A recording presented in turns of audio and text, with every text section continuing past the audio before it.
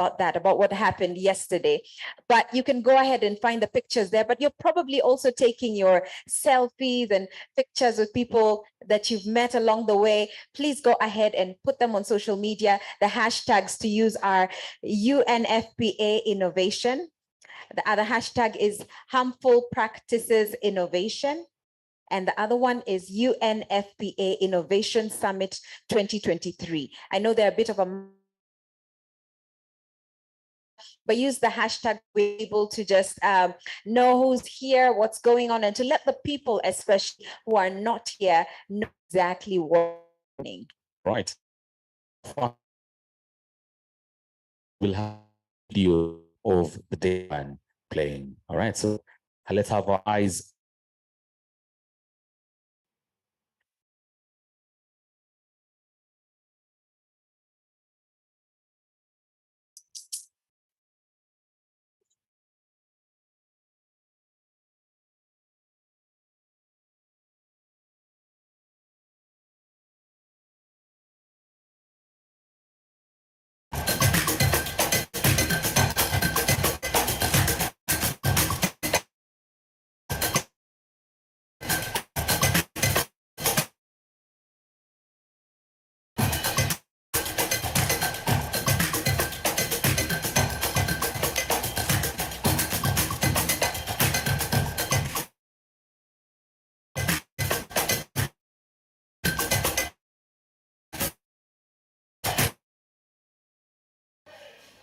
Goodness, what an intro. Good everyone.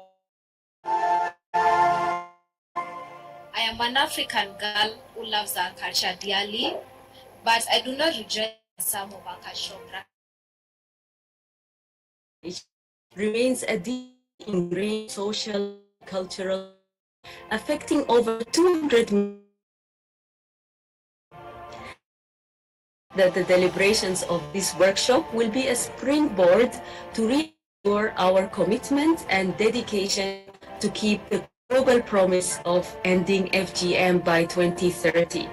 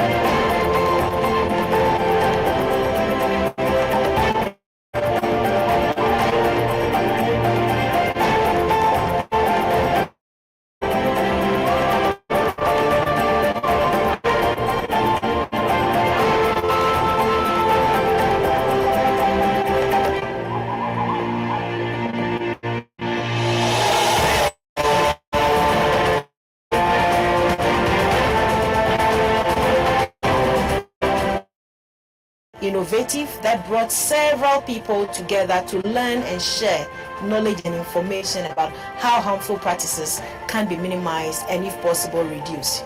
I have hope that we can reach the goal of reducing FGM and maybe even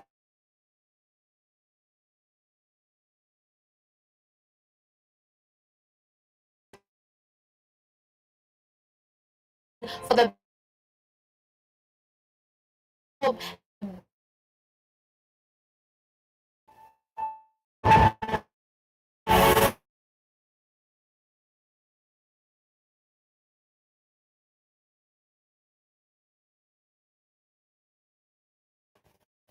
All right.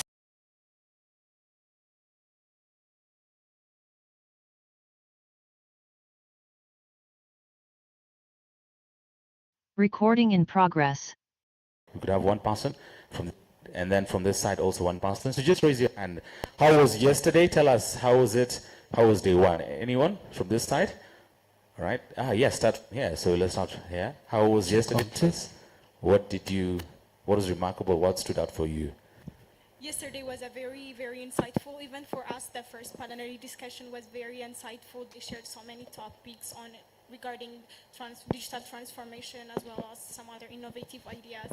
They shared the survivors of social stories, which was very embarking. I want to say something about the Room 3 session, which I attended yesterday. We talked about how to have a successful social movement, which should include diverse channels to embark our movements through diverse channels, to assess and evaluate our social movements, to have a sustainable and well-organized one. We also discussed about how to empower others. We talked about learning from other movements and adapting them to our own. We discussed about powers of such online spaces and how to utilize the internet era and how to be more impactful. We discussed about how to advocate for FGM in ending traditional practices which has been hindering girls and young women from chasing their dreams and achieving their goals. It was really amazing. Thank you. All right, wow. Let's clap for her. Let's appreciate her. She was clearly taking a lot of notes. Can we just acknowledge that? On this side, we have someone from this side as well, or from this side. Anyone else? Highlight of yesterday, just one thing. It could also be about the gala dinner. For those of you who are at the gala dinner, you enjoyed yourselves as well. That could be your highlight. Anyone else? Anyone else the highlight? Anyone else in the audience? Just raise your hand. Anyone else? Anyone else? Anyone else? Okay, we have another here, a gentleman. Thank you. Kindly go ahead.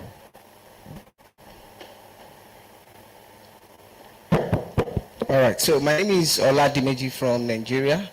Yesterday, for me, I actually attended the sessions that actually, gave me a nice definition of what social movement needs to be. And I was able to take home by saying that, when you're actually trying as much as possible to have effective social movement, you need to ask yourself for a few questions. Is it well funded? Does it meet the aspiration of critical stakeholders? And is it embraced by all? And in that sections, they were able to actually, put us through, resource mobilizations. What are the few indicators that you need to know towards making sure that your social movement is actually effective? Most importantly, you can't leave government aside when you're trying as much as possible to change narratives. There's also need to engage government, have government buy-in towards changing those things that you want to change. And it was quite amazing and interesting. Thank you so much. Thank you very much, Ola, for my... Anyone? Last one? Any last one? Any last remark before? All right, we have here the gentleman over here. Okay. Morning, Hassan. My name is Hassan. I'm from Kenya. First of all, I've learned many things. One of it is that how we can able to change an online social movement conversation to an offline conversation that can really have an impact and can able to help us achieve the target of ending harmful practices. The other one was that that innovation we can able to connect with the root cause of the problem, so that you can able to localize to achieve a sustainable, to make it sustainable and also affordable as well. So it also given I've learned that there's a lot of opportunities in terms of innovation and also in ways I can able to think, so they can able to contribute. The other one was the dinner. It was all about enjoy, and we really enjoyed it. All right. Happy to welcome the young innovators who are going to be speaking today and to host this conversation. I would like to first, I'll read their bios. Yeah? Can I have, or can you introduce no worries. The first person I'd like to call up is Aniso. She's the founder of Ayan Initiative, a Somali hub for girls organizing and activism, a gender advocacy specialist for Puntland Youth Association Network, a member of the Global Youth Consortium Against FGM. She's the country representative, and also the member of the Steering Committee on Women, Peace and Security, the Somalia chapter. Yes. And she's reached over 6,000 girls, and just a dynamic young woman. The second speaker or panelist I'd like to introduce is Asma Mohammed. Asma is from Egypt. She's an Egyptian entrepreneur and anti-FGM advocate in Upper Egypt. Launched New Start, a beauty center with unique focus on social impact. Her venture not only offers beauty services, but more importantly, breaks taboos and harmful practices and serves as a beacon of hope, empowerment, transformation in our community. Welcome, Asma. Thank you. The third speaker I'd like to introduce is Fanta Ayatara, and she's from Malawi. Malawian feminist and activist working on gender-based violence, reproductive health, and girls' education. She's a project manager of the Call for Action field implementation at the Global Media Campaign to End FGM. Welcome, welcome, welcome. So, yes, please. Join me after. We're gonna have, actually the speakers are gonna, they're gonna answer in English, French, and Arabic. So put on your headphones. We're gonna do our best.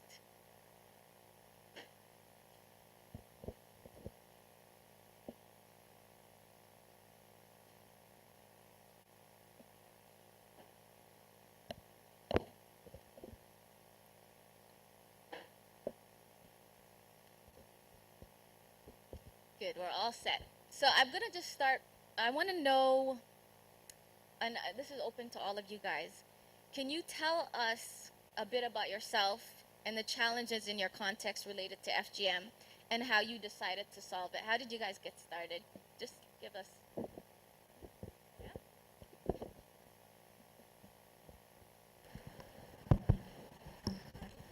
Bonjour à tous.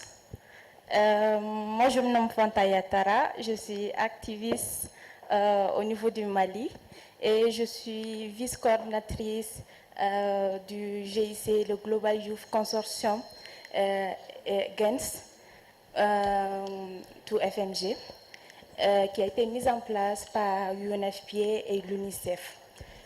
Également, je suis membre du GMC, c'est-à-dire le Global Media Campaign, dont nous travaillons avec les leaders communautaires sur les questions d'MJF.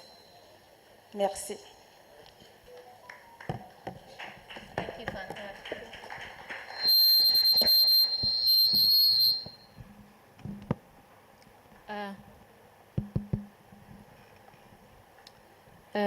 Thank you.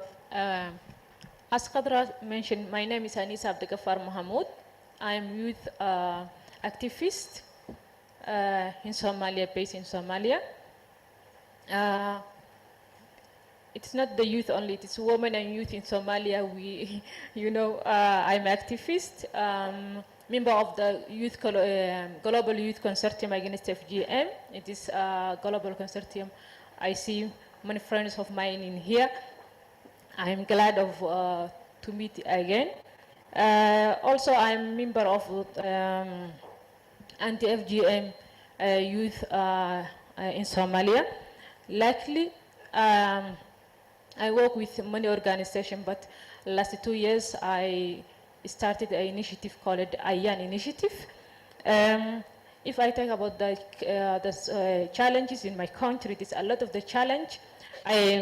As Somalia, I come from a community where FGM it is high prevalence in globally.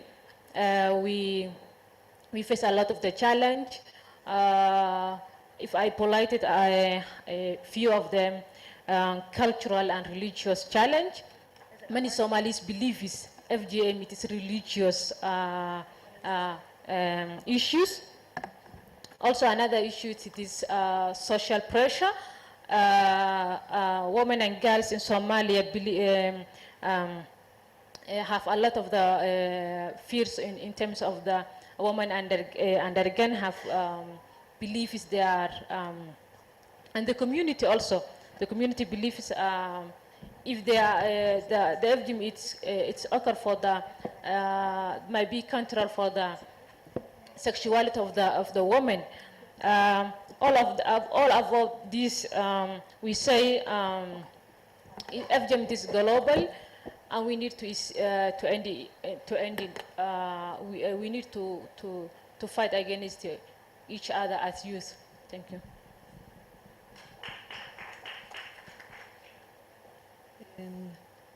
I will speak Arabic.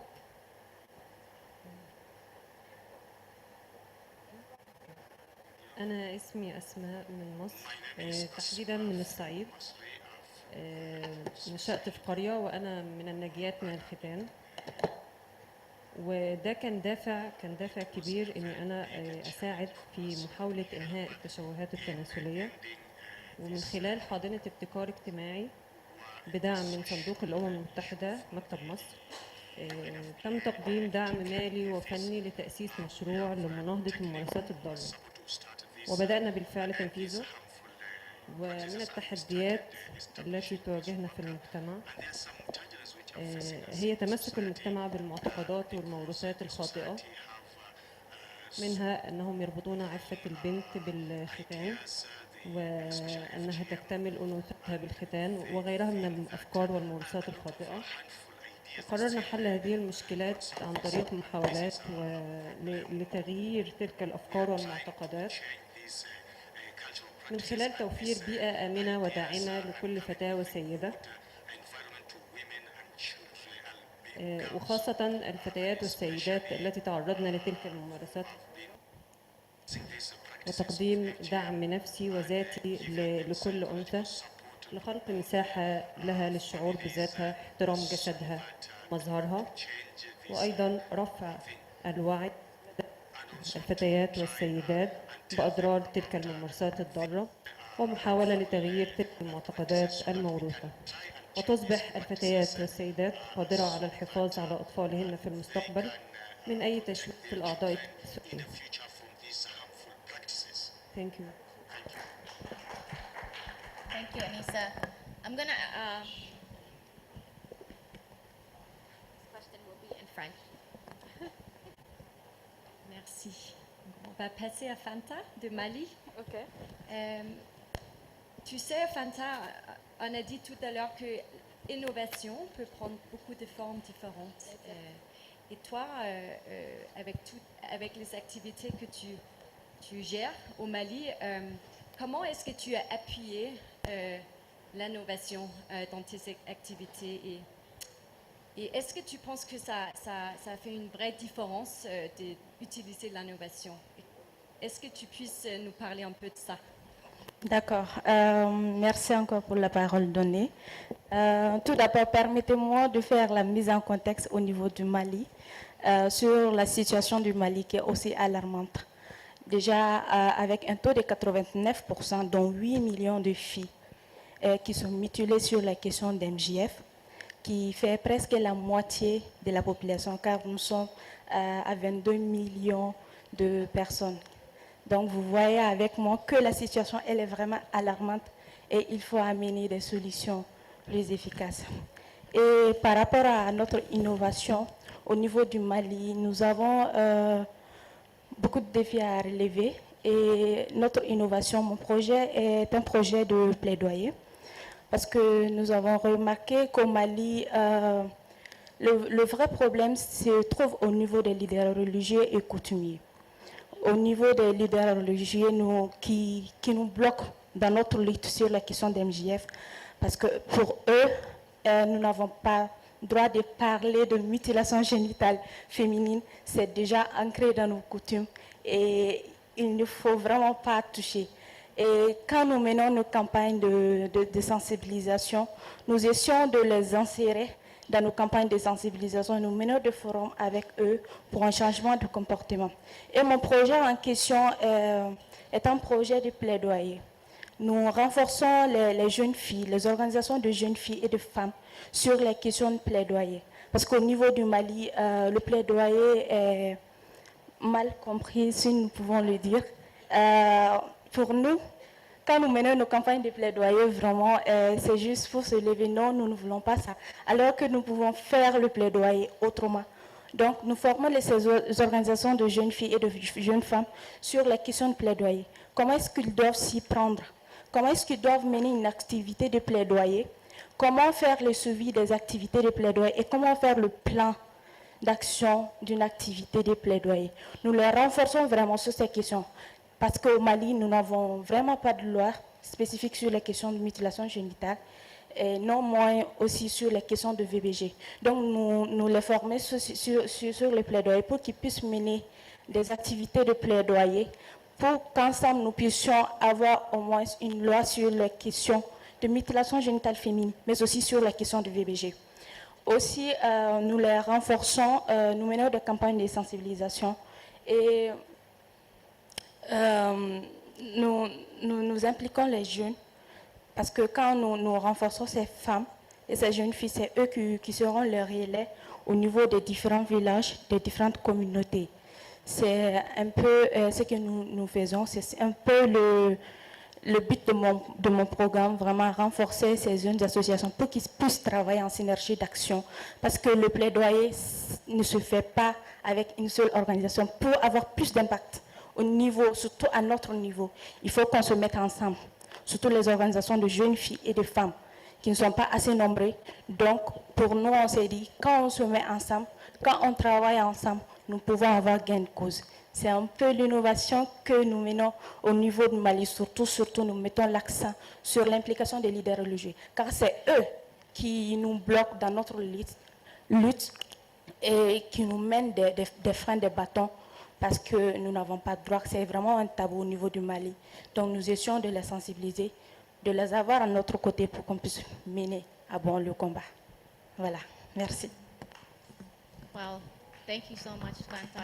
That's amazing. What I'm really hearing, each one teach one, and taking others along with you.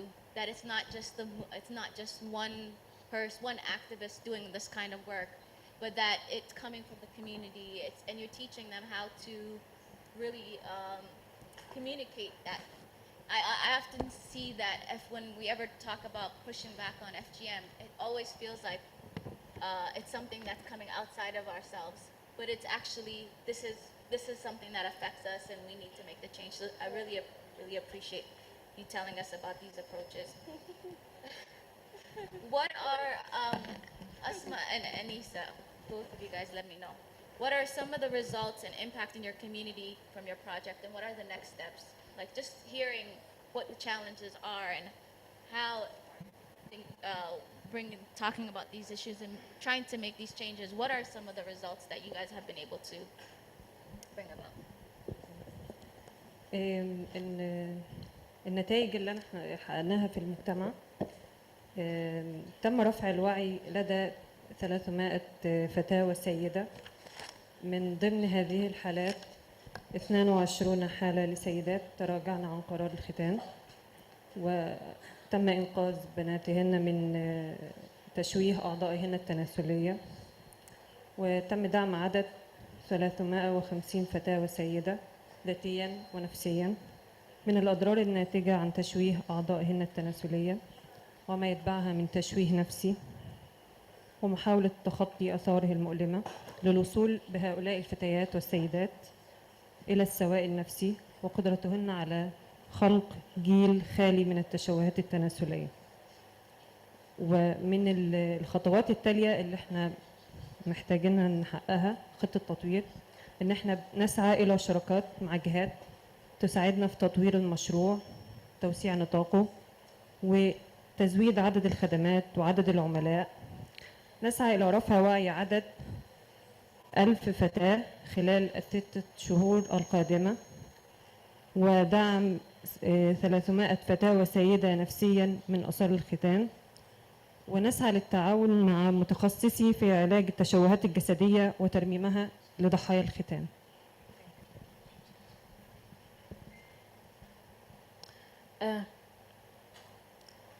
If I take to the some impact, give me chance to few minutes about what we doing in the ground.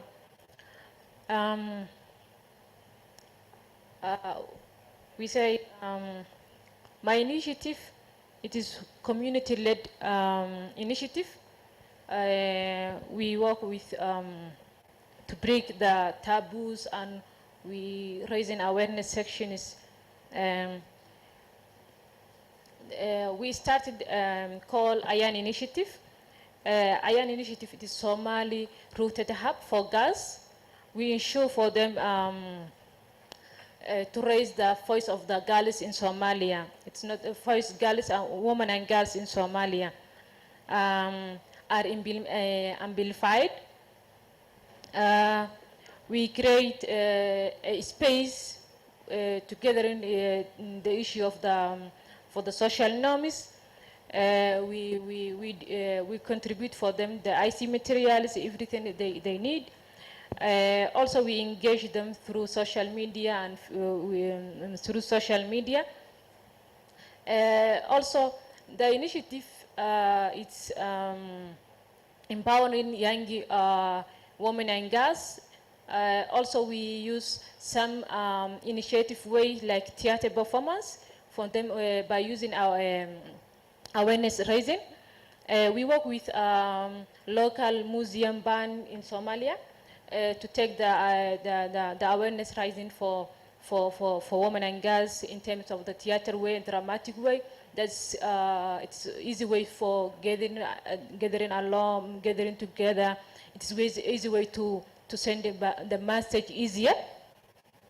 The impact, we can say a lot of the field activities in the field, we have seen positive impact in terms of the more women and girls has know aware the women's rights of the women and girls. Also, they understand the harmful practices and the danger of the FGM in the society.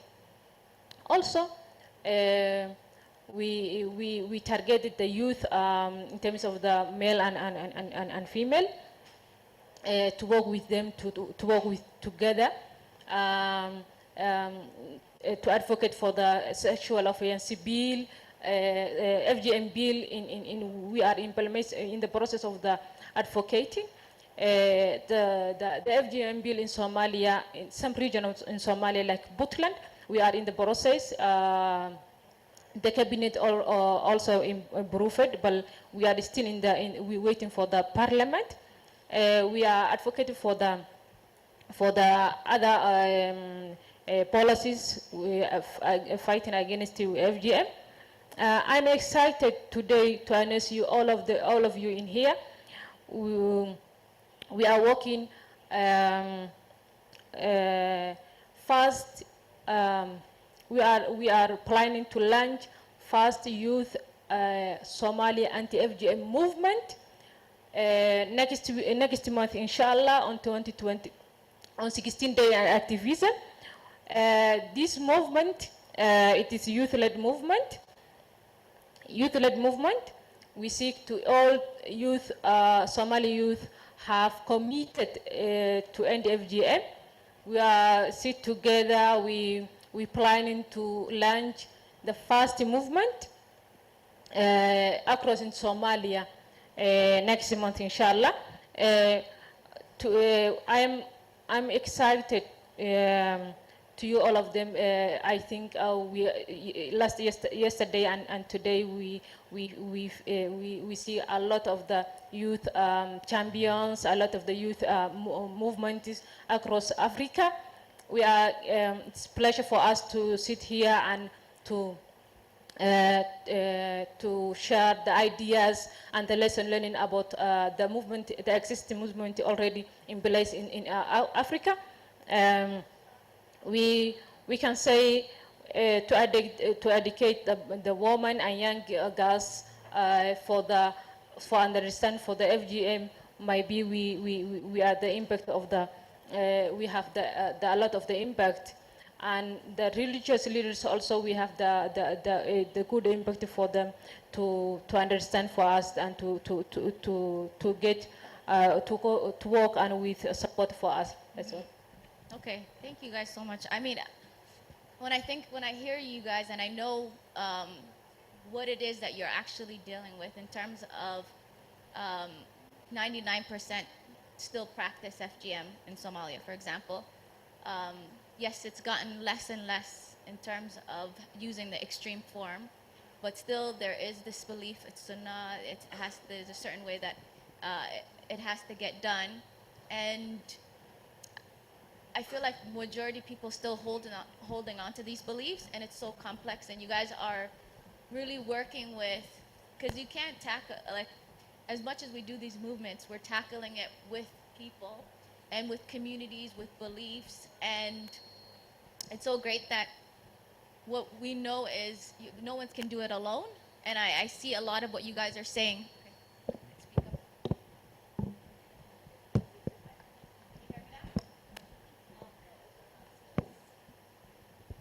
Now? Yes? Okay. Thank you for letting me know. Yeah, that we can't do it alone. It has to be done within that ecosystem that we're coming from, and what is the belief there, and working from there. That's what I'm hearing that you guys are doing, and raising those voices and making sure that it's they're heard. Yeah, you guys are awesome for that. I want to know actually what is one top advice, if we, out of all your experiences, that you can give to other young women and girls who want to be active in this space and who want to make change? What is one top advice you can give them that, for them to get into this work? Do you want to say that one in French, or you got it? You got it. Moi, je n'ai qu'un seul conseil. Les changements, comme je le dis d'habitude, les changements ne peuvent qu'être générationnels. Et nous avons besoin de cette génération pour pouvoir lutter sur les questions de MJF, afin que nous ayons une génération épargnée. C'est à nous de mettre la main dans la pâte afin que nos enfants, nos futurs enfants puissent être épargnés, afin que nous puissions bannir cette question d'MJF. Merci. I can say my top message and advice for the women and girls, it is get involved with an organization that exists in the region you are in place. Also, use social media. Your platform is social media. Share the histories. Advocate for women and girls in your social media. Share the survivor histories that you are with consent for the survivor if they need to share with them. Organize events in the field or in community. Also advocate for policies and laws that implement the region you are, the country you are, that ban the FGM. Also, consult with your elected officials in your place. Lastly, I can say, as youth and young African innovationists, as activists, let us try till we end FGM. Let us try and fail, but don't fail to try. Thank you.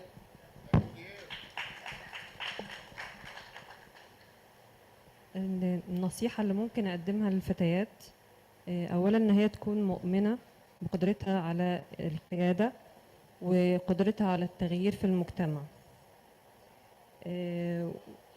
من ضمن النصايح وضع خطة وأهداف محددة لتحديد وقياس مدى نجاح المشروع. كمان لازم يكون عندي مخطط نموذج.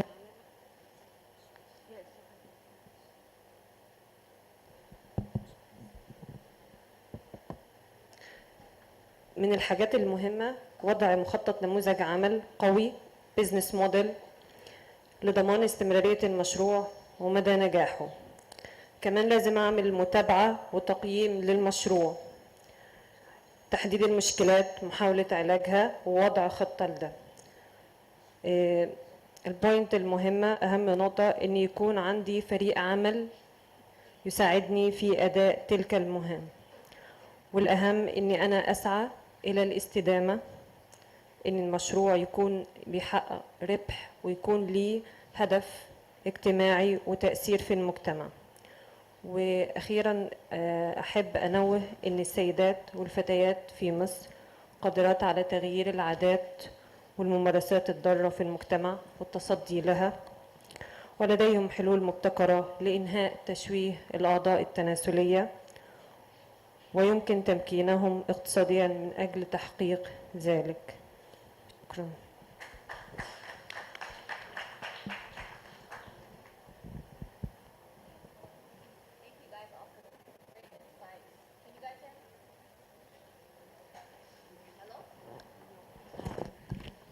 How about now?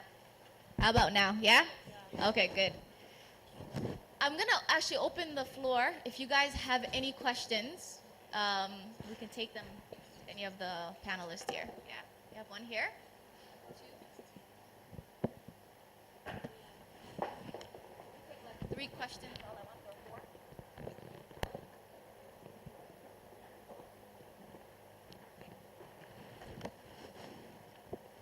4. Check 1, 2. Can we help?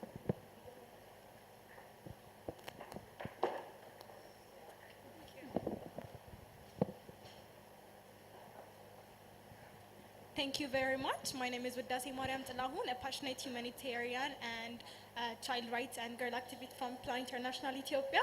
So I have 2 questions for you. The first one is, you have mentioned how collaborating with each other and impacting others, and the collaboration, how our collaboration could impact and bring a long-lasting change. So what are you doing to share your experiences with other countries, and what have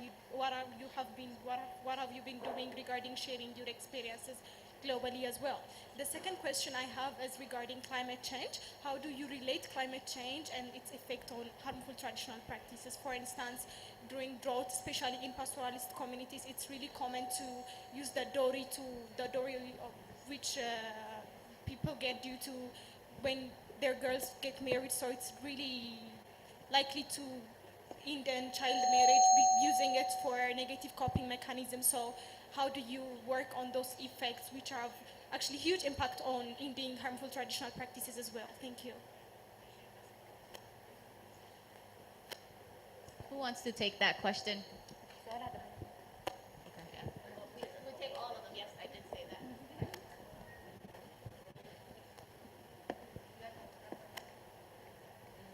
Voilà, merci beaucoup. Moi, j'ai une question en français. Je vais parler en français. Je m'appelle Babacar Sy. Je suis le coordonnateur du Centre Conseil pour adolescents et jeunes du Sénégal. Je suis aussi l'initiateur et coordonnateur du programme des clubs de jeunes filles leaders, signataires du pacte du New Deal. Donc j'ai 3 questions. Une question pour mon ami Fanta du Mali. Et félicitations pour les 3 par rapport à votre présentation.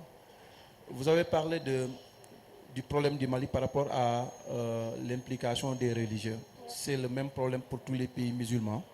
Mais je voudrais savoir, est-ce que vous utilisez un argumentaire religieux pour amener ces religieux à intégrer le travail? Est-ce qu'il y a un argumentaire religieux au Mali que vous pouvez utiliser? Parce qu'au Sénégal, on l'utilise et on a des alliés. Mais est-ce qu'au Mali, ce même argumentaire est utilisé, basé sur la religion, pour expliquer que l'excision est venue avant même la religion, et que sur la base religieuse est un peu floue par rapport à ça, que même qu'il y a les catholiques qui excisent, il y a des athées qui excisent, il y a des musulmans qui excisent. L'autre chose pour la Somalie,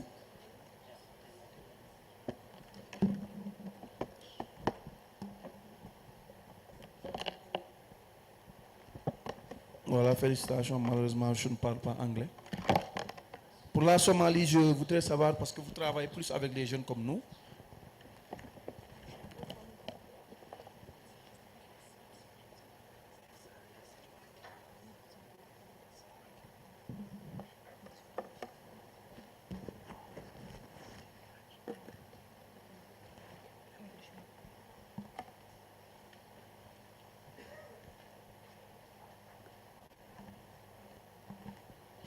Voilà, c'est bon.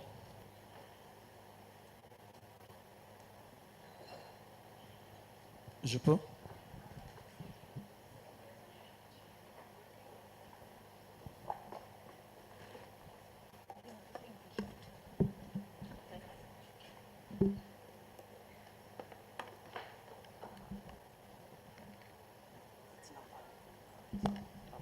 Ok, merci beaucoup. Excusez-moi.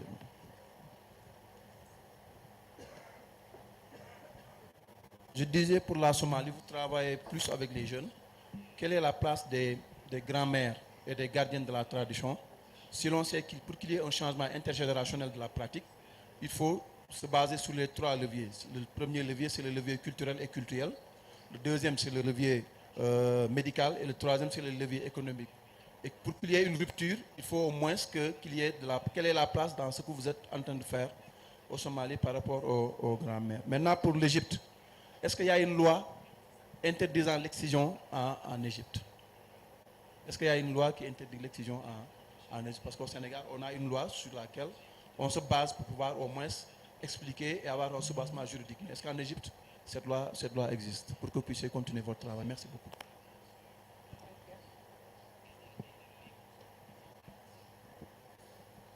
Bonjour, je vais aussi poser ma question en français. Je m'appelle Ahmed Lotfi, je suis artiste comédien, je suis directeur artistique de la compagnie Soleil, activiste. Et je suis plutôt dans les sensibilisations communautaires à travers le théâtre forum. Et donc ma question est dirigée vers notre ami de la Somalie. Je voudrais savoir, est-ce que en utilisant ces activités culturelles de sensibilisation à travers le théâtre dans les communautés, est-ce que le message passe bien? Est-ce que les gens se réjouissent? Est-ce que vous trouvez des changements après? Parce que logiquement, lorsqu'on se rend dans un lieu pour faire passer un message, le plus souvent on revient pour savoir est-ce que les gens prennent acte de tout cela. Donc voici un peu ma question.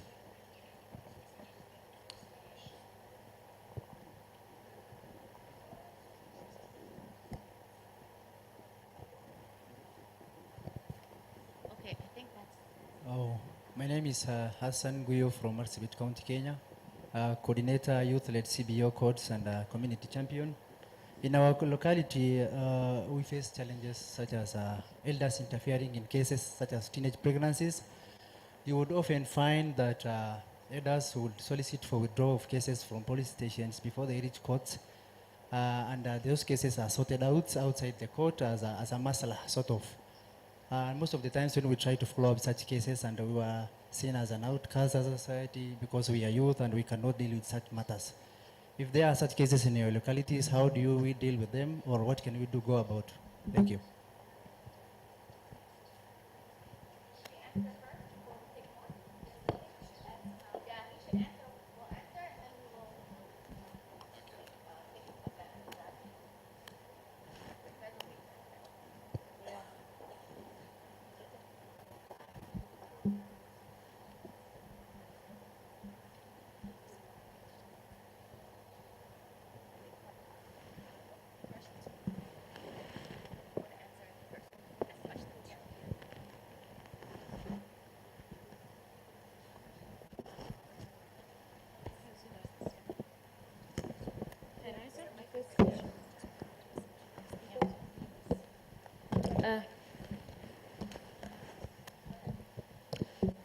Thank you, guys.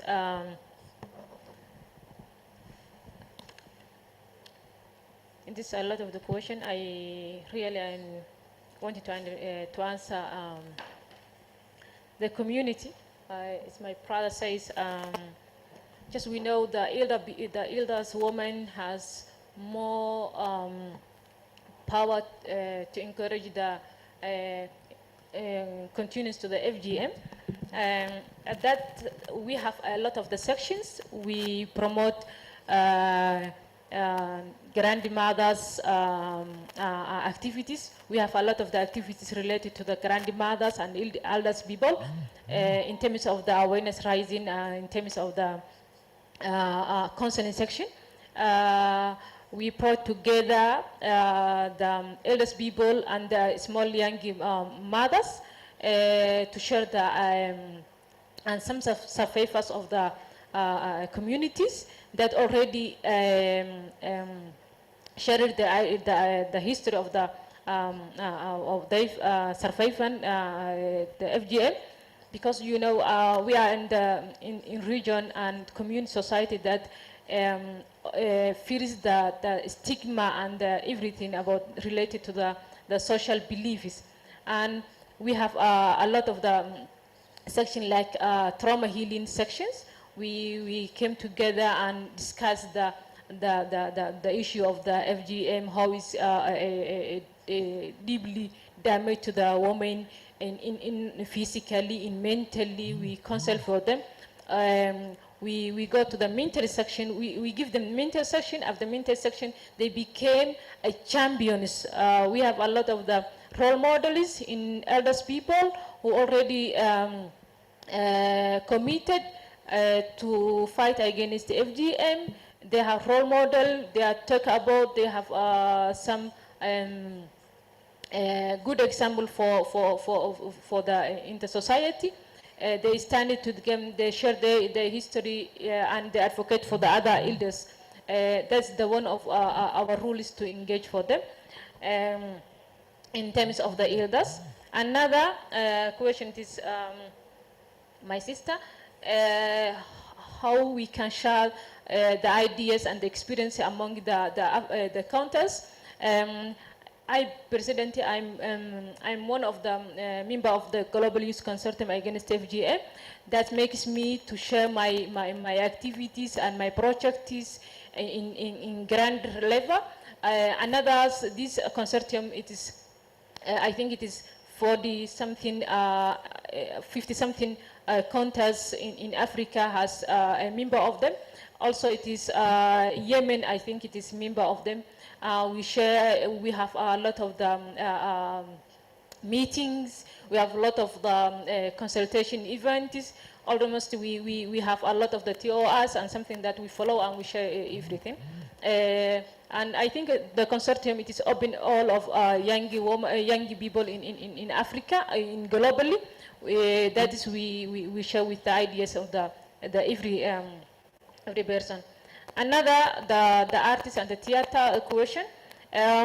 You know, when you are working with a community that believes the FGM is religious and culturally, it is harm for you to lead your message to another way for working for saying you have another ideas, Western idea, something like that. You need to interface your religious, the issue, something like that.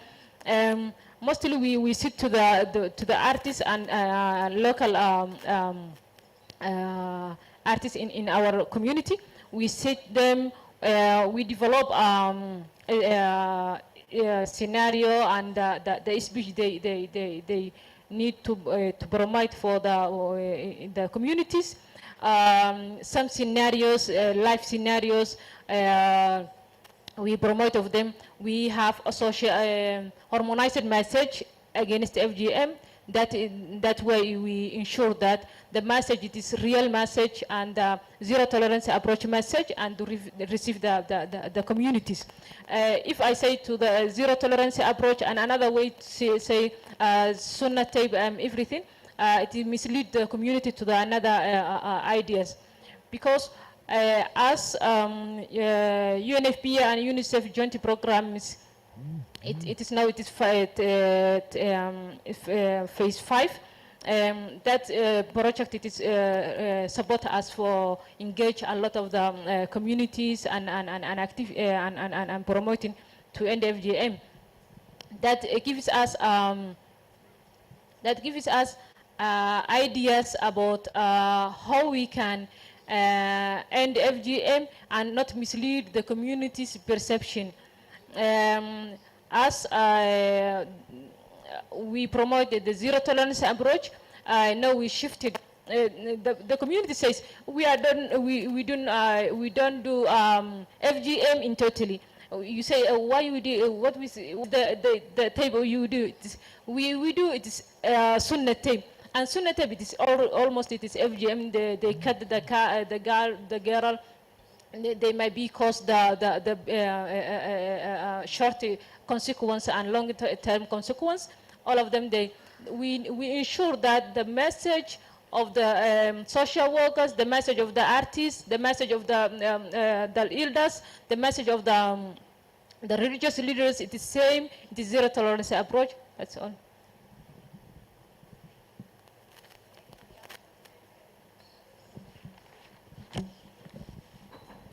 Ok. Par rapport à la question de Moremo, c'est bien ça? Sur comment les changements climatiques aux questions d'MGF. Déjà, nous sommes en collaboration avec beaucoup d'organisations qui travaillent sur ces questions. Nous sommes en partenariat. Donc, quand nous voyons qu'il y a des effets du changement climatique au niveau du Mali, nous travaillons avec eux pour qu'eux, à leur niveau, puissent sensibiliser nos jeunes filles, à les préparer, surtout les parents, sur les questions de changement climatique. C'est comme ça que nous nous œuvrions. Parce que nous ne travaillons pas spécifiquement sur les questions de changement climatique. C'est pourquoi nous partons en partenariat avec eux, pour qu'eux, à leur tour, puissent nous aider sur cette question. Également, pour la question de mon frère, Babacar, c'est bien ça, nous avons des argumentaires religieux. Au niveau du Mali, comme je disais, nous avons des alliés religieux, même si c'est peu. C'est eux qui nous aident à pouvoir échanger avec certains leaders religieux qui sont restés sur leur position, comme quoi non, nous n'avons pas le droit de dire qu'on ne veut pas de mutilation génitale. C'est ce que nous disons. Les questions de mutilation génitale, c'est purement coutumier.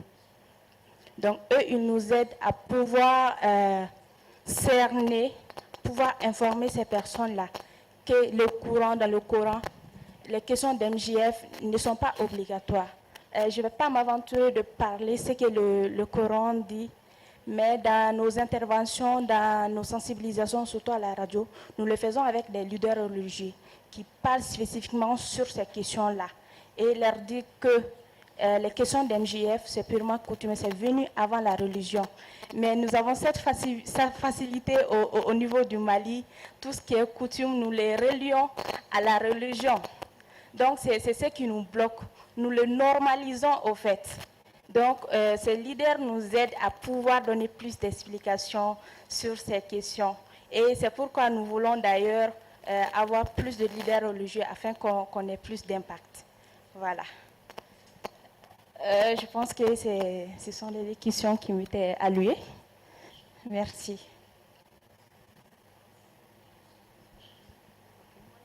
So I think we have time for one last question, but before we go to the last question, Asme, would you like to add anything to any of the questions? Actually, there are many people still, so I would like to ask how much time we have left. 10 minutes? 5 minutes?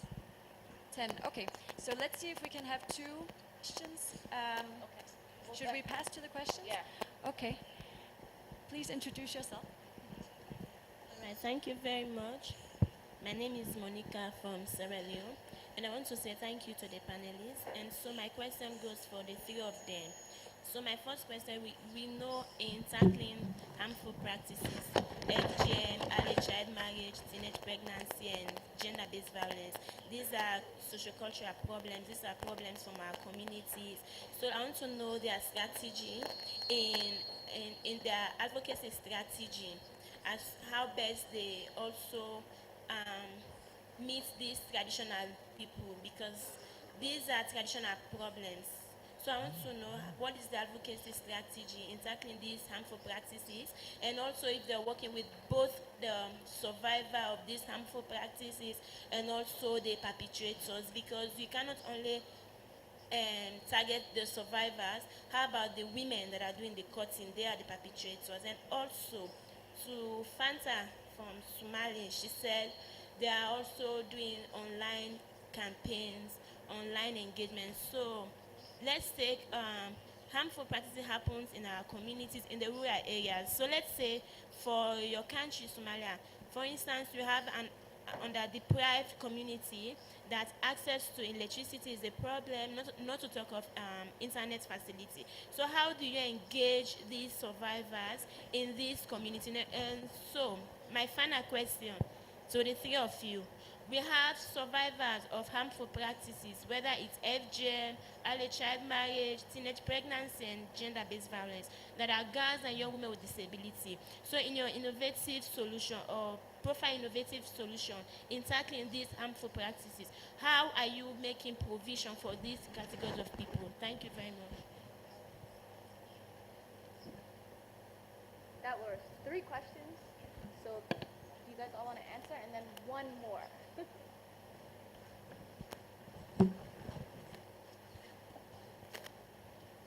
Hello, my name is Mohammed Idris Abdi from Garissa, Kenya.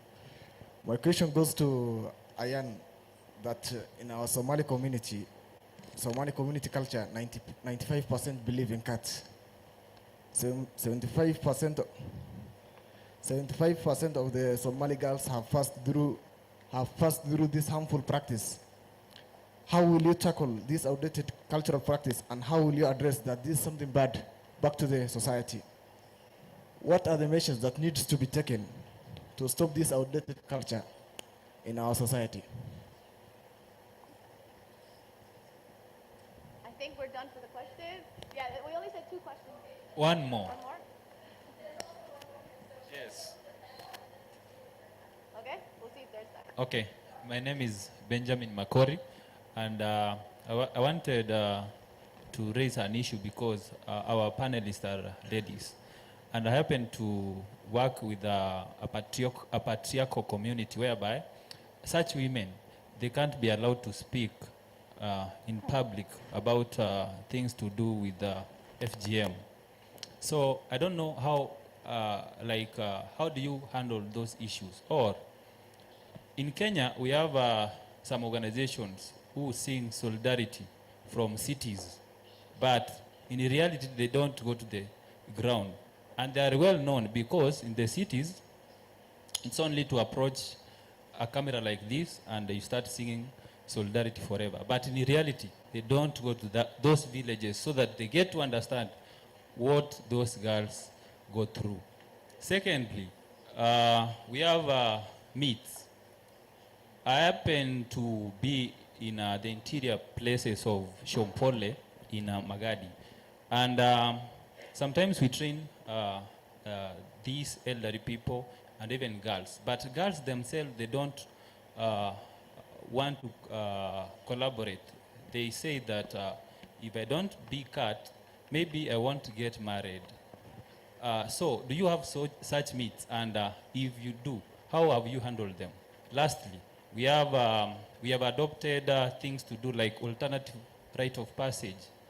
In our organization, Kenya Works, we usually do, and we usually base it during, towards the end of the year, because those are the periods or seasons where the cut is very high. So we try to implement alternative rite of passage. So I wanted maybe if you have done something like that, if you have adopted something like that, how do you work on it? And Madam CEO, this is yours. In Kenya, you are aware that, and I thank the government, it has decentralized secondary education.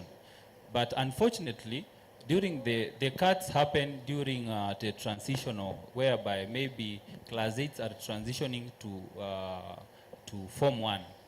And during that period, it's when the cut goes through. So, Madam CEO, maybe if we can, it's me and you to sit down and to try to implement or come up with strategies that can prevent these retrogressive, harmful practices. So if we can maybe decentralize something like education so that maybe those girls, before they join high school, they can be rescued earlier, or they can go to different schools, so whereby they can meet people who they can speak to. So, Madam CEO, maybe you can protect us and maybe have a chat on such issues so that we can end the retrogressive bad cultures. Thank you.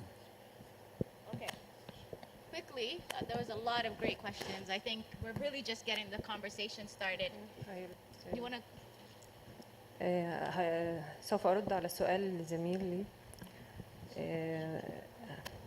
سأل عن كبار السن والتعامل معهم وإمكانية تقديم التوعية للآخرين عن هذه الممارسات الضارة. نتعامل مع كبار السن في القرى والأرياف في داخل مصر بأن احنا بنتجه للخطاب الديني. كبار السن يقتنعون أكثر بالخطاب الديني. رجال الدين والشيوخ لديهم تأثير كبير على هؤلاء الناس، فيكون من المقنع لديهم أن رجل الدين يقول لهم أن هذه الممارسات ليست من الدين ويثبت لهم ذلك. وعن إمكانية تقديم التوعية للآخرين، نقدم توعية من سن 15 سنة فما فوق ذلك على حسب كل مرحلة عمرية.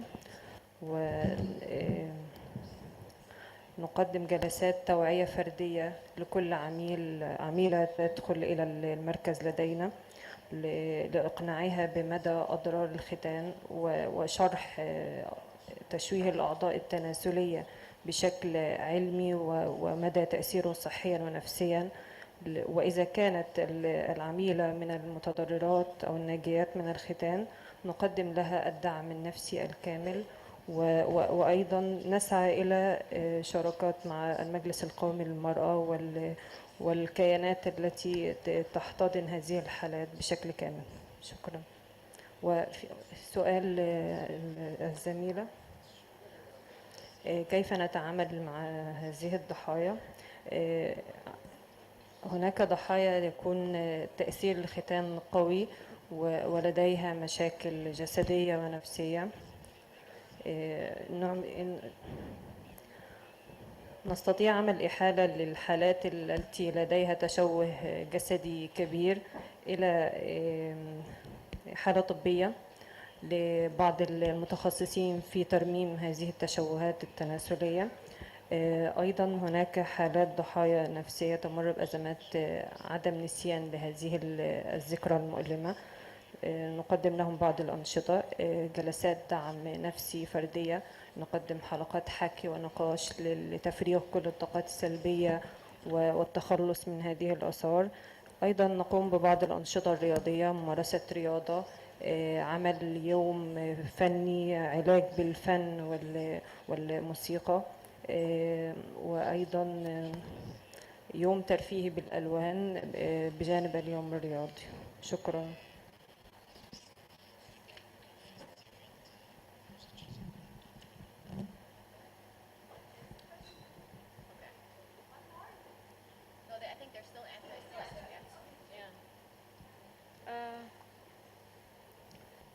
The question from my brother says, we know the social in Somali context is we face a lot of the challenge, but we cannot address all of them. In youth and young initiative, we advocate for the girls and we educate. This is harmful. It's harmful practice. Not related to the religious issue. It's not a religious issue. We advocate for them and through to the religious leaders, because we are not the only Muslims in the world. The social, the religious leaders have borrow anti-FGM, support us to educate to the young girls and societies to understand that this issue it is traditional, not religious issue. A lot of the countries that it's Islamic and not practicing the FGM. Also, we provide medical and counseling care about the young mothers. We promote not to cut her daughters and the families what they eat. We know Somalia is high rate of the FGM in globally. It is 99%, 99.something%, as last surface for UNFPA and Minister of the Health. The rate of the 99% of the young women and girls in Somalia have already cut. These are different for them. The type of they cut the issue of for them, but already we are targeting young mothers. Already their lot is not reached to the age of the cutting. We promote for them to not cut, and we do a lot of the activities in terms of the ground. You know, it is a lot of the challenges we face. We know we are limited access to the region, but we still trying to do our best way to protect the girls and the girls, young girls around our region. Thank you. Ok. La question par rapport à comment nous travaillons avec des victimes. Au niveau du Mali, nous avons un centre pour les personnes qui sont mutilées. Donc, quand nous recevons les cas, nous nous chargeons de faire le référencement. C'est à ce centre de faire le suivi psychologique et tout ce qui est question sanitaire. Et il y a mon frère qui a parlé de la question du patriarcat. Je dirais que c'est partout. C'est partout. Et au Mali, je dirais que la pression est encore plus haute. Mais nous avons eu, avec toutes nos campagnes de sensibilisation, nous avons eu des bonnes pratiques. Nous avons remarqué que les hommes n'acceptaient pas de faire les sessions de sensibilisation, refusaient de nous écouter. Et nous avons essayé de former d'autres jeunes, des jeunes hommes qui, lors de nos sensibilisations, nous essayons de diviser les groupes en deux, c'est-à-dire il y a le groupe de femmes et le groupe d'hommes. Les sessions avec les femmes, c'est les femmes qui font les sessions de sensibilisation avec les femmes, et ceux avec les hommes, c'est les hommes qui le font. Et après ces différentes sessions, nous les mettons en groupe mixte en ce moment. Et c'est ce qui nous a beaucoup aidé à pouvoir mener nos campagnes de sensibilisation. Sinon, avant, c'était très difficile au niveau du Mali de pouvoir faire les campagnes de sensibilisation. Et c'est vraiment ce qui nous a aidés. Et par rapport à la formation des vieilles femmes et des filles qui ont toujours cette idée, si je ne suis pas mutilée, je ne suis pas considérée comme femme. C'est partout d'ailleurs, surtout au Mali. Nous avons une communauté au nord, c'est-à-dire au niveau à Tombouctou, plus précisément dans la région de Tombouctou et de Gao. C'est cette communauté qui ne pratique pas les MJF, mais sont stigmatisés par d'autres régions. Parce que quand nous avons mené de différents focus group avec les femmes, pourquoi elles veulent être mutilées, pourquoi elles n'aiment pas qu'on parle des questions de mutilation, elles nous disent comme quoi, quand tu n'es pas mutilée, tu n'es pas considérée comme femme. Quand tu n'es pas mutilée, ton homme ne te respecte pas. Et dans notre communauté, car déjà je suis de la région de Tombouctou, nous ne le pratiquons pas. On nous pointe du doigt comme quoi nous sommes des filles frivoles, c'est-à-dire nous aimons trop les garçons. Et c'est vraiment pesant, mais nous essayons quand même de continuer à faire des sensibilisations sur cette question, surtout au niveau des PDI. Avant, ça ne se faisait pas au niveau de Tombouctou et de Gao, mais à cause de l'insécurité, parce que depuis 2012, notre pays est dans l'insécurité totale, et ce qui a poussé les gens de cette communauté à laisser leur région pour joindre la grande ville. Et quand elles viennent dans ces grandes villes-là, elles sont tellement pointées du doigt qu'elles se trouvent avec le brassage culturel, elles se trouvent en train de faire mutiler leurs enfants. Nous sommes confrontés à ces problèmes-là. Donc nous sommes en train de sensibiliser vraiment ces femmes-là à ne pas le faire, aussi sensibiliser ces différentes régions qui les poussent à les faire, de ne pas les faire. Voilà, ce sont ces différentes pratiques que nous avons au niveau du Mali, dont nous mettons vraiment l'accent sur la sensibilisation.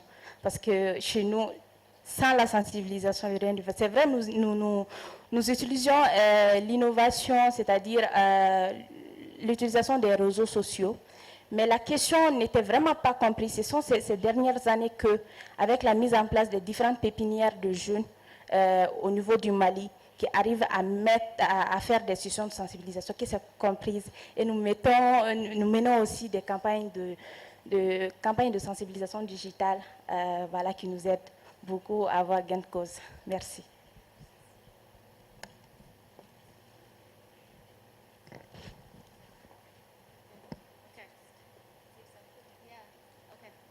I think we heard so many great ideas, and I know that without having young women at the table making or talking about the change, being active in the change, and working with everybody else, it's so complex. But I love that one statement that Anissa was saying, that we try, even if we fail, we try again. So we understand what are the problems. You might hit a wall, but you keep trying, you understand it, then your strategy and develops. And that's how you continue to innovate. So thank you guys, and I'll pass it back to you guys to conclude. Thank you so much to the panel. And I know there were plenty of questions and fantastic questions, so please know that our panelists, our speakers, they're here with you, so you can reach them now after the session, even tomorrow. They're here with us, so please continue the discussion after this meeting. So Sydney, how did you like the panel? Was it good? No, absolutely. It's such a brilliant panel, diverse panel. Amazing young people doing amazing things. So we're happy and very privileged to have had the opportunity to listen to you. And we hope that your stories would inspire others to start initiatives like the ones that you have to create the change that we are looking for. So thank you. And we look forward to engaging some more. All right, so this brings us to the end of our session this morning, and we hope that it's inspired you.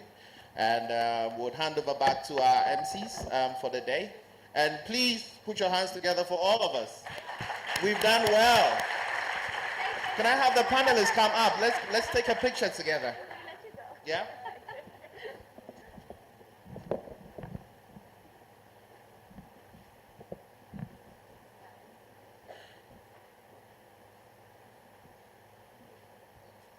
Who's taking the picture? I'm not going anywhere without it.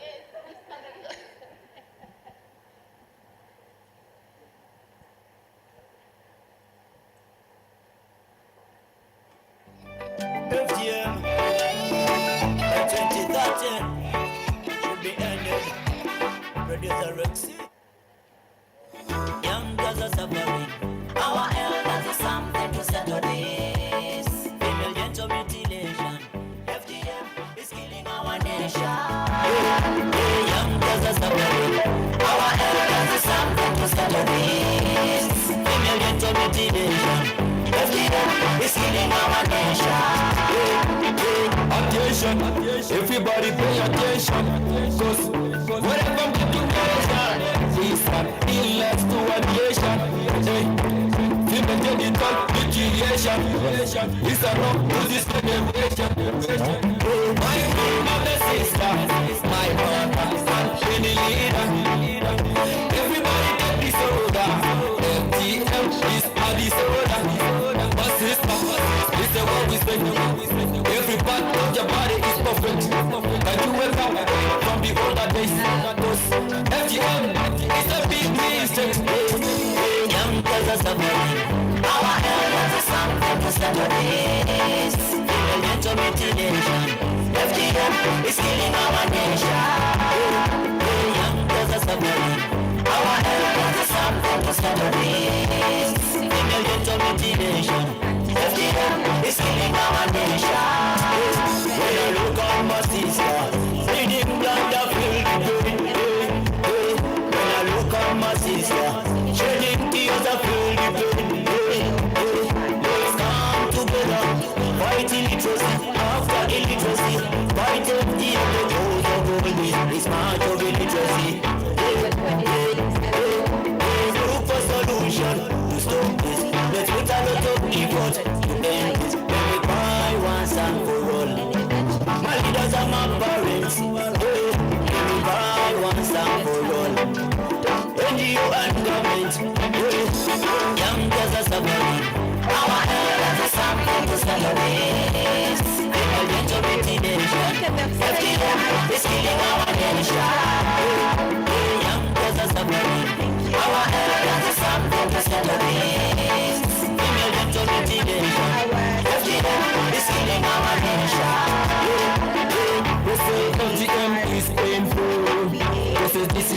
bad citizen.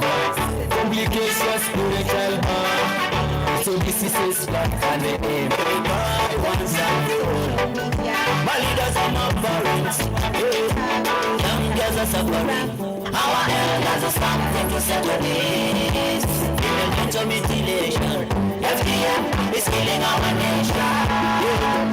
Young girls are suffering. Our elders are something to settle this. Female genital mutilation. FGM is killing our nation. So it's very Our elders are something to settle this. also FGM is killing our nation. send us your feedback. And yesterday,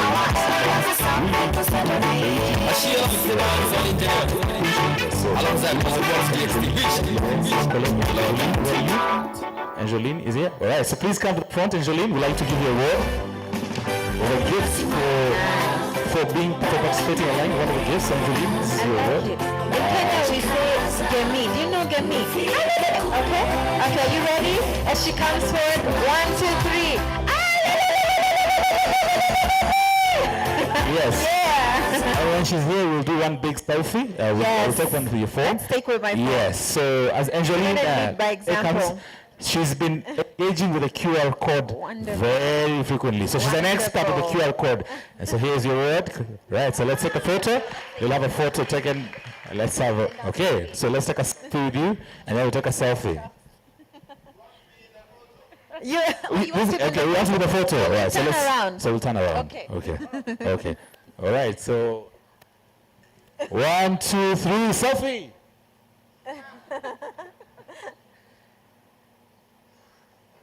All right. Thank you very much. Thank you very much. Congratulations to you. Yeah. Okay. All right. Charles is going to tell us where we go from here.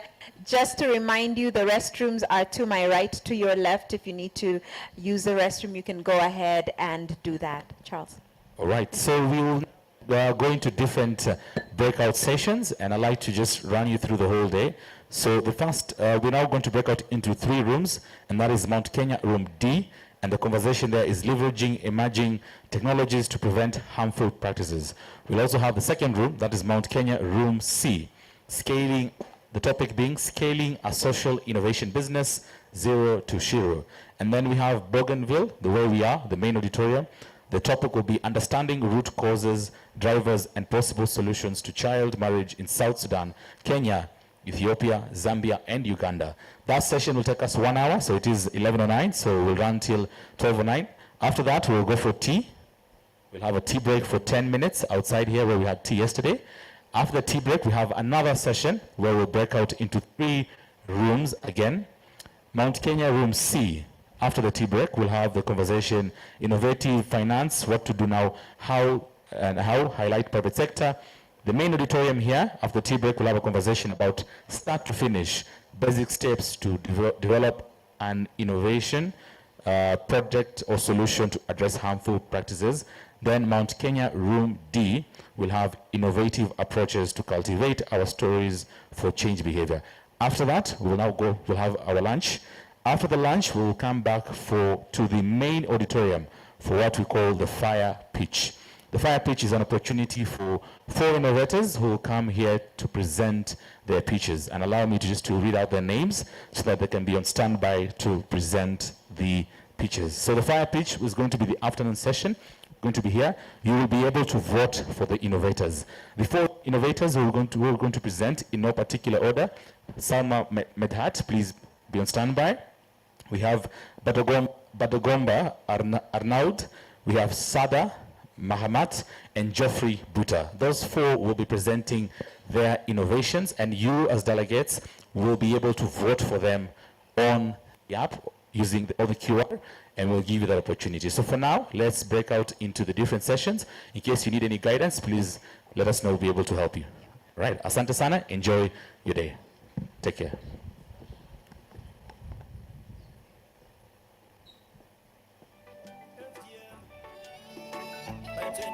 Should be ended.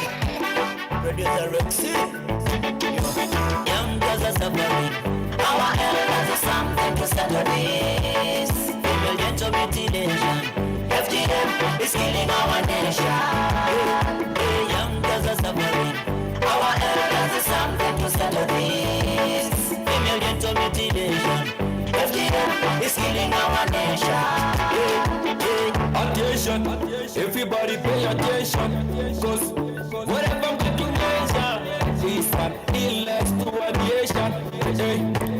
Female genital mutilation is enough to this generation. My mother, sister, my mother, and any leader. Everybody take disorder. FGM is a disorder. But sister, listen what we say. Every part of your body is perfect. Can you wake up from the older days?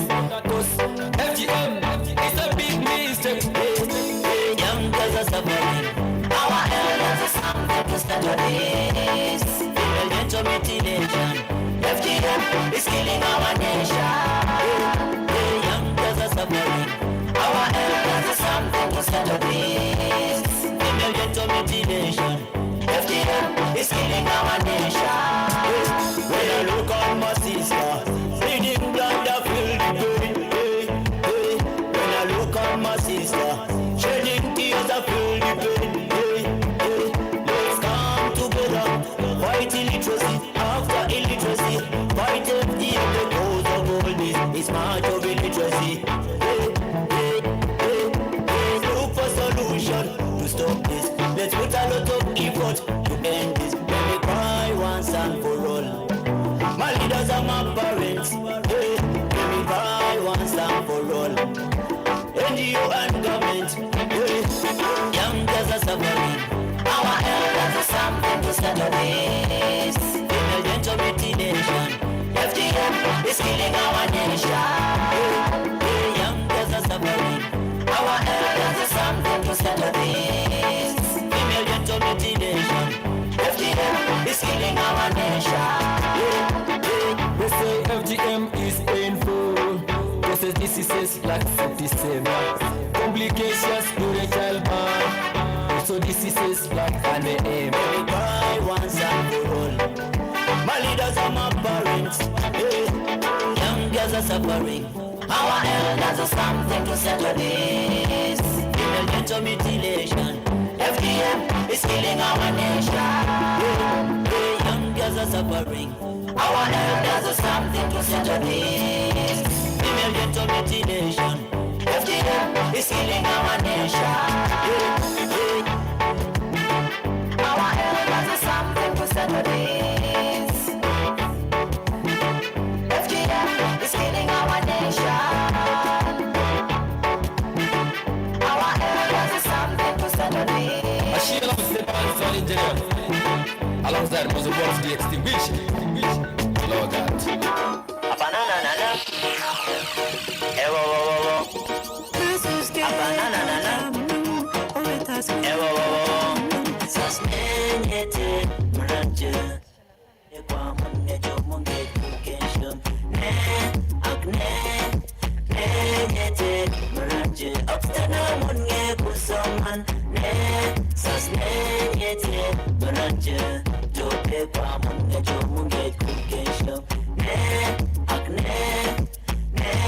This message goes out to all the elders in Pokotlat. We should look for solution to stop all the child marriages in Pokotlat. My sister as well as your daughter still has a lot to learn. Before getting married, she's not ready to become a parent. She needs enough time for education. All the child marriages brings complications. Our elders and our parents, we should look for solution for this thing. Our elders and our parents, we should look for solutions.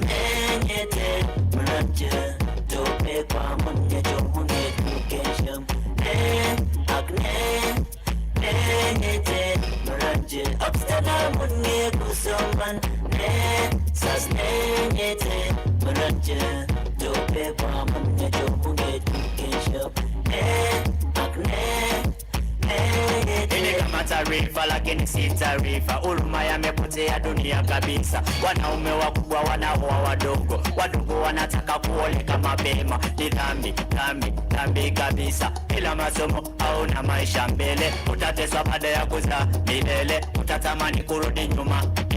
Maisha yanakusukuma twende mbele, na tena mbele ni kubaya sana, kuna moto. Tuwe wavumilivu tukiwa wadogo, tufikirie sana heshima na masomo. Sasnenyete mranje tope kwa munye jomunge kukenshem ne akne nenyete mranje abstana munye kusoman ne sasnenyete mranje tope kwa munye jomunge kukenshem sas nyoti ya wait tena nyimonde ngu nyoman kakengsia tena school duku momba tia tena school ngarokai katangu ile uchoma ngatenye ile masoma ile uchopa katina ile masoma mebuta monde ngu lokengsi la well kama inyopanenya sas nyopanenya ketana morning school takungarakech ketana tipito school tana chode itoge chopa katina ketana school sasnenyete mranje dope kwa munye jomunge kukenshem akne nenyete mranje abstana munye kusoman sasnenyete mranje dope kwa munye jomunge kukenshem akne nenyete. It's a Mozzie Roots, the extinguisher. Mama Africa Africa Enoman kwa nini weusi tunapigana kwa nini weusi tunagombana kwa nini na tuko watu moja. Oh mama, kwa nini sisi Kenya tunachukia nani? Rwanda, Tanzania wakituranagana, Uganda, Burundi tuko pamoja, lakini tunaumizana nini? Tuishi na amani, tupendane kasamani. Kamisi ghetto youth, hustle on the street. Usiku na mchana, sofa ghetto youth. Oh mama, usiku na mchana, sofa ghetto youth. Yeah. Mama, bunduki masila magizani matisa. Bunduki masila magizani matisa. Oh mama,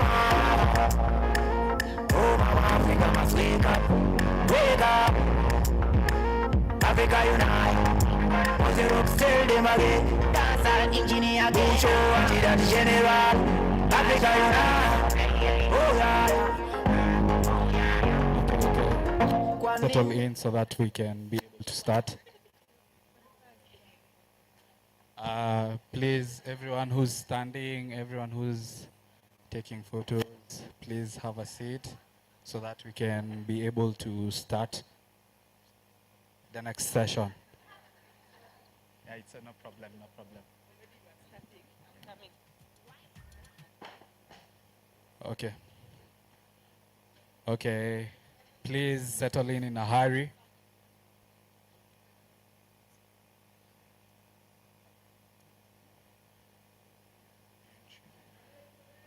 Okay, so the next speaker of the next session is Lynn Chinene. She is the regional manager for Eastern for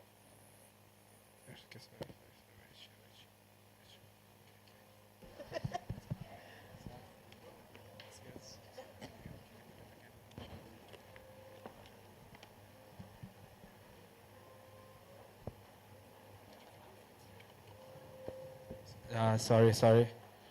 So the speaker for this session is Lynn Chinene. She's the regional manager for harmful practices for the Middle East and the East and Southern African region. Please give her a round of applause as she enters the stage. Thank you, thank you, thank you. Good morning, everyone. So, welcome to today's session. We're pretty much speaking to understanding root causes, drivers, and possible solutions to child marriage.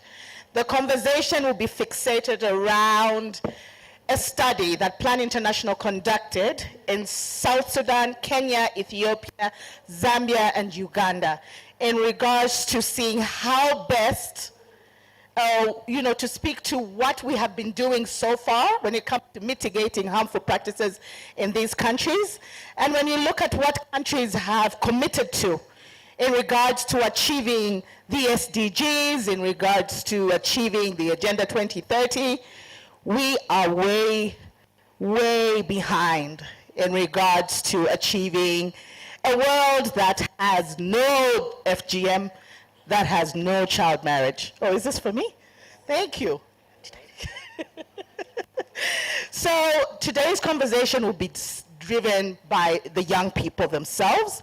But before we have the young people come on stage, we're first going to speak to the findings of the study that we did in the 5 countries. And then following on, we will listen to innovations from young people in the different countries that are present here representing Plan International, speaking to the unique innovations that they're implementing in their communities, hearing how they are engaging with the different stakeholders they're engaging with, and also taking into account that, it's not really very easy for a young person to go to different stakeholders, to power holders, and to speak to these very complex issues. But we have a number of youth advocates in the room that are here to share their experiences. So at this point, allow me to introduce my co-host. Yeah? Allow me to introduce my colleague, Charles Nyukuri. So Charles Nyukuri is with Plan International's regional hub. He's our policy and advocacy specialist. Say hello. Hello, Lynn. Hi, how are you? I'm good. Good. So I guess you may want to say a little bit more before we invite our key speakers. Thank you so much. I guess I'm audible. Do you want me to sing? I'm a good singer. Do you want? Okay, 1, 2, 3. Are you ready? I did not say when I'll sing, but, so just give me some time to prep myself. But thank you so much for availing yourselves for being with us in this session. And I want to just invite somebody to come and give us welcoming remarks from our regional office. So I'll invite Samuel Musyoki. A clap for Samuel as he comes in. Sammy, over to you. Thanks, Charles. I was waiting for your song. Can you continue where you stopped? It's a lovely day today. I'm happy to be here to join and really participate in this session. My name is Samuel Musyoki. I'm the Program and Influencing Director for Plan International in covering Middle East, Eastern and Southern Africa. And I want to welcome you to this session. As Charles and Lynn have already indicated, we have over, I think about 18 young people coming from 5 countries from within the region. And they will also be sharing the innovative ways they are using to engage in child marriage. And as they have also indicated, as you know, in this region, we've been battling child marriage and FGM for almost 2 decades now. And I do know that Plan did a study recently and looking at the root causes. And clearly, the best people who can address these issues are the young people from the regions represented here and beyond. We all agree that stemming out child marriage is not going to be the work of outsiders, but insiders who understand and engage with their communities every day. And I hope during this session we'll sit back, listen, and engage with the young people and see how we can all be inspired to support what they are doing more effectively, really, to root out issues of child marriage. So welcome and enjoy the session. Thank you. Thank you so much. Please turn to your neighbor and say, welcome to this session. It's going to be so engaging. So next I want to invite a speaker. As Sami mentioned, Lynn mentioned, we conducted a study just to look at the social norms on child marriage. So we realized that everyone is doing quite a lot in the community, in the organizations, but we realized that the trends are still going high. Case in point in Kenya, I think when you look at the 2022 survey that was released, the numbers are still high. The cases of teenage pregnancy, child marriage are still on the rise.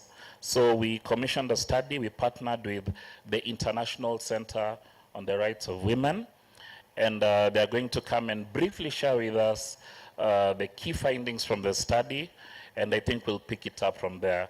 So I will invite Chirabu Subi from ICAW just to share with us what are some of the key findings that we got from that study, and what are we taking from there. So Chirabu, maybe you can introduce yourself, do justice to your presentation. Thank you so much, Charles. I'm honored to be in the same room with brilliant minds where we are discussing issues that that are supposed to empower and better the lives of girls and women. My name is Chirabo Subi. I work with the International Center for Research on Women, ICRW, in the Africa region. I'm a gender economist. And as Charles mentioned, we conducted a research. ICRW conducted a research supported by Plan International on child marriage.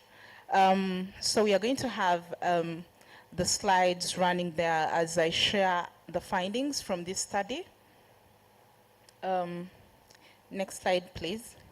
So eliminating child marriage is critical to the betterment of the lives of young girls and women and to the global prosperity.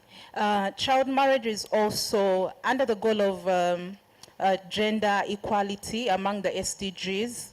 In there we have a target for child marriage to be eliminated by 2030. However, unfortunately, no world region is on track to eliminate child marriage by 2030. The recent COVID-19 pandemic did us more harm because it heightened the burden of child marriage across the world. Next slide. When you look at the data from UNICEF, and this is recent data of 2023, in the year 2000, we were at the rate of 25%. Yeah? However, when you look at 2022, we are at 19%. Yes, the rates are declining, but they are slowly, it is too slow, because in a whole decade plus, we have only obtained a decline of 6%. Next slide. So we aimed to review, we conducted a systematic review to respond to the question of what is driving the persistence of high rates of child marriage and thwarting the efforts to eradicate it in sub-Saharan Africa, in Middle East, Eastern Africa and sub-Saharan Africa, and of course a few other parts of the world. But our search terms are mainly focused on child marriage as we're conducting this study. The search terms were on child early marriage, the teen marriage, underage marriage, and many others as you can see them. We combined the search terms with other descriptors like persistence, the high rates, human context, disability, LGBTQI, poor girls, refugees. Those are some of the descriptors we combined with the search terms. And then we went ahead to combine the search terms, descriptors, and the country or regional descriptors. The main countries of focus were South Sudan, Kenya, Ethiopia, Zambia, Uganda, and Zimbabwe. Next. So in our methodology for this study, it was rigorous. Yeah, so we checked out the main databases like PubMed, the WHO regional indexes, Google Scholar, and other sources. For our inclusion criteria, we mainly focused on peer-reviewed articles that were published in indexed journals. And all other, we excluded all other write-ups like reports and all that, because we wanted to concentrate on the peer-reviewed articles. When you look at how we're able to, when we began our search, we obtained about 35,000, next slide please, 35,000 papers. But at the end of the day, when we continued to adhere to our inclusion and exclusion criteria, we only had 84 full papers for the full review. And these are the summary of the findings. So in our findings, when we reviewed all these published papers, we grouped them into themes of patterns and contexts of persistence of child marriage. So here I'm going to show you in which contexts do child marriage rates continue to persist. Next slide.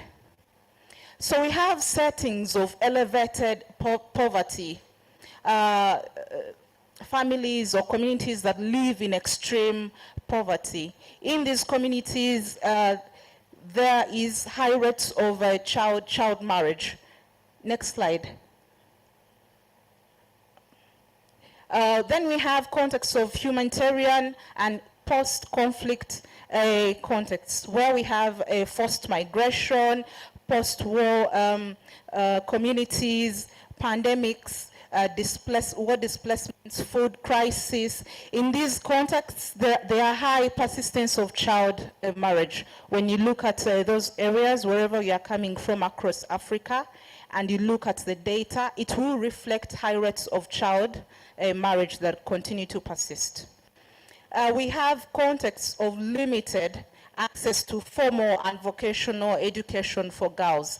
We see that once girls have a limit to access formal education and vocational training and sexuality education for them to know their body autonomy, in these areas we find high rates of child marriage, because the girls are not exposed to school. For them to spend more time in school, they don't know anything about their bodies, so they are prone to child marriage.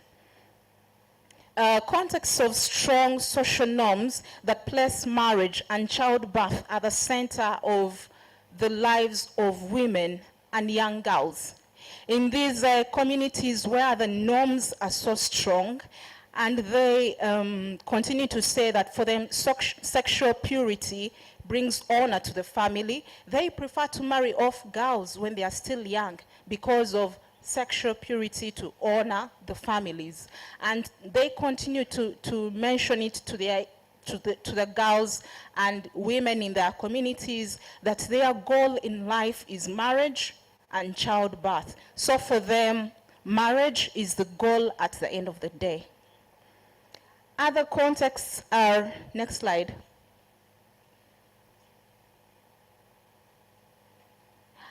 Other contexts are where we have social cultural norms, and these encourage marriage in response to pregnancy. There is a lot of stigma around single motherhood. So when a teenager gets pregnant, they are forced to marry immediately, because in these communities there is stigma for teen marriage. And even when the community or the family sees that maybe the child is sexually active, and that is in quotes, when they even detect that, they'll force this child to be married off, because they want to maintain family honor and they want to prevent pregnancy out of marriage. Then the other contexts are those of poverty and precarity. I've mentioned poor implementation of CM laws. Next slide, please. Poor implementation of CM laws. Studies have shown that judges and lawyers go ahead to use the loopholes to legitimize child marriage and uphold community and social norms. So if our land friends go ahead to look out for loopholes in the legal system, then we really need to do something. It is a serious problem.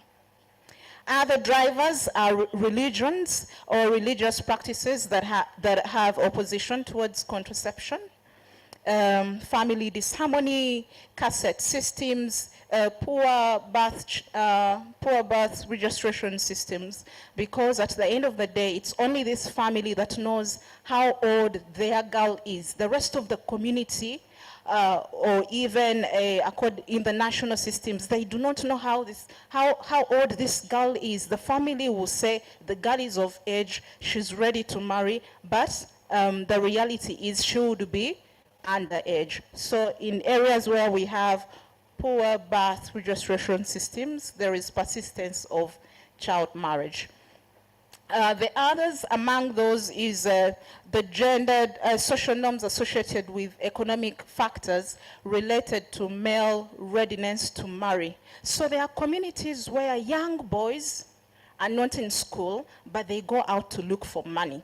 When they get some money and money in courts, then the society is going to tell them they have economic security to be able to marry. And these are young boys, but guess what? They're not going to marry girls that are older than them. They're going to go for the girls that are younger than them. So this creates a persistence of child marriage. Next, please. Next.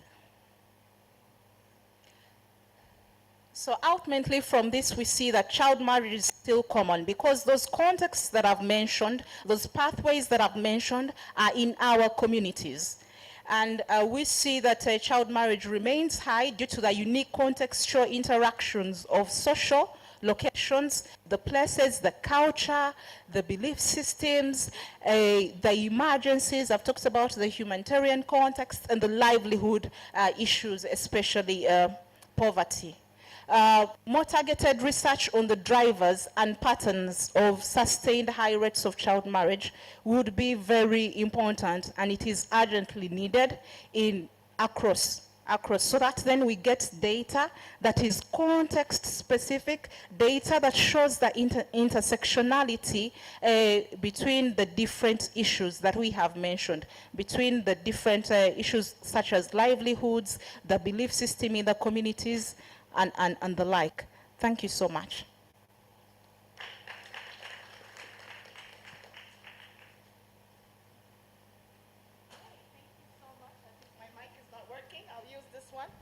Thank you so much. So at this point, because of time, we're going to have a video played.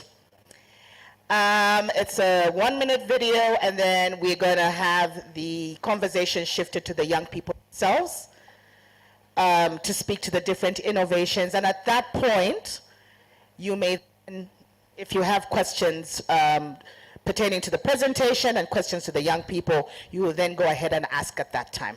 We're just trying to manage time. Thank you. You want to say something?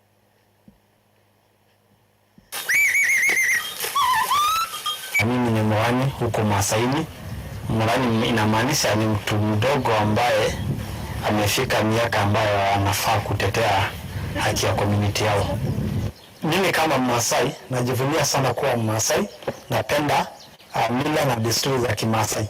Lakini kuna zile ambazo zimepitwa na wakati ambazo sikubaliana nazo. Moja, ukeketaji wa wasichana, mimba za mapema na kuoleka kwa mapema. Akiwa msichana hawezi pewa nafasi ya kuingia shule kwa maana wanasema kazi yao tu ni kwenda kwa mzee. Hata wale ambao wameingia shule wakikeketwa kidogo, wakikeketwa wanaambiwa amka sasa, umekuwa mwanamke. Umekuwa mwanamke sasa, unaweza fanya kila kitu ambacho mwanamke hufanya. Sasa tuliungana kama Warani, tukasikizana, tukatoka tukakutana na watu wa motorbikes, tukaongea nao kuhamasisha kuhusu haki ya msichana. Tukiongelea haki ya msichana, hiyo tunaongelea kwa jumla haki ya wanawake. Hata kwa makanisa tunatangaza, tunaweka kama ni announcement. Kwa hivyo tumehamasisha watu kupitia hizo veranda tofauti tofauti. Naambia though tunapitia pia changamoto mingi kwa sababu tumejulikana. Naambia ni wale vijana tu wa kelele. Ni wale vijana tu wa kelele. Lakini sisi tunajua kenye tunatafuta. Na tunajua ile message ambayo tunapeleka kwa community.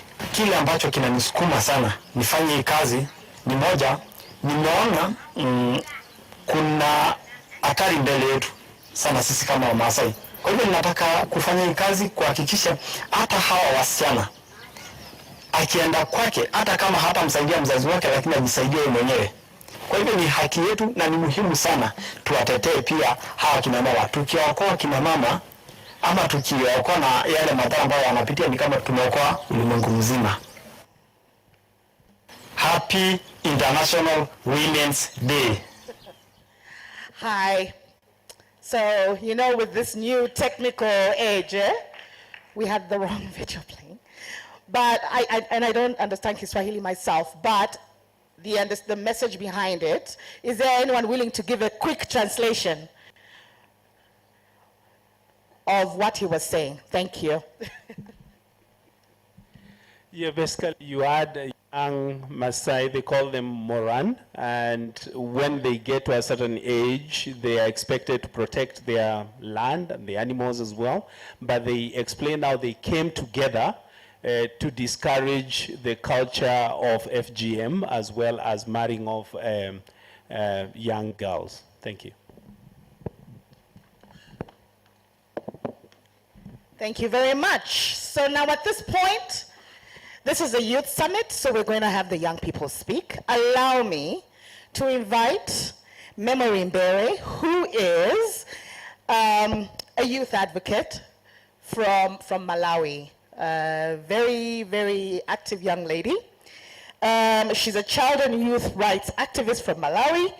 She actually now works for a radio station called Timveni Child and Youth Media Organization that was an innovation that came out of an ending child marriage program that was implemented in Malawi. So this was one of the outputs to come up with a platform, a digital platform, where young people can come to speak about the different issues, the different harmful practices. And now, after the project came to an end, Timveni now became its own driving voice to advocate for ending harmful practices. So Memory, I will give you the mic to quickly just call the other young people on stage, and the show is yours. Encourage her. Clap hard. Thank you. Thank you very much, Lynn. Hi, everyone. Hi. Well, that was not so encouraging. Hi, everyone. So I'm very excited to be here because I am going to be talking in this panel with other young people that are doing wonderful things in the community. And this is so exciting for me because I feel like I'm far away from home, but I'm doing like the kind of work that I enjoy to do every day. So when I call them and they come to the stage, please, please, please encourage them, let them shake off their stage fright and all those kind of things. But yeah, so briefly before I call them, as they have said in this panel, we're going to be talking about some of the innovative things that these young people are doing in their communities. I think when we've been here, I think there's been also talks about some of the initiatives to say, do they really go to the ground where these issues are happening? But I am glad to say that everybody in my panel is coming from those communities where issues are happening, and they'll be sharing what they are doing as young women and young girls. And so this is very exciting. And as Nin has already said, I am Memory Mbere from Malawi, and I do my advocacy work on radio and television, where we're producing programs that are centered on ending child marriage and various social issues and advocating for the rights of children and youth. And we share radios so that we can do radio listening clubs where young people who do not have access to other technologies can sit together and listen to these messages and report cases. So this is an exciting moment for me. Let me begin by calling this young person from South Sudan, and this is Yama William. And this lady is actually an honorable from the Member of Parliament of the Children's and Youth Parliament in South Sudan. So, you know, she's like a big deal. And she's also a youth activist. And joining me from Kenya, I have Rolene Mwenda, who is a 19-year-old youth advocate. And of course, she told us she's a software engineer in practice, in studying, yes. Joining me from Ethiopia, we have Wedasi Miliam, and this one is a youth advocate and member of the Youth Advisory Panel for Plan International Ethiopia, and she's very passionate about humanitarian activities. And joining me from Zambia is Sasi Thomas. This is the youngest of the delegation. There's a 15-year-old girl activist. Yes, that's more like it. And to sum it all up, she's actually an inspiring president. So we might just have her as the president of Zambia. All right, and lastly, joining me from Uganda is Subra Saudi, and she's a champion of change facilitator and an activist as well. So welcome, ladies. Welcome, welcome. You guys are okay? Yes, we do this. Let's tell them what we do. All right, so let me begin with you because you're just like close to me. Please tell us a little bit more about yourself. Hello everyone. My name is Susie Thomas. I am 15 years old, as Memory had mentioned. I am from Zambia. I work with Plan International Zambia as I am part of the youth advisory panel there. I am also working with Sky Girl Zambia, which is a teen movement. It's a Pan-African movement that is focused on helping teen girls in Zambia and Africa to stay true to themselves, and that includes avoiding peer pressure. I also recently started working with NGOCC, and of course I also collaborate with the Swedish Embassy to Zambia and the European Union Head of Politics. So I basically use my influence to educate and spread and raise awareness and advocate for girl rights. That includes ensuring all girls are educated, not wedded, mistreated, or abused. I record videos addressing issues like online safety, peer pressure resistance, as well as girl education, sexual reproductive health rights, and early forced and child marriages. Thank you. Thank you. So much for a 15-year-old, yeah? Yes, I hope you're going to get inspired. Yes, let me go to you. Thank you very much. To add more on my humanitarian passion, I am a law and sociology student pursuing 2 degrees, and I advocate for girls in crisis and IDP centers. And my journey to this activism started when I started visiting IDP camps. And last week I visited at the celebration of International Day of the Girl. I took over the Danish ambassador's position and on a field mission, which was visiting the second largest refugee camp in Africa, which was very informative, and I even interviewed the refugees there, and this is how I advocate for them. And so far I have been engaged in work of right to education, and I collect sanitary pad donations in collaboration with different embassies and of course Plan International, and I also try to make learning more attractive so that they won't be away from school. And guess what? Child marriage is not always forced, so they need to be eager to go to schools and they need to stay in school. So I try to make them love learning, and through my interventions I've been able to reach more than 200 girls to keep them in school by influencing them. Thank you. And 80% of those 200 students being girls, and also giving tutorial classes by organizing other volunteers from my universities. Thank you. Thank you. Lorraine. Hello everyone. Okay, I'm Lorraine Mwende, a student pursuing software engineering. I work with a grassroots organization by the name Africom Development Center, where we work towards ending period poverty. We give sanitary towels to students in school to make sure they don't miss schools at the end of the month. I also work with Plan International Kenya to end child marriages, FGM, and teenage pregnancies. Thank you. Yes, the Honorable Yama.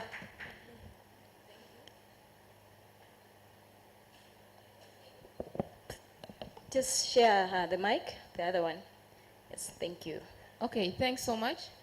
As he said, I'm called Honorable Yama Williams, an honorable member of Children and Young People's Parliament. Of course, I've not reached the international level.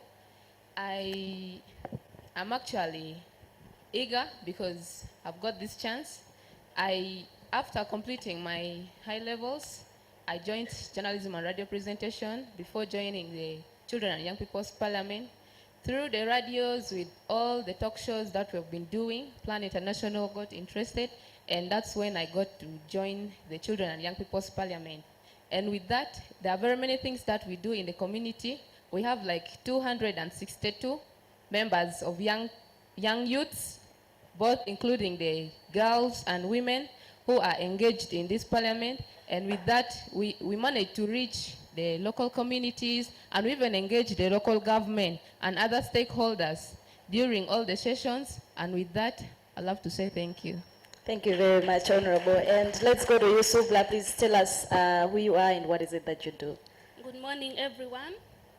I'm Subra Saidi from Uganda, working as champion of change facilitator in a CBO called JOYODI, that is UNAM Youth Development Initiative. I'm working as a community champion of change facilitator. I do train youths. We have the girls in the community. I train them on modules, different modules like being assertive, being gender aware, being body confident, and being informed about sexual health, reproductive rights. And we do monthly community baraza and monthly community awareness on ending early child marriage. And we do community awareness on gender equality. We do community baraza where we involve the elders, the cultural leaders, and other stakeholders like the police, and also religious leaders and the cultural, like the Ker Alur Kingdom. Thanks. Thank you very much. Yes, I was hoping for something like that. So welcome, wonderful ladies, and I'm not going to take so much time. Let me begin with you, Subla. Please share with us some of the innovative ways that you're using to contribute to ending child marriage with these spaces that you've mentioned that you work with. Thanks, Memory. I use Sport Gala as my innovation to end child marriages. That is with the help of the cultural leaders, that is the Ker Alur Kingdom. We participate in this sport gala, like I'm always one of the participants. I participate in this sport gala. During the break, I talk with the girls on danger of child marriages. And I tell them like to keep in school. They should be gender aware. They should be body confident. Like they should love themselves. They love their body, the way they look. And they should be proud of themselves. Also to advise other girls, it's not the end when you, like you've gotten pregnant, it's not the end of you. You still can go back to school and study. Then, together with the Ker Alur Kingdom, that's the cultural leaders, we are advocating for shortening of traditional marriage, that is Keng in quotes, in our language, that used to happen for 4 days to 1 day. Because during these 4 days, the girls, they could get together with the boys, they interact, and the end result is always pregnancy, school dropout, runaways. So we are trying to advocate for that. Thanks. Thank you very much. And let me move on to you.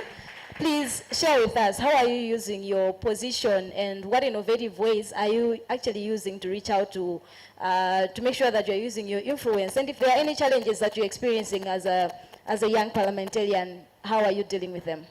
Okay, thank you so much. In the parliament, the most things we do is to carry on the intergenerational community dialogue, whereby we involve the stakeholders, the local government, community leaders, the women leaders, and also the community members themselves, where the youths can at least come out and talk about what challenges they're facing in the community, and also they can at least say what they want at least to achieve. Because you know some of the things that the youth say out may be backed up by the parents. So you find out when a parent, like from one home, at least denies a daughter from going to school, but when that girl comes up in the parliament and then talks about it, and then the rest of the parliamentarians can go on and advocate on her behalf, and then other members of the stakeholders and the community leaders, the religious leaders will be able to talk to the parent of such a person. And also we use the drama theater forum. In the theater forum, the dramas are acted. Of course, young people are the ones to do that. And you find out that during this drama, like we always do it like educative dramas, whereby maybe you act about the danger of child marriage, or maybe the effects of child marriage on a young girl. And then a follow-up question will be asked to the congregation. They will be the one to what? They will be the one to answer those questions, and they are the ones to give the solutions, what should be done. So in that way, we find out that all the elders in the community, the stakeholders, and the religious leaders are able to at least know what is wrong on the youth side, or what they want to be done for them, such that child marriage can be stopped. And there is one which is the parliamentary debate, because we know we have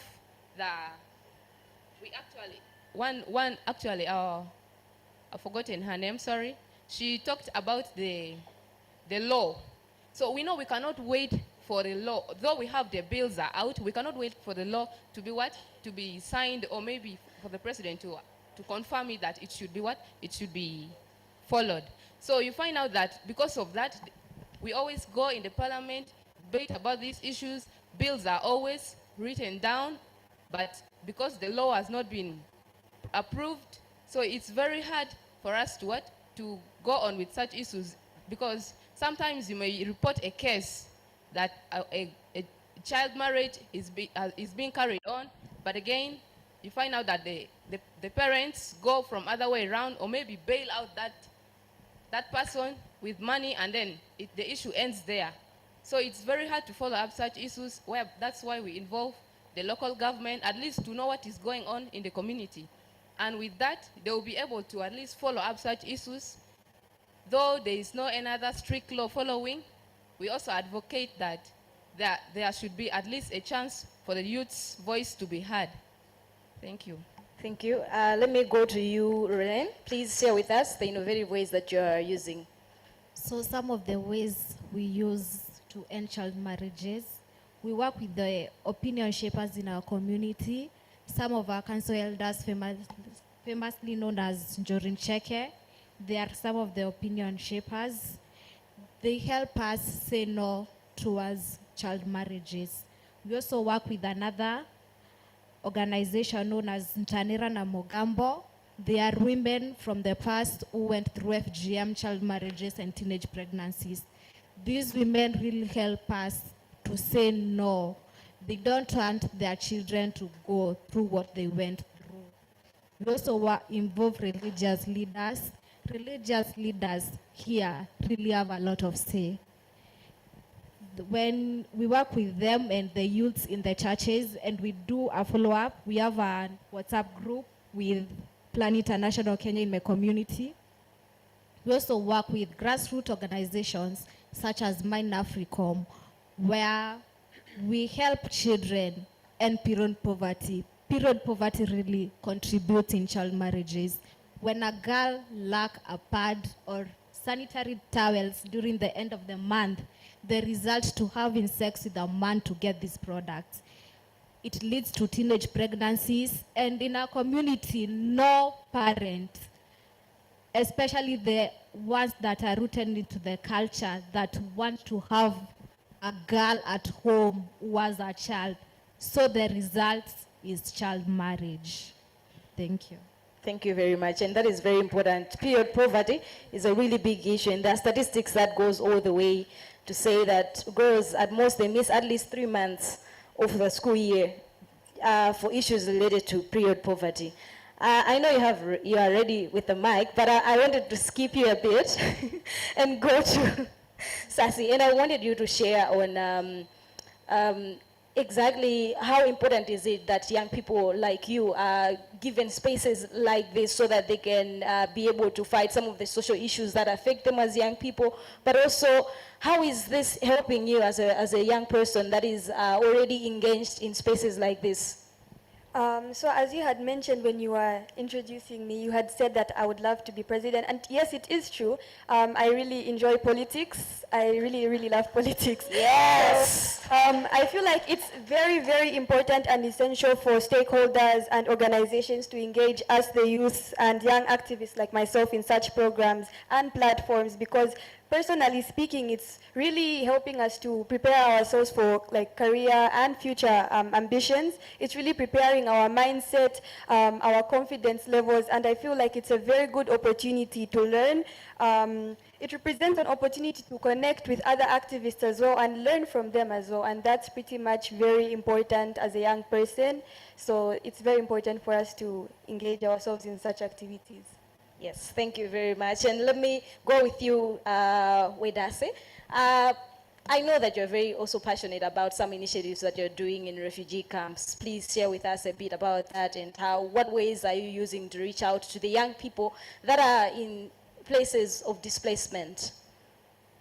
Thank you very much. So first I would like to say some about what amount of population that we're talking. So there are in Ethiopia alone, there are more than 5.2 million people in IDP centers, and in addition to that, there are more than 1.5 million returned displaced people who are still seeking for attention, for assistance, and all sorts of support from the government and other organizations. Above all this, there are also more than 823,000 refugees, 47% of them being women and girls who are in refugee camps, especially from the South Sudan. And this, when we sum up this is about more than 6.5 million, which is about more than twice the population of people living in Nairobi, which is a huge amount. So you can only imagine in what vulnerable situations these people are, because they don't have access to IDs, they don't get the proper birth registration, which was one of the reasons that is also leading to child marriage, as mentioned earlier.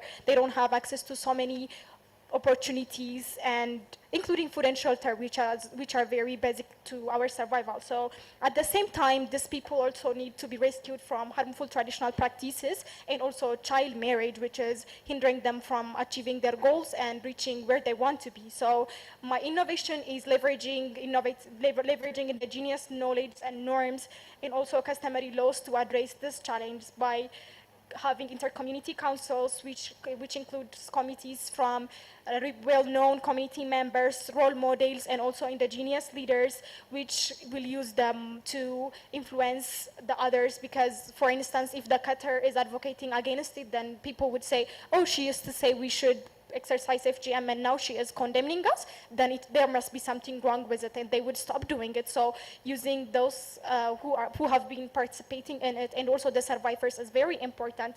And also having some sort of celebration for girlhood, for instance.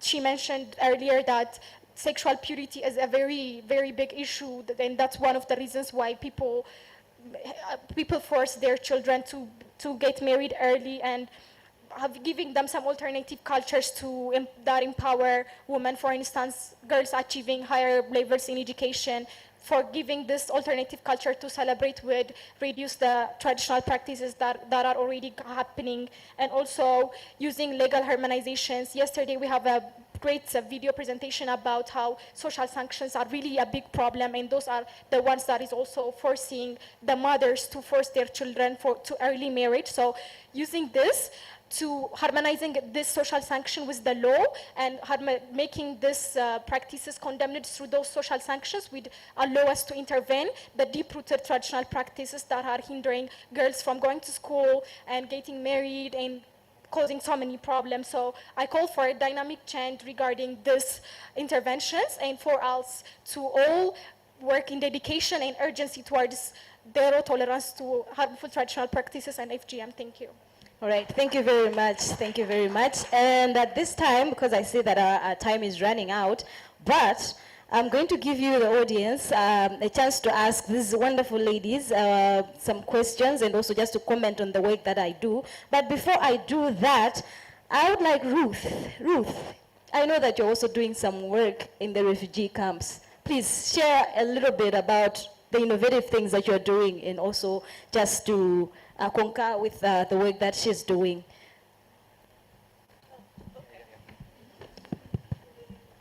Thank you very much. My name is Mangulu Ruth. I work as a project mentor. The innovation that I use to end child marriage in my community are the girls' safe space for direct project beneficiaries and buddy system for indirect beneficiaries. In the girls' safe spaces, we teach the girls on the dangers of child marriage, teenage pregnancies, life skills, and menstrual hygiene management. As I talk now, we are piloting on the menstrual cups, which the girls like so much. I'm also using it. I like it so much, and I feel like not using any other material. I also give information for the girls, for the people they access in case they are in protection risks.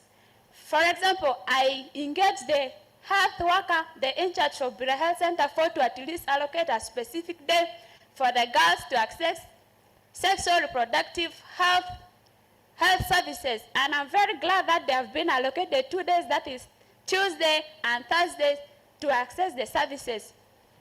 In the buddy system, I work with over 500 girls, and these girls are grouped into 5s. And the role of these girls is to watch over each other and protect themselves from protection risks. And this system has been very effective in ending child marriage. For example, I had a lady who was very active in school. She could move to school and she could attend project activities, but time came when she was not, she withdrew from school and withdrew from project activities. A friend noticed that and I was alerted. So I intervened and went to the family of the lady, talked to the lady and the parents. So at that point, I linked her up to organization which is GRS, and I'm very happy that GRS took it positively and the girl is taken back to school. As I talk now, she's in senior 3 and looking into achieving her dreams. Thank you very much. Thank you very much Ruth, for sharing that. And let me also give this chance to Chikondi. Please share a little bit about what you do. Okay, thank you for giving me the chance. Okay, zina langa ndi Chikondi ya Chunda kuchoka ku Malawi. Yeah, ineyo ndi youth activist komanso ndine champion of change. Don't worry, everyone. I'll translate what she's saying. I think there isn't a translation at the moment in the headset, so I'll just conclude. I'll sum up what she's saying. Okay, zina langa ndi Chikondi cha Chunda kuchoka ku Malawi. Yeah, ndikugwira ntchito ku youth organization imene machedwa Young World Plant Partners. It's a youth. Yeah. Ntchito imene ndimagwira ndikuonetsetsa kuti ana akutetezedwa mwachidule ndipanga child protection. Yeah, ntchito imeneyi mmene ndafotokozera kuti ndine youth activist komanso champion of change. Pa zimenezozo zikundithandizira kuti ndizitha kuteteza ana bwino chifukwa chonena kuti ndingoti ndandira ma training ambiri amene akundipanga support kuti ndizitha kukwanisa kugwira ntchito yanga yoteteza ana. Mwachitsanzo chaka chinocho ndathandizapo ana amene mwina anapita m'mabanja atsikana 45 ali ang'ono onsewo takwanisa kwacho sakubanja mwa ana 25 abwereranso ku skulu. Enawo ndizotibe akungotha kumapa ngati ma business tina ndi tina omwe sanakwanise kubwerera ku skulu chifukwa cha mavuto ena mwina m'manyumba mwawo. Kupatula pamene popo ndanena kale kuti ndine youth activist komanso ndine champion of change. Kumbali ngati ya champion of change ndi ma club amene ndimakhala ndikuthandiza achinyamata osiyanasiyana makamaka ngati asikanawo. Makalabu muja timatha kukambirana zinthu zosiyanasiyana zimene zikuwapanga encourage achinyamata kuti mwina apitirize maphunziro awo. Mwachitsanzo timatha kukambirana nkhani ngati zoti iwo akuyenera mwina kuti asamaziyang'anire pasi makamaka kumbali ngati ya zachuma. Timatha kuona ana ambiri atsikana ambiri amapezeka kuti mwina atenge gawo kwambiri kunkhani ngati ya zachuma zimakhala zinthu zovuta. mwinaso kuzikayikira kakuti athe kupanga ti mabizinesi tosiyanasiyana toti mwina angathe kumazitetezera zimakhala zovuta, koma makalabu amene ndili nawo ndimathandiza achinyamata aja kuti azitha kumatenga nawo gawo ngati mmene iya kupanga ti mabizinesi tosiyanasiyana toti azitha kuzithandizira. Chinthu chinanso ndimathandizira achinyamata aja kuti azitha kutenga nawo mbali m'magulu osiyanasiyana like ku skulu kuja like magulu ena ndi ena amene amatheka kuchitika madera mwawo muja. Ya zinthu zonsezo ndikuwathandizira achinyamata athu kuti mwina azitha kumapanga ntchito isi mmagwira ndekha, ndikugwira ndi mafumu kudera kwathu, kupatula mafumu ndikutanso kumagwira ndi mother group plus anzathu amene ali audindo ngati ku chechi kuja timathekanso kugwira nawo ndi cholinga choti atithandizire kuti mchitidwe mwina opangira amankhanza zosiyanasiyana uchepe kudera kwathu. Zikomo. All right, thank you very much, Ruth. I know that there were some comments that were going to come by, but unfortunately I have to cut the panel because we're really out of time. But just to mention a few things of what she has said. So she's a mentor and she's a champion of change facilitator. And what she's saying is that for her, she champions child protection issues in her community, and with that she's been able to withdraw at least 45 girls from marriages, 25 of which have gone back to school. And what she's saying is that she's been able to do that through the capacity building trainings that she's received from various stakeholders who have empowered her to be able to go to the communities and do all the work that she's doing. And she's also championing issues of helping young girls and women to learn income generating skills, but she's also with chiefs and religious leaders, and she says all this wouldn't have been possible if that she was not trained. So she's emphasized on the capacity that she's been given. Unfortunately, I won't be able to give you guys a chance to ask questions, but these wonderful ladies are here, and let's clap for them, and let me give it back to Lynn. No, please stay. Please, we can do better than that. Can we give them a big round of applause? Yes. Okay, due to time, we have so many things we need to share. Just 3 questions is what we're going to take, and then we close. Ooh, we have questions. Oh, we have a lot. Quick, eh? Don't tell us, don't ask double-barreled questions. Just one. Hello, my name is Aisha from Kenya. Congratulations all of you for the great work you're doing back in your communities. I have a question to our youngest and beautiful panelist from Zambia. You're doing a lot at your age, and I know how resistant communities can be sometimes. So all I want to ask is, first, what inspired you to do whatever you're doing, and do you get any backlash from the community, and how do you deal with that? All right, thank you. I think we'll take all the 3 questions.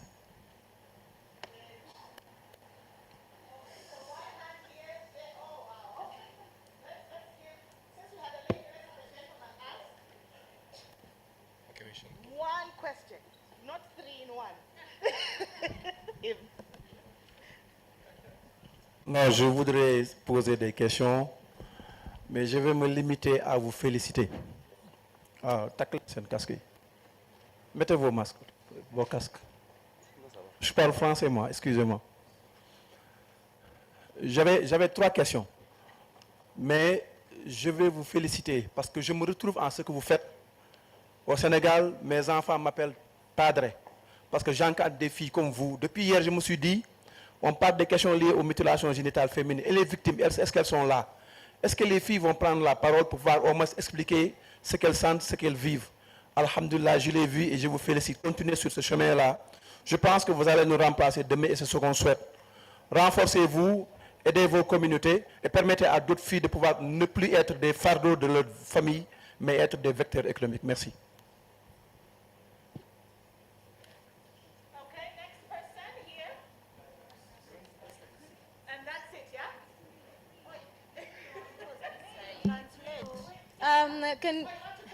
Someone should translate because I think our Things weren't working. One question.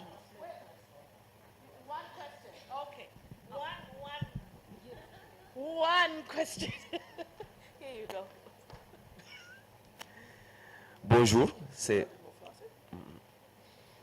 l'autre fille. Et donc, j'aimerais savoir par rapport à quand vous cherchez à propager les informations à travers le théâtre. J'interviens beaucoup quand il s'agit de théâtre parce que c'est mon domaine. Lorsque vous allez dans les localités, quelle forme de théâtre utilisez-vous? Parce que s'il y a des choses qui ne marchent pas, c'est que vous n'avez pas utilisé certaines formes qui puissent vous permettre d'impacter la communauté, mais aussi de faire de telle sorte que cette communauté puisse faire de telle sorte que ça perdure dans le temps. Est-ce que vous utilisez du théâtre forum ou est-ce que vous utilisez juste des sketchs parce que c'est trop différent? Voilà. We are out of time, but tell you what, we have tea break, we have lunch, we'll interact, yeah? Please, yeah? No, I've actually been told the other session needs to come in. I'm so sorry, but we need to wrap it up. So, young people respond quick, under 30 seconds.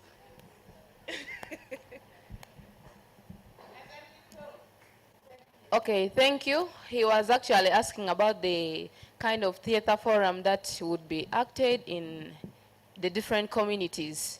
Of course, before coming up with the idea of acting the theater forum, we look at the key members or like the people to whom we are going to present our programs. So in that case, we find out if in an area whereby the cultural leaders are the ones who are highly involved in maybe in encouraging the child marriage, or maybe the parents, or maybe sometimes even the stakeholders, then they will be they are going to be the main character because they are the ones who are involved in it. So the kind of theater forum that will be carried out will be that which is going to at least make them realize. And we make sure that they are also involved in such programs. And if it is concerned with the children, like maybe giving them awareness, and then we make sure that the program is only for the youth and the children, in a sense that they will be able to at least learn. And those theater forums are done in different occasions, maybe the Women's Day, the International Day for Girls, or maybe the International Peace Day, so in different occasions, or maybe some school programs, all they are done according to their shifts. Thank you. Thank you. Let me go straight to you, Sasi, please. 30 seconds. What inspired me to start what I do right now is simply because I grew up in a family or household where women were in charge of everything. So basically, I saw my mom, I saw my aunts, I saw my grandma handling everything and working while the men weren't doing anything at all. No offense to my uncles watching this, I still love you. So that's what really inspired me, because I got to see my mom do things that men can do, and that really pushed me to do things. Yes, I have received a lot of negative comments online, especially I have been cyberbullied 2 times, and how I managed to overcome that was simply attending therapy sessions, because it affected me mentally and I really needed that mental help. And then me being aware of my rights, I was able to report the accounts that bullied me, and then they were charged for cyberbullying, because cyberbullying is a big crime in Zambia. So yes. All right, we've answered all questions, right? We've answered all questions. Colleagues, Memory, would you like to close it out? Yes, please. Thank you. Okay, so thank you very much, ladies, and thank you, everybody. As we close, let me ask all of you to stand where you are. Stand and hold hand with the next person, the person that is standing next to you, and we'll all just scream, I will say we will not stop until, and then you all say, until girls get equal. So you just say, girls get equal at the end. Is that clear? Okay, let's do it. All right, so giving up is not an option. We will not stop until girls get equal. Woo! All right, have a wonderful afternoon, and thank you very much for listening to us. Okay, so I have very important information. So there will be no tea breaks. the sessions will continue normally immediately. So yes.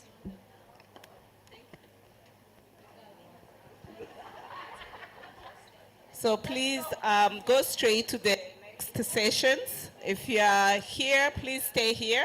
If you're joining the other sessions, please proceed to the rooms, room C and room D. Thank you. Let's move, let's move, let's move.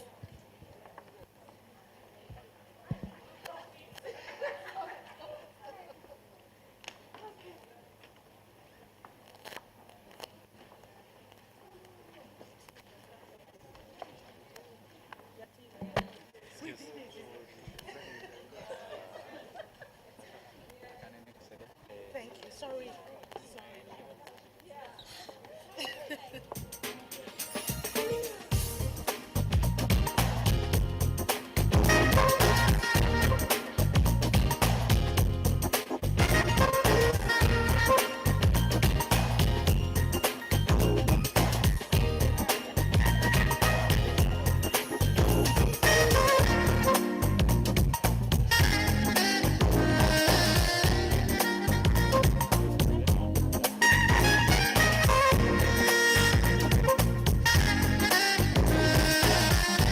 Recording stopped.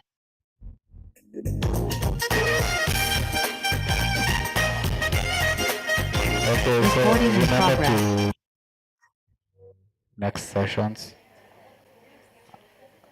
Okay, if you are not aware of the next session, you can scan your QR code and you'll get all the details.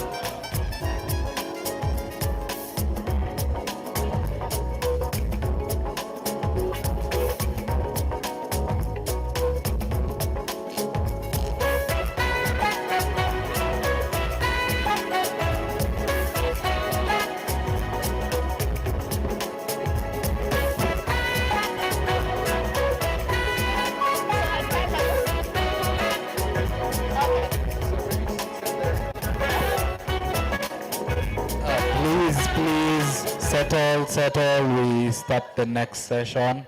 Those who want to go to another session, you can start heading to Mount Kenya A and B.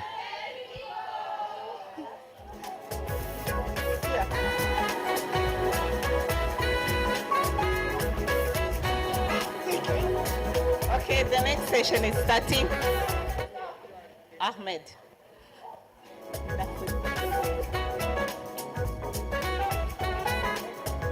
Let's sit down. Let's settle down. Please, yes.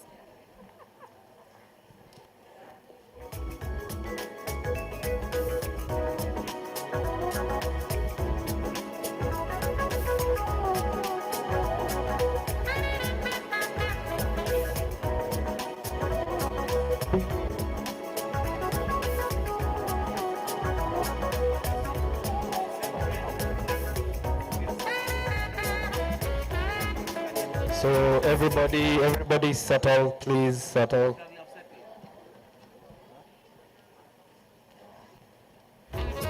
Please, those who are standing, please settle. We are running out of time.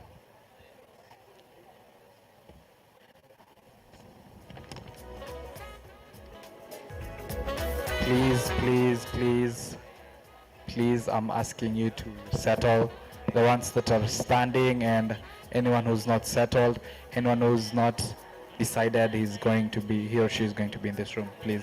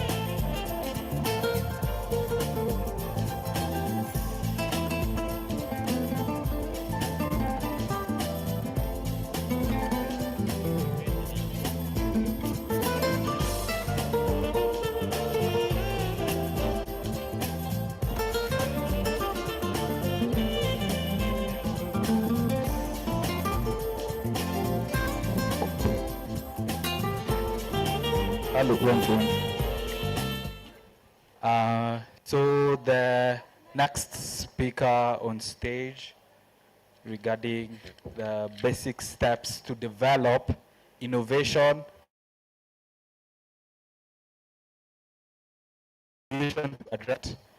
the speaker is Olesugum Medupin, Nigeria.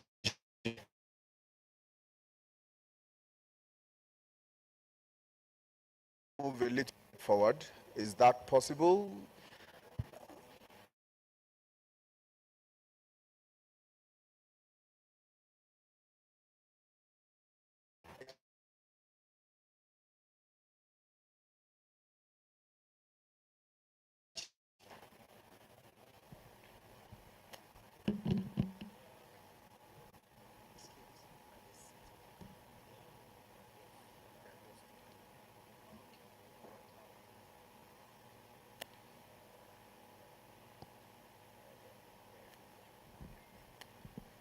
Okay, thank you.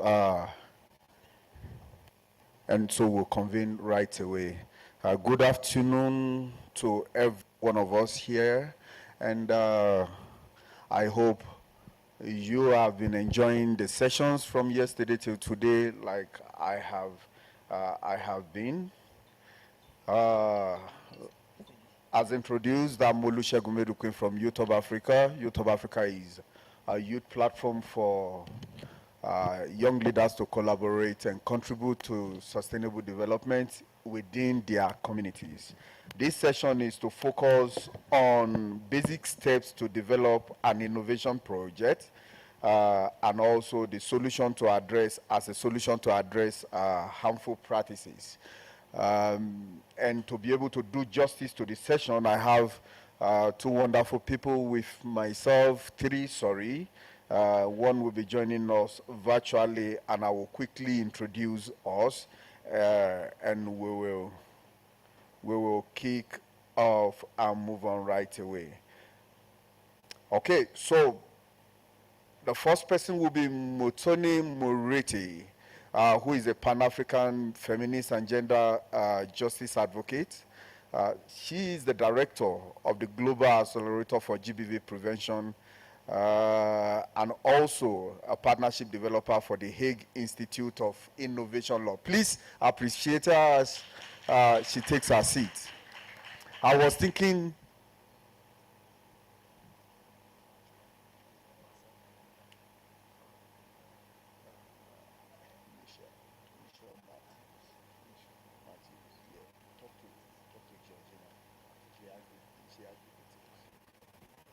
yeah, I was hoping to do a lengthy stuff about her achievement and accomplishment, but she's already seated, so I will move on very fast.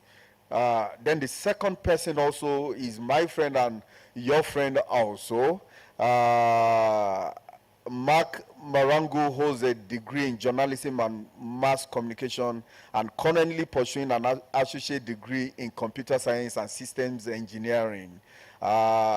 He is also have a master degree in development communication. He's a founder of Total Register, and I dare say he is the winner of 2022 FGM and FGM Hackler. Please welcome with me my friend and your friend, Mark. Thank you, Mark, for joining us. And well, we'll put the biggest people last. That is what we do, the biggest people. Michelle Matthews will be joining us virtually and through a video that is pre-recorded. And I tell you, you will be grateful that you watched that video by the time it rolls. She is the Chief Product Officer at Viridian, and she's passionate about innovation and impact with about 20 years experience in publishing and project design and delivery, making her the go-to person for exciting programs executed brilliantly. I'm sure you will love it by the time you listen to her. Please also, in absentia, let's appreciate Michelle because she will be joining us virtually this afternoon. Thank you, Michelle. Okay. To start with, let me maybe within a minute, if I can do that within 60 seconds, provide us just a brief background about harmful practices, which I know there are similarities and dissimilarities across the countries in Africa. Harmful practices include female genital mutilation, child marriage, include what we call bride money in some parts of where I am from. In case you've not heard that, bride money or money bride is when I owe him some money and I tell him once I give back to a baby girl, the baby girl will be betrothed to you. you are not paying anything. That still happens till now. And also there's the witchcraft practices, which is also an harmful practice. The family will decide this is the girl that is not allowing our family to be successful in life, and so we have to send her out of the family, or even outrightly ostracize her. And so these are some of the practices that would deem fit within the confine and explain of harmful traditional practices. Most of these are enshrined in deep-rooted traditional norms or cultural norms or religious beliefs. And so you agree with me to be able to address some of these things as the thinking behind them is emerging. The thinking behind them is no longer as traditional as we think they were. Before, used to be cut and paste, and we understand them. But nowadays you discover that the dynamics are changing. Stuff like economic impact is impacting how these are practiced. There is a migration effect. Why parents move from one part of the country or part of the continent to the others, and these things are making the practice of all these harmful making the harmful practices to continue to evolve in newer ways. And so I believe also as they continue to evolve, we also have to evolve in our thinking, in our practice, in our programming, and in our approach to handling and dealing with them. And so this is exactly what we want to do this afternoon on this workshop. Is a workshop, not really a panel. And it will be different from the ones you've been before, because there are presentations, there are videos, and then we'll have a very beautiful time to answer questions across the room, okay? All right. So to start with, we are taking our opening remark from my very good colleague here, Mutoni. Over to you. Thank you. Thank you so much. Good afternoon, everyone. I don't know if you're in the room. Good afternoon, everyone. I know they tried to deny you some tea, so I promise that after this we'll have lunch. So first of all, I'm really pleased and honored to be here with you, people who are really working very hard on this continent to change and shift the way in which harmful practices are being carried out. So today's presentation is a short one. I was just given 5 minutes, so I'll try to be short so that I don't deny people lunch. What I'm aiming to do in these few minutes is just to share some innovation solutions from both non-tech, and I specify this non-tech and tech innovation, and hopefully leave you with some points to ponder on how we can innovate, and I'll use the word gender transformative solutions, in a manner that creates a world free from violence for all of us, right? I'm going to start off with a small anecdote about myself. So I started off as a legal aid lawyer here in Kenya. I'm from Kenya. And my work was to support children, their families, and their guardians to access justice. And most of these cases were about abuse. At the time when I started, I won't say the date because I will give away my age, Kenya had just adopted the Children's Act, which required courts to transform themselves into what you call child-friendly courts. Today, maybe that concept is so well known, perhaps, in some countries and others.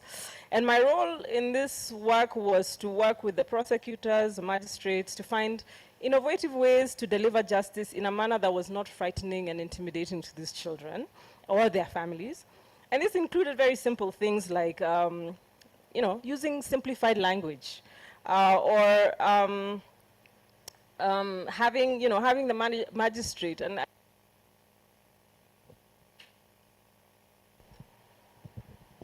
okay, and I can imagine this might sound a bit redundant. I hope you can hear me now. Can you? Yeah. Just having even the magistrate talk to the children directly instead of the prosecutor or the lawyers themselves. And also it included things like even just preparing the parents and the children to go to court and to know what to expect during court. These were very simple solutions as you would think about them today, but I think at the time they're very innovative solutions, especially thinking of a justice system that was very traditional and very formal. And the lesson I want to draw from that particular experience was in designing innovative solutions, we must center the needs and desired outcomes of women and girls. So it's just not enough to have a solution or a tech solution, but I think this must really center the needs of the people that we are targeting. Later on in my life, I have worked on many issues around violence, and in one particular example, I worked at Oxfam International, where I led a campaign called the Enough campaign, which was a campaign that was aiming to shift negative social norms that reinforce violence against women and girls. And when we started that campaign, I think some of the things we ended up doing was we would start with a formative research that would help us understand what were the particular social norms that reinforce violence in that particular community. And together with the community, we would, the community actually itself would then identify the social norms they wanted to shift in that community, and then adopt the solutions that they wanted to apply, which were relevant for their communities. And Oxfam would support them with any other kind of technical expertise that was needed to do that work. Some of the strategies, and I think they've already mentioned before, was, you know, we ended up working with a lot of young people because we found that working with young people was easier in terms of shifting cultural and social, negative cultural and social norms. They were more receptive to that. And I think this is in line with what UNFPA is trying to do. But also young people, being the majority on this African continent, have a lot of ideas and solutions for their own communities. And they wanted to lead that change for themselves and determine what kinds of societies they wanted to live in. And so this included things like doing social experiments as a way to talk about subjects that were very taboo, or, you know, subjects that they couldn't talk about in their own community. So using play and theater to discuss some of these challenging topics. They'd use a lot of social media, and I think many of you in this room and elsewhere are using social media to be able to talk to their peers, but also carry out their campaigns in a way and language that really reinforced that message for their peers. And then there also were some, you know, solutions that I call low-tech solutions. Not all solutions and innovative solutions need to be a tech solution. I think that's important to say. And this would be like using, whether it was drama, sports, theater, to be able to engage young people to think about how they wanted to shift norms and reinforce positive norms around equality and justice.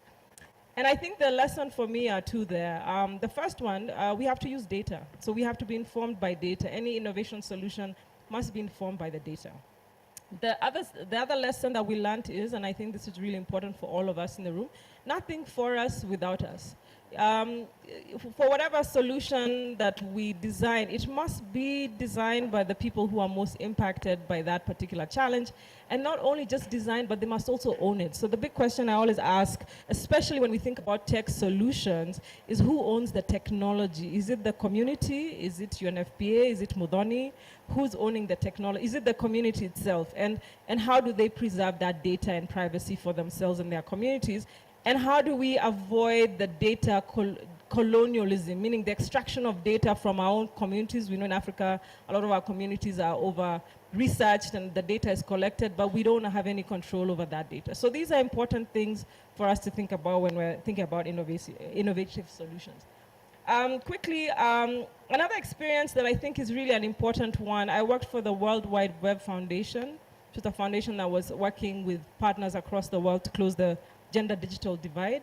And I had the opportunity to work with amazing women's rights organizations across Africa, Latin America, Asia, who were aiming to close the gender digital divide.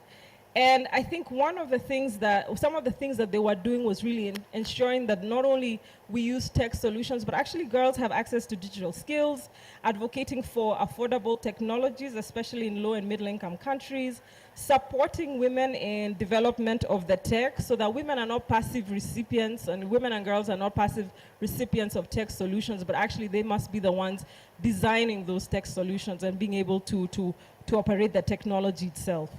And then, in addition, these partners also worked to shift the legislative and policy reform, because with any solution, you must have an enabling environment that enables you to scale up that particular solution. Otherwise, it doesn't move. And we also need to ensure that it's sustainable and can be accessed by all. The lesson that I learned from this group of amazing women was, one, even especially when we talk about tech solutions, and I know a lot of us are talking about, my colleague here will be talking about some of the amazing solutions he's doing, we must close the gender digital divide because women and girls are being left behind. And I think that's really important to create that enabling environment so that women and girls can be part of the solution building. A not so fun fact I just wanted to share with you today, and this is a fact that comes from UNESCO. So for example, today women and girls are 25% less likely than men to know how to leverage digital technology for basic purposes, 4 times less likely to know how to program computers, and 13 times less likely to file for an ICT patent, which means women are not part of the solution building. And I think that's the work that needs to be done to create an enabling environment for that. The question then for us is to think about whenever we come up, especially I'm talking about tech solutions and innovations, is how accessible, affordable, and safe is that solution for the women and girls. The last example I'm going to use is an example that we did at the Web Foundation when I worked there, which was we hosted what we call the Tech Policy Design Lab, which focused on creating solutions to counter violence against women and girls online. And we had in the previous panel about how young girls are targeted online when they speak up against especially violence and harmful practices. And the lab brought together diverse stakeholders, activists, researchers, tech companies, and the big tech companies. I'm talking about Twitter, Google, Facebook, /Meta, and TikTok, as well as policymakers, so to create innovative solutions to address online gender-based violence.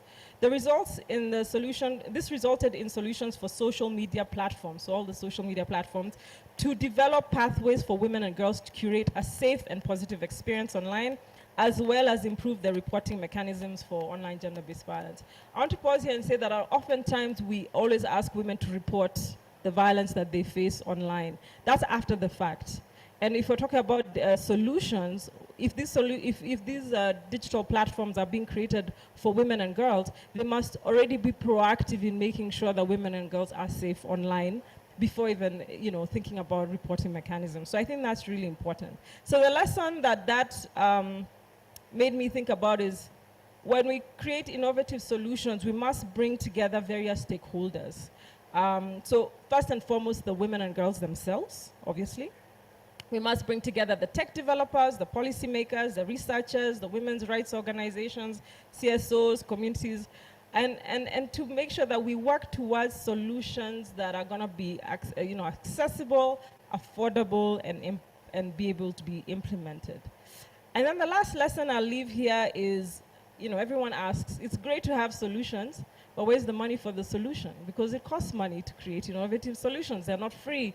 And when we think about young people on this continent, they don't have resources to develop some of the great ideas they have. So I think the biggest lesson there I would like to leave is for donors, and not only just UNFPA, but all donors, whether government or philanthropy, is, fund young people like we want them to win. Not fund with little money, but fund them like we want to win. Fund these innovation solutions like we want girls and women to win. Not that we don't want them to win, right? And I think to fund viable, trauma-informed, innovative solutions to end gender-based violence, because technology will not solve the problem of gender-based violence. We know that we in this room are the ones who are going to solve those challenges, but with the help of technology, but even with the help of big funding that supports us to kind of bring those ideas into reality. So I'll stop there. These are just some interesting thoughts and lessons learned throughout my long career, and I think that I hope that will inspire us to think, to dream bigger and better. Thank you. Thank you. Thank you. Please, I know by now you have your questions. Keep the questions written down. We will come to them in a bit. Thank you, and thank you again. So talking about innovations, let me talk about our VR to end FGM and all other harmful practices. Youth of Africa, that is the organization I represent here, has a virtual reality video which has as its main point to push empathy into the advocacy to end female genital mutilation, the entirety of GBV, gender-based violence, and all. What the VR does is you'll be able to have an immersive, very close to an immersive experience or view of an actual situation where FGM is being practiced. You will see the VR headset is somewhere around the corner. Maybe you might want to approach the booth there later on today during the tea break and ask that you should see it. If there are people who don't want you to see it, tell them you are the ED of Youth of Africa. They will allow you to see it. Don't quote me. All right, so another very innovative product I've seen here in the last 2 days is that of Mark, and it's beautiful and awe-inspiring. By the time I see the data, the dashboard, and all the details, I put it to you, we won't be able to exhaust the whole essence of what he has created in this summit. But he will do well to tell us a little bit about this product. From the presentation also, you'll be able to learn about what inspired him. How was he inspired to build this? And then you will know, as a will-be innovator, or you're already innovating, you'll be able to understand how he starts and know where to go from there. He will talk about the successes that come with his work, some of the heartbreaking failures as well. Please be brief to tell us those times when you cried. And so he will share all this within his presentation, and within a few minutes, put your questions down and we'll still come back to them. Thank you. Over to you now, Mark. Thank you. Thank you, Shegun, for the opportunity to speak more about my innovation. I had a brief presentation somewhere. Moderator, kindly allow me to stand up. I like to have an engaging session. So I will stand down here, and I will request all of you to be keen, okay? Because we will try to condense as much information in a short time. So the session today is on developing an innovative solution. I will be presenting the solution. My name is Mark Marango. I'm the founder of Toto Register, a social impact innovation supported by UNFPA. Next slide, please. So what is social innovation? This is basically a cartoon to help us think about why we are innovating for change, why we're not producing just other market products to be deployed in the market for sale, to upload in App Store, Play Store. So a social problem, that's where we start. We have many social problems such as the unemployment, peace and security, and FGM, which brought us here today. So it calls us to generate novel ideas, new ideas and new approaches to tackle that specific challenge through a transformative approach. And how do we get to this transformative approach? By number one, focusing on the people, ensuring that our innovations, even the problems that we're trying to solve are focused on the people, not just the problems that we think are the problems. New human networks. You need to actually think about if other people relate to the problem you're trying to solve. Is it really a problem? That's a big question, and that question will come up a bit later. And how to build all this into a sustainable business. How to ensure that this is owned by the community and the community continue to benefit from this particular innovation. So next slide, please. So in the next slides, I will attempt to take you through my journey of innovation, what inspired it, and how far we've been able to come.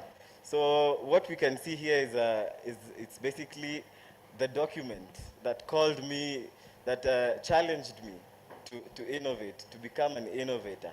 As you heard in my bio, I am not the most tech person. I actually grew into tech at an old age.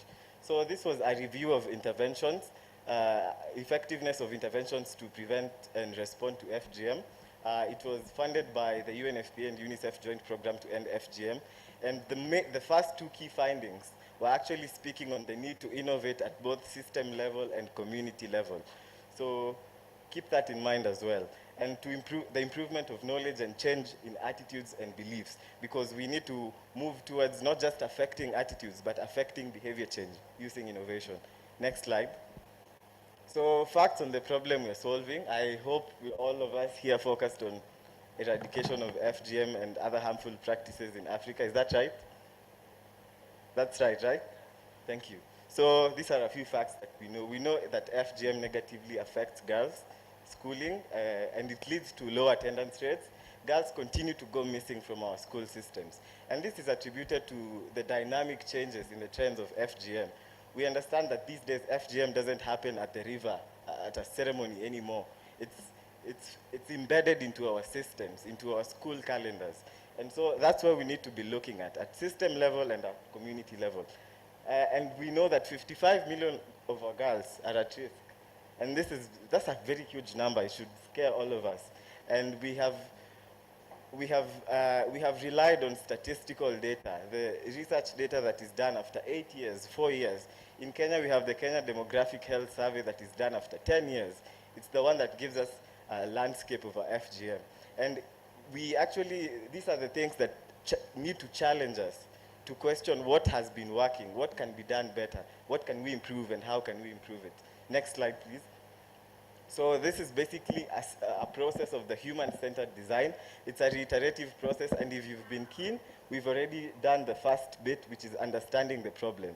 So we will go through to the next sections of exploring the problem and the solution, and materialization of innovation. We've already done the empathizing. We've empathized with our 55 million girls who are at risk, and we've defined the problem, which is FGM, and that the trends are changing. Next slide, please. So that's a prototype. That's the first version of Toto Register to ever exist, and I still have the photo to date. So this is about 2 years old. It's basically how I envisioned a system level and community level intervention that is tech-based, that will improve, number one, child attendance monitoring, referral, prevention, and inform effective interventions using predictive and prescriptive analysis. So that's the first idea, and this is where we will all need to start. We will need to start on paper. You will need to sit with your thoughts. You'll need to sit with your thoughts, a pencil and a piece of paper, and see how it looks. Next slide, please. So the solution that we came up with was Toto Register. It's basically a platform, a digital platform that facilitates collection of daily child attendance, analysis, and real-time relay of FGM risk alerts and patterns. So it's of course designed to take attendance using a mobile application and detect the patterns to government administrators, health facilitators, and other duty bearers who serve the children. And of course, to be able to communicate anti-FGM awareness and integrate with other existing systems. Because when we look at social impact innovation, the main goal is supposed to bring collaborative efforts. We need all of us to be on board as we're innovating. And I will challenge you all today to be the innovator. I will remind you this tomorrow. So that's the thing I will ask you tomorrow. Be the innovator. Next slide, please. So that's an overview of Toto Register, with the base application being the application that teachers use to take attendance. And we also, it's transmitted securely to a backend server, instantaneously, of course, and the alerts are then transmitted to the government and health facility administrators, then to the public interface, which will be launched 2 days from now, actually, on Saturday. So the public interface will allow all of you to interact with Toto Register. It will allow the members of the public to report anonymously and to get an overview of the attendance of children, of child protection landscape in the particular area. And so far, we've been able to deploy 2 major pilots. We started in Tharaka Nithi, which is one of the FGM high-risk regions in Kenya. And we've had 4 major feature enhancements since we started. That's about 2 years ago. So we're currently running on app version 2.3.1, which I hope to be able to demonstrate further tomorrow. We are currently deploying our pilot, which is actually on the last phases, and now moving towards deployment in Dadaab refugee camp, which is the largest refugee camp in Africa.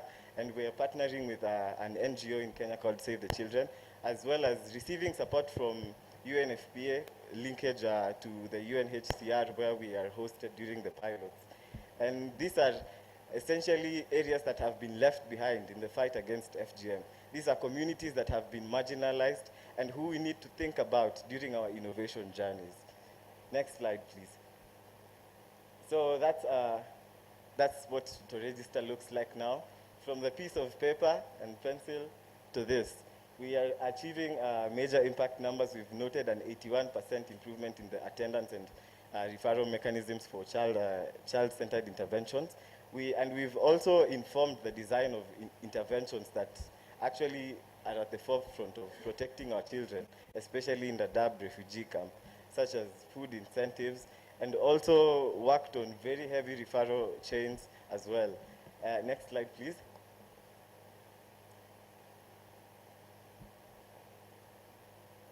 Next slide, please. Okay, thank you. So these are the 8 steps to creating an innovative solution. And if you're keen enough, you'll notice that the first 4 steps are not numbered. They're in no particular order because it calls upon you to think deeper on what you want to start with. You could start by associating, you could start by banning, you could start by sensing or questioning. You could start in any order. So what is banning? We've already banned. At the beginning of my presentation, what we did was banning, identifying the burning issue. That's why I asked, are all of us here to fight FGM? Is that the key thing we're here for? So we've banned, sensing. Now we have to dig deep into the context. What's working, what's not working? We have been doing advocacy for a very long time. Advocacy is working, but do we need to do better? Do we need to change something? Those are the big questions. Associating your problem and solution and your idea actually.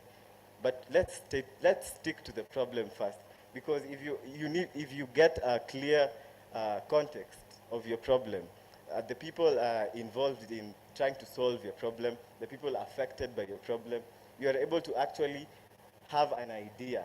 And that's where we are at step 5, idea generation. Putting all the previous steps together. Experimenting is the next step. So experimenting is basically trying out, not just having an idea.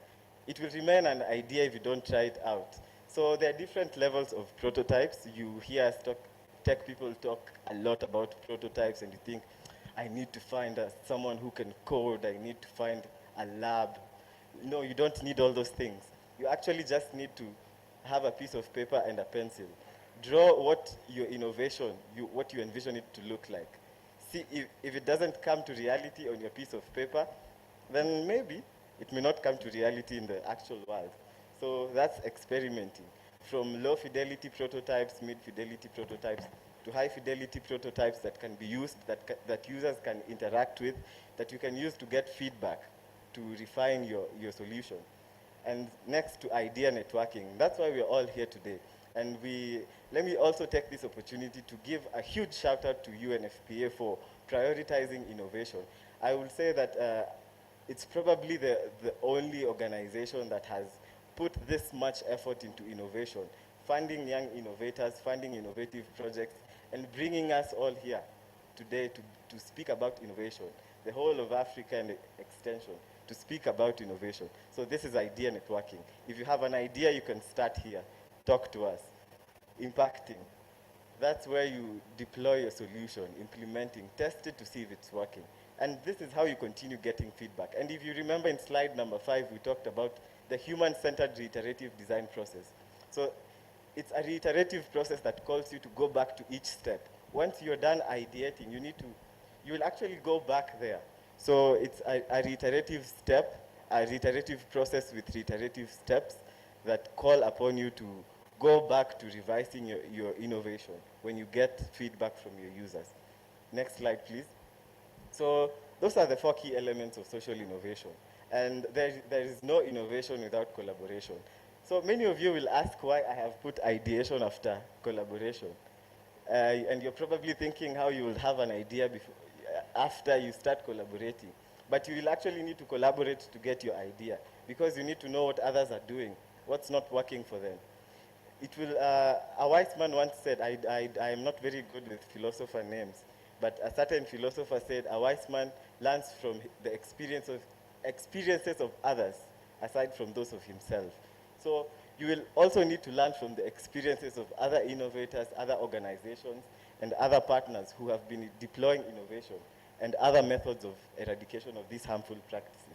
And that is how you will come to an idea that is viable, that is usable, and that is implementable. And once it's implementable, you just need to implement it, guys. So this is a big challenge that we always have when we're talking to innovators and when we're talking to other people. we are very comfortable in staying in the idea stage, and it's a risky stage actually if you stay there for too long. And I know my fellow members of the panel will agree with this, and they will speak more about it in the question session. You will actually need to move beyond your ideas. You will need to try it out. And value creation, see how it benefits others. It is not a social impact innovation if it's not for the community. So it has to be for them, by them, and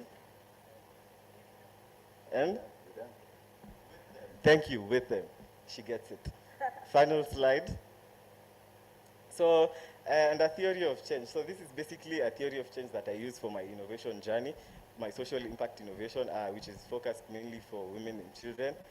Number one is creating agency for girls and young women, which is very particular, and it speaks to what Muthoni has spoken about.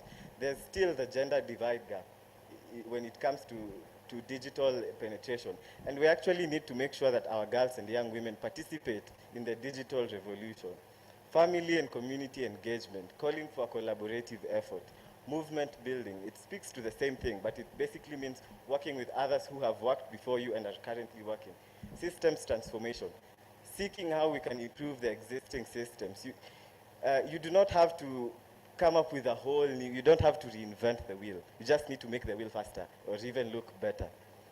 That's system transformation. Regional bodies engagement, the same thing that UNFPA is doing, using the East and South Africa Region Office, West Central Africa Region Office, and all the other country offices. We see a collaborative approach to bring innovation, to have a one voice in innovation. And these are the things that matter. Effective laws and policies. We don't need to speak much about policies when it comes to FGM. We know how much we need to rely on policies to inform accountability and prosecution and such things. And data and evidence, where FGM is happening and reducing. So this is where we need to focus on. Because in a fight, you actually need to monitor if you're winning or you're losing. And that's the only way to know what to improve on. I think there's a final goodbye slide. Yes, the final goodbye slide. Thank you. Thank you. All right, thank you.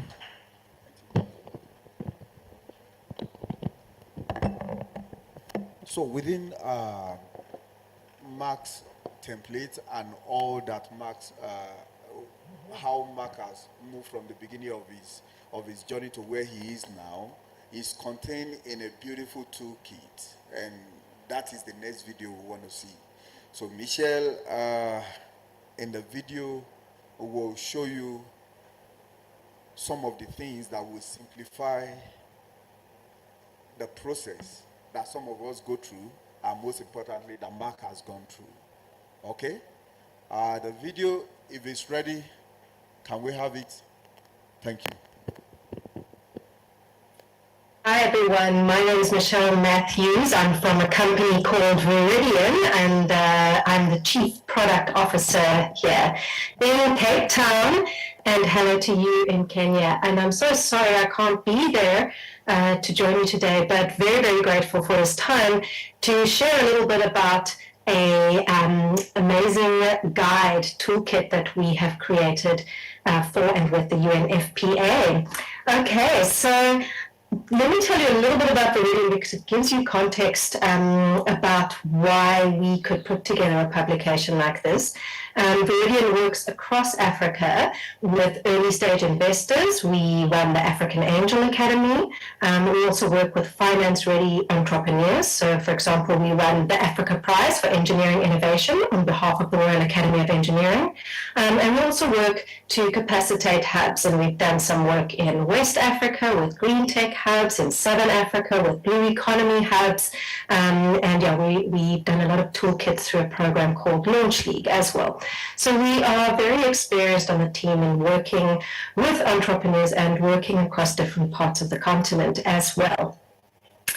And so we really do know that across Africa, there are young people who are full of ideas and full of energy, but there are harder barriers in place. And these include, well, where do they access support when they want to turn their idea, for example, into a business or into a social enterprise? Where do they find that support? If they do find that support, is there enough of it that gives them a great overview of what it is that they're doing when they build and launch a new product, and how do they make that sustainable? So do they have a map that they can look at that really tells them how all the pieces fit together so that they can build something sustainable and holistic? So it's almost impossible to find a website or a document, even if you can find something on entrepreneurship or innovation, to find one that actually looks at these things through the lens of harmful practices or FGM, even FGM. You can't find these things. This is not a lens that has been put on the innovation space until now. At the same time, it can be quite difficult to find any materials around harmful practice that talk to people and entrepreneurs, social entrepreneurs, who actually want to build a business that is financially sustainable and viable.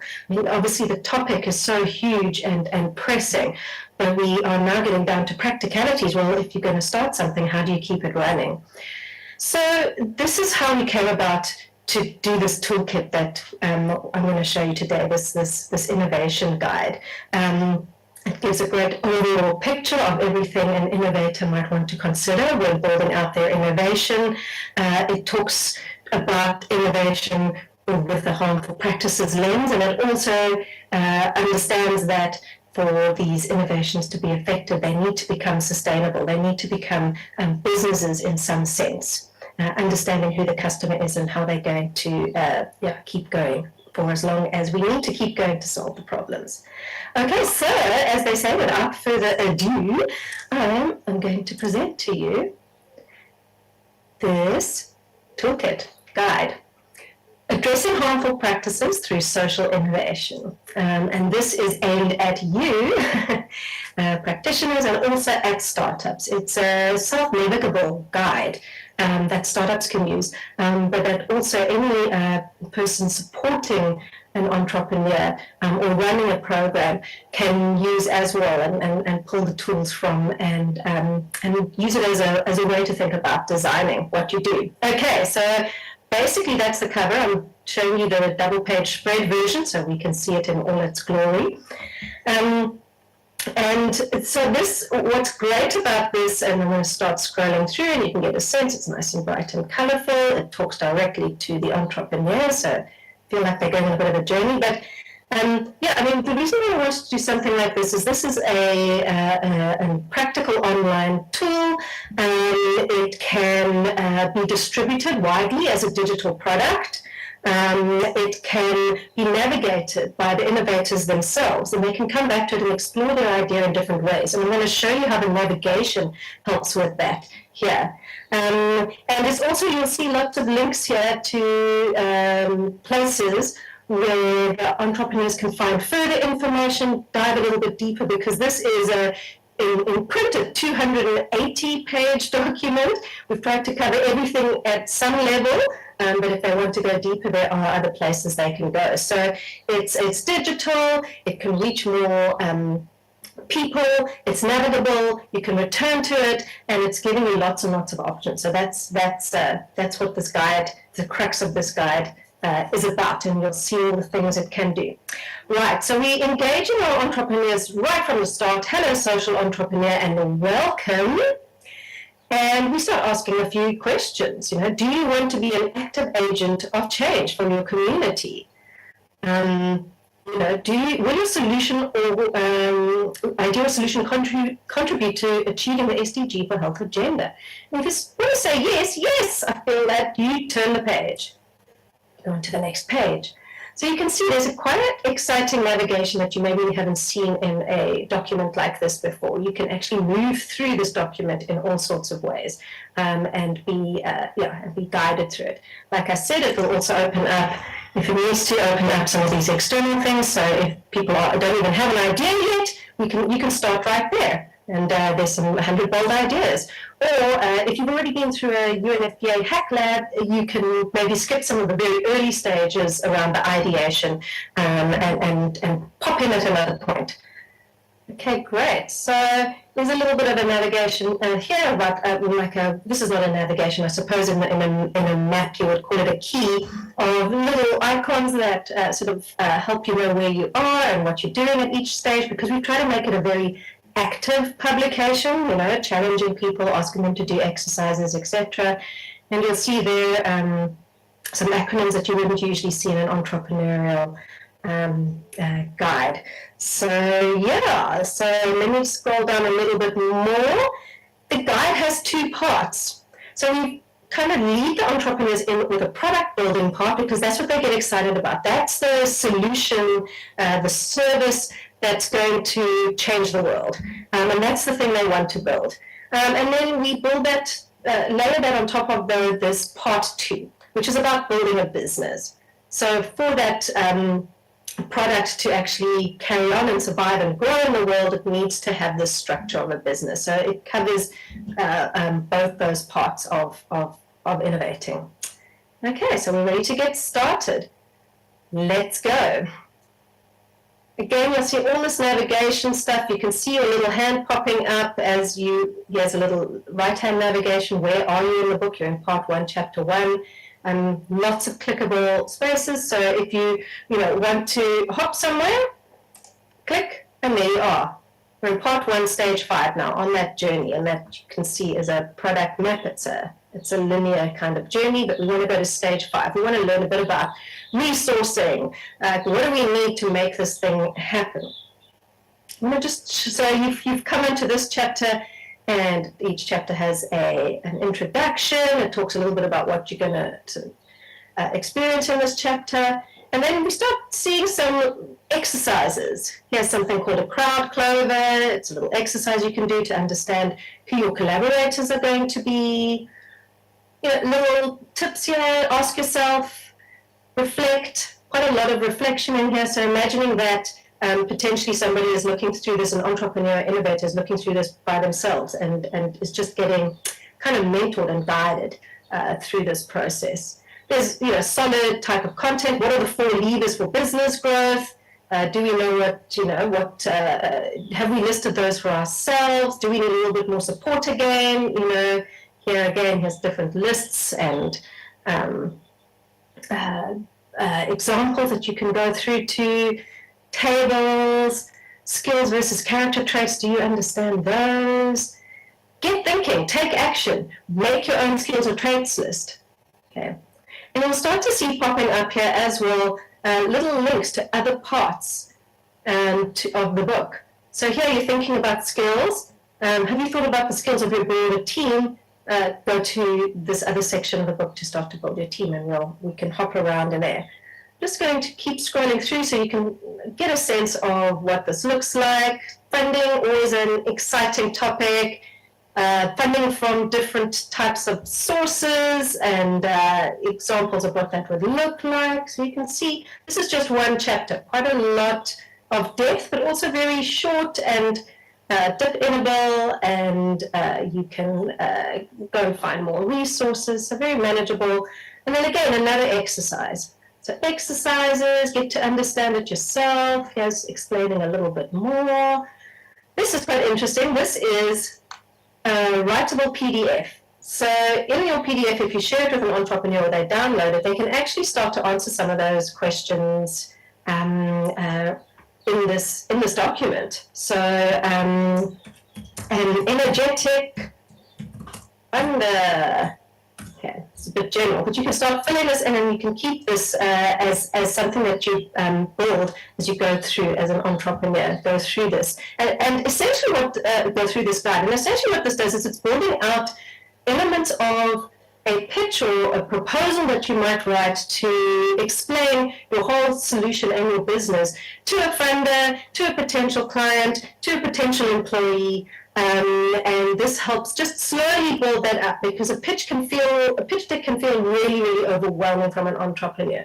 So for an entrepreneur. So this is, okay, well, you've gone through all of this. You've been thinking about who's going to fund, who's going to pay, you know, why you and your team, you've done your skills, and you slowly fill this in. And there are sections like this in every chapter up front. Yeah, so let's just see here a little bit more that you want to look at more, get review, rethinking. There's a little section called a self-assessment. So we do have those throughout here. You know, ask yourself these questions, reflect on yourself as well as on your business and your business model. And then we've got these sections dotted throughout where we've got several what we call innovation in action. They're kind of mini case studies dotted all the way through here, which are, it's not always easy to find case studies in this sector, but there will be case studies in pretty much every single chapter of this section. You can see there are 10 chapters. And it is sexual and reproductive health examples, mainly from Africa or from similar kinds of contexts. Yeah, so you can see a lot going on here, lots of little bits and pieces, dip in, rethink, work through it, close it, come back again. Yeah, so it covers a lot of what needs to be covered. It doesn't pretend the whole process is simple, but it also tries not to overcomplicate it. So just take it in bite-sized pieces and get the big picture, get it as slowly or as quickly as you want to as the person navigating through this product. Cool. There's something I just wanted to show you on chapter 6. We're going to stage 6. It's actually called stage 6 in part 1, which is about the product. Also just note over here, there'll be a little section on the top right of each of these stages to say just about how long they'll take. But okay, one little tip. So this is quite interesting. Like I said before, not many of these kind of publications that really look at innovation through the lens of FGM or harmful practices. And so this is a very good example in any kind of design process, lean design process. You build a prototype and you test it. You come back and you iterate and you test it again. And you know, it's all sort of thought of very simply, and off you go. Obviously, we are in a context here where the people we are working with and testing with are very likely to be quite vulnerable. So the setting up of safe spaces. Do you understand what an informed consent is? Are you properly managing and securing this very personal data? This is stuff that is addressed in, these are issues that are addressed in this guide that you really are going to struggle to find addressed in any other kind of entrepreneurship or innovation guide. Okay, so I just wanted to show you just an example of where we've brought the theme in.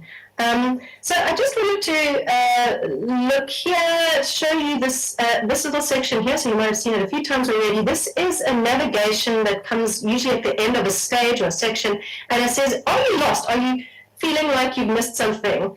And it pushes you backwards and forwards through the book. So if there's something that you've gotten a bit of ahead of yourself, it pushes you back to a previous stage, or if you've now progressed a little bit and learned something else, it will say, okay, you want to actually go and change some of your assumptions that you had before, you can pop backwards and forwards in the book.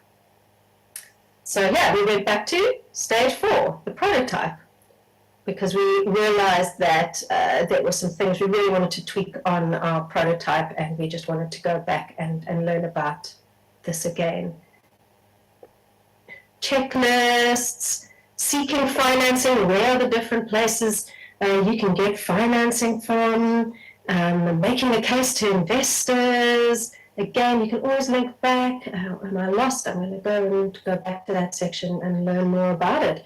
Yeah, so growth and next steps. There we go. That is basically an overview of some of the key elements that we've got in this book and in this guide, and just showing you some of the fun ways that it could be used. So really looking forward to seeing how you use it, and send us feedback on this amazing resource. We'd love to hear from you, and hope you find it really, really useful, and yeah, that we see lots of innovations dealing with this really, really important topic. Thanks so much, everyone. All right, thank you. Put your hands together for the UNFPA team and Michelle too in absentia. And hope one way or the other our claps will be delivered to her wherever she is. Okay, let's throw the floor open and take a few questions because some people have complained that we are standing between them and the tea break or the lunch. So we'll take a few questions, maybe just about 5 hands right away, and from there we can move on. Okay, the first hand, is she in red, right? Doctor in red, followed by boss in suit. Then who is the third person? The third person is here, and he will be the fourth. Then the last person, please. Okay, so we'll go with 4 people first. Thank you. Okay, good afternoon. Mine is not a question, but I think it's just a few additional points. As innovators who are thinking of building or at an iteration stage, it's basically important to remember 2 things. That is being resilient and being realistic. As you're starting your innovation journey, at a point it gets rough, so be sure to be firm on what you believe and stand in, but at the same time, remember to take comments and ideas from others and be ready to iterate to make your product better. And not just that, but also be sure that you're resilient enough for your innovation and your product to thrive. And last and not least is being realistic. Yes, big numbers attracts investors and supporters and collaborators, but in a long run, that can be the start of your failure. Be realistic to your milestones, being realistic to your achievement and your goals, because end of the day, it's not the external people that you are supposed to just impress, but look down deep in yourself and your innovation and your product, and really be true to yourself that this is what I've done, here is how far I've come, and here is how far I am thinking of going. And being realistic really will save you a lot of trouble and a lot of energy trying to prove something that you have not really achieved. So that's just it. Thank you. Number 2.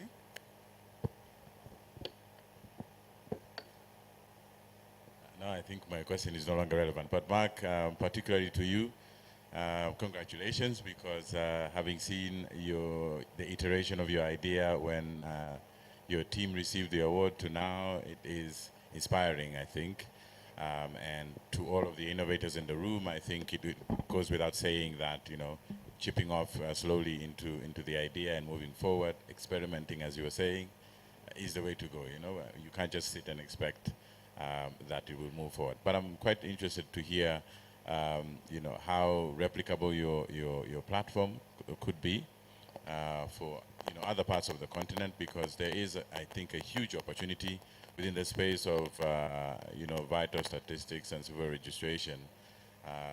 As we try to harmonize and have a continent-wide, integrated system. I don't know what it's going to look like, but integrated system where we have, accessible data from all over the place. So yours is a very good example of what we could do, especially in places that are hard to reach, that are facing a lot of challenges like refugee communities and camps. So how are you preparing to make it possible to replicate, I don't know, even provide APIs for other people to deploy a limited part of your solution, maybe, into other contexts? Quite interested to hear. Thank you. Thank you. Third person. Thank you. Good afternoon, everyone. I am Priscilla Kilunda. I work for CCGD as the Marsabit County Administrator. I have one question. And before I ask my question, kindly allow me to congratulate all our innovators and to celebrate Mark Muragu, who was my class rep when we were in campus. I am so proud of you. Yeah, he was a leader, and I am happy to see him continuing to impact and change generation. So my question is, what specific strategies have proven effective in engaging and mobilizing community members, including traditional and religious leaders, to challenge harmful practices and support positive change? I am asking this because in Marsabit, especially in the rural areas, I think one of our brothers from Marsabit mentioned this in the morning, that we have interference from elders, and the rate of illiteracy is very high in Marsabit, and people are so deeply rooted into their cultural practices. So which specific strategies have proven helpful so that we people in Marsabit can embrace this and also celebrate improvement in our communities? Thank you. All right. Hi, everyone. My name is Brian King. I work with an organization called Mtoto News International. And I had something called WISH. It's called the Watoto Innovation and Solutions Hub. For the guys who don't understand Swahili, Watoto means child. So I was not going to speak about this, but Mark mentioned the idea stage being the riskiest. And I just wanted you to talk to me about this, like personal investment in our own social innovations project, because I have a lot of peers who have a lot of brilliant projects in the idea stage, but they're so afraid of investing their own personal finances. Personally, I invested mine, and it's going pretty well, but most people advise against it. They would rather wait for funding, which is one of the reasons that most brilliant ideas don't actually take off from the idea stage. Just wanted you guys to give me your take on, is it wise to invest personal resources in our own innovations?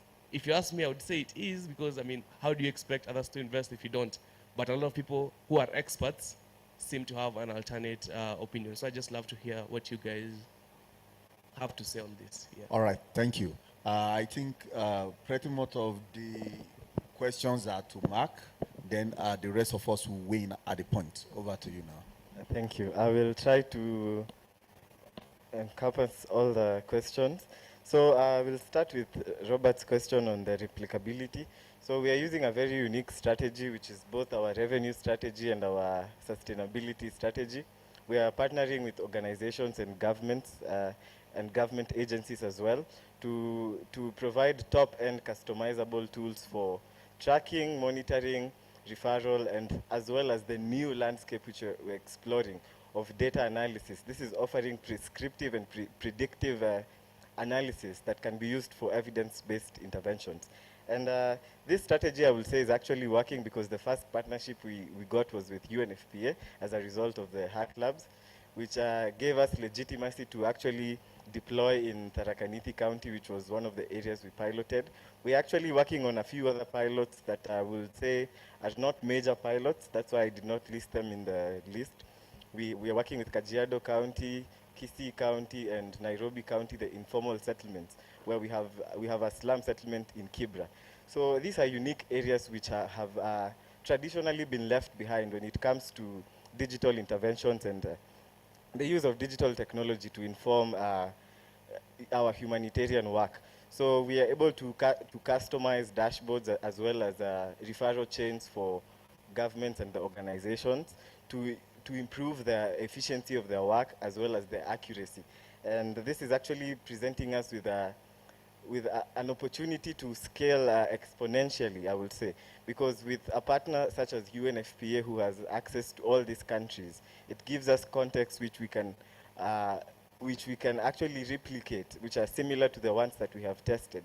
For example, right now we're actually in pathway of seeing how we can pilot and deploy a project in Tanzania and Djibouti. That's by the end of this coming year.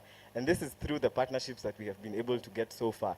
And with the partnerships with Save the Children, we will be able to pilot next year in Madagascar. So it's actually in Africa, but outside Africa. So it's a funny situation, but it's a good thing. So quickly to the second question on the strategic approaches that have proven helpful in working with communities such as the pastoralist communities and the communities which we'll say have this deeply centered social norms. I will say the whole process of social innovation is based on the people. So every single step that you take has to involve the people.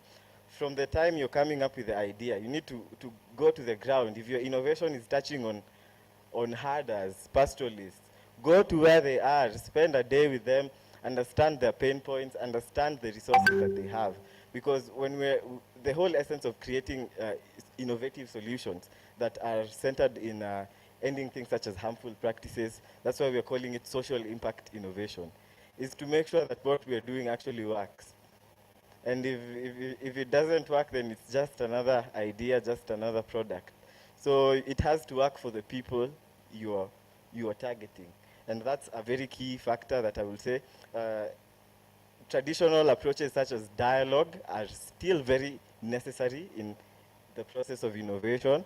So you will need to actually sit with the old people, sit with the young people, sit with the kids, sit with the parents as well, sit with the whole circle of influence and the circle of concern, because that's the only way you will be able to fine-tune a solution and fine-tune even the timelines of your innovation.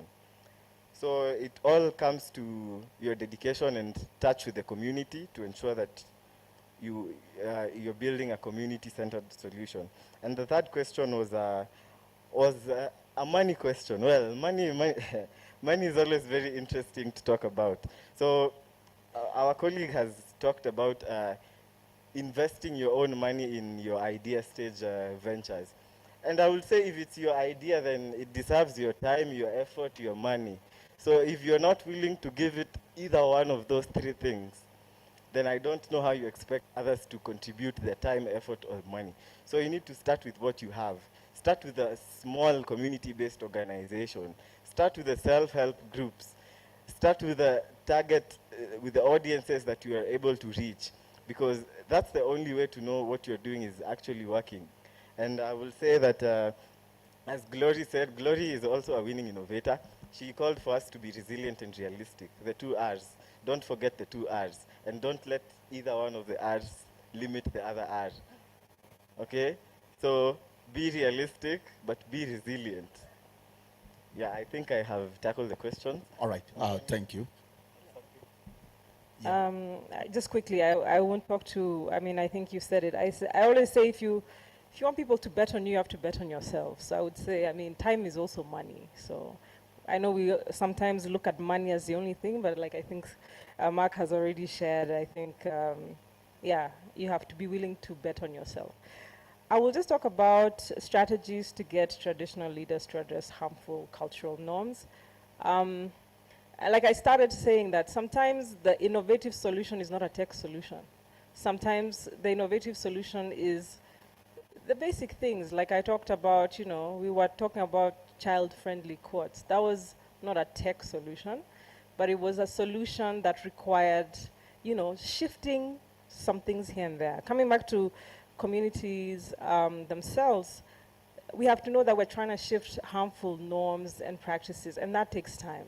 And so we must be willing to invest the time with the communities themselves, as Mark has said, and really understand what are the entry points. So I think the analysis and the data and understanding really the challenges, and I think, Shegun, you mentioned it before, understanding even the trends and how the norms are shifting and what are the factors that are impacting that community, and figuring out what are the entry points for especially traditional leaders. What are the things that concern them the most about their particular community? Because we must remember, when you talk about harmful norms, no one thinks they're harming. They don't think that. The parent doesn't think they're harming their child. The community leader doesn't think they're harming. They actually think they're doing a good thing for them, right? We must always remember that, so that when we go to these communities, if we're especially working within our own communities, we're empathetic and understand that these people mean good. It's just that they haven't really thought about some of the consequences of some of these harmful practices. So I think if we start there, we start to understand them, we start to understand what are the issues they have. Remember, they care for these communities as well. And then figuring out how do we, as activists or people who want to bring change in our own communities, what is the value add that we bring to the traditional leaders and the community itself? And then working, the last thing I will say is, at the end of the day, we have to work with the people in the community who are most impacted. They know their own communities. They're the ones who know best what those entry points are. So I will stop there on that point, because I think the rest, Mark has addressed. Thanks. All right, thank you. Before we go for maybe another round of questions, just to take 1 or 2 questions, if I could add to what she has said in terms of engaging the traditional rulers, I have an example that might be able to drive home a point. I think it was year 2020 during the lockdown. And just before the lockdown, where I come from, there are a number of traditional rulers that we were trying to get their attention on a number of things that has to do with violence against women and also ending rape and stuff. And the man that seems to sit on top of the hierarchy for the traditional rulers, he's so leftist that he would not want to hear anything. Now, if he will not come for the meeting, is a better one. But he will ensure he comes for the meeting, and he's not going to give you any breathing space and won't give you an option of getting a yes. Then there was the lockdown, and we told him we are coming to your community, and we got volunteers, gave them their laptops and data, go to the community, set up Zoom for the traditional rulers. One thing that happened the first day was when the volunteer was leaving the community, he had his boot, the trunk of the car, loaded with tubers of yam, because the man believed, wow, so with this I can speak to my son in America. This is strange. And that same year, the traditional ruler became the head of all the traditional ruler around that place, and then we have access to him. When we come to him, even though he does not still see from our point of view, and he does not see from where he's sitting, he does not see what we are seeing, right? But he sure knows some things, and we need to know what those things that are in his mind. He will still sit us down and will say, guys, lock the door. I will tell you a few things. If you can do A, B, C, or D, it will work. We don't take that for granted, right? And I think if we have values, and Mark talk about innovating at this level and innovating at the community level also. The innovating at the community level will aid the acceptance and the take-up of your product or your service. It will make people to be able to warm up to it, and I think it was had I mentioned the low-tech, the no-tech, and the technology innovations thing. The low-tech is just like SMS. People do listenership around the radio, put a radio down, and pastoralists, they will sit down and listen to messages that you send to them. And so the list is endless on what we can do, and we'll be able to ensure the acceptability of our products and of our service at the end of the day, all right? Okay, so we have the last two questions before I come to my people here to ask them their last take. She's question number one, and another question two. Another person? Okay, I take you alone. The microphone, thank you. Hello, my name is Victory Muchoki. I'm working with Plan International. There is this analogy that most of the youths perceive is that we are afraid of pitching our ideas because most of the time we see the rich will kind of steal our business ideas because we don't have enough funds to support our business or our innovations. Like, for example, the top 3 are already picked and probably was number 4. That does not mean that my innovation was not good enough. So where does it go? And another thing is that when it comes to patenting a business, it is kind of expensive for us as youths. So what do? Do we just pitch our ideas and whatever happens, happens? Or do we just sit back and try to fight our way through so that we can find our way there? And it is very fortunate that we have legit organizations or spaces like UNFPA, but most of the time we find that they are not as much as they are there, and that's why it's kind of a problem for innovators to put their business ideas out there. Thank you. Thank you. Anyone want to attend this? I think I can take that one. Thank you, that's an excellent question. So let me first speak on the issue of the patenting. So, and you didn't hear this from me. So if you have an idea and you need to start working on it, please do not let the legal constraints of your country limit you. التشريح والقوانين يتحرك في هذا. لا، من إحدى الأشياء الذي نصلح. نعم، لا يمكن تأخير القضية، ممكن تأخير بس إجراءات الأشياء الموجودة. نعم عندكم بذلك نعم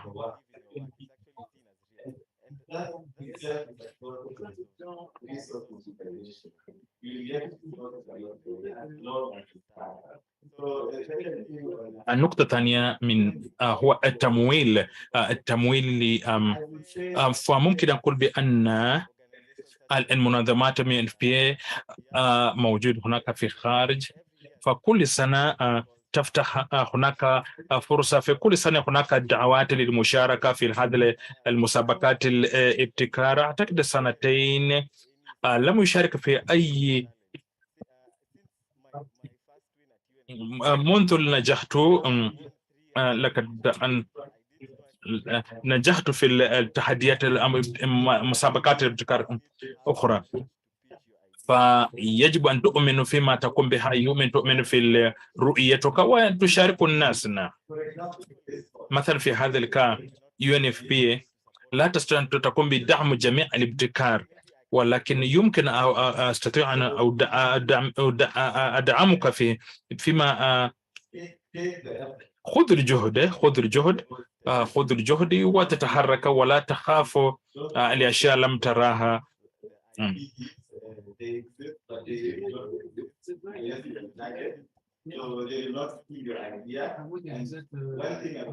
لا يوجد أي شخص سيترك رأيك أو فكرتك في مين ونحن لا نتنافس نحن نعمل مع بعض لنتعاون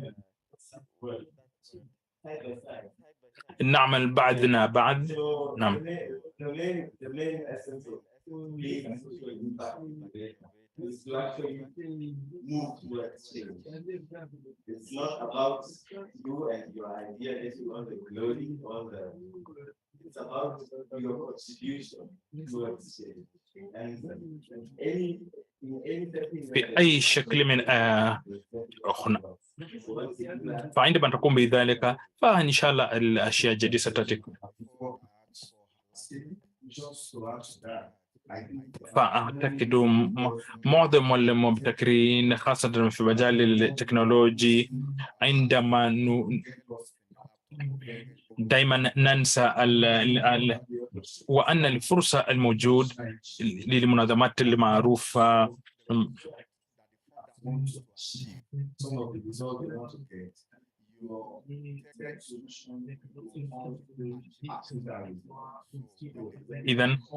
إذا كان هناك الاقتراح مثلا من جلوبال فاند UNFPA أو أي منظمات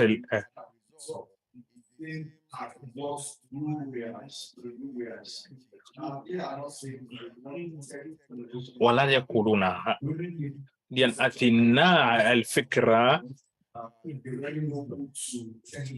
لم يتوقع أن يكون هناك فرصة لمثلا ممكن تكتب المقترحة وكالخبير في مجال التكنولوجي لا تأتي بالأسباب الكثير نعم فيجب أن تفهم كيف كتابة المقترحات وأيضا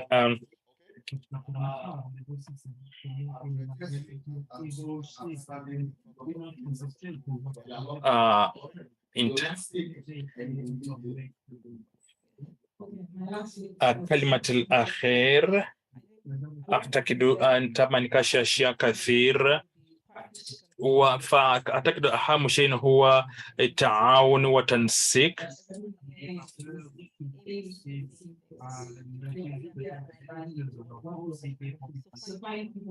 فيجب أن تبحث الوقت يجب أن تبحث الأشخاص الذين تريد أن تعمل معهم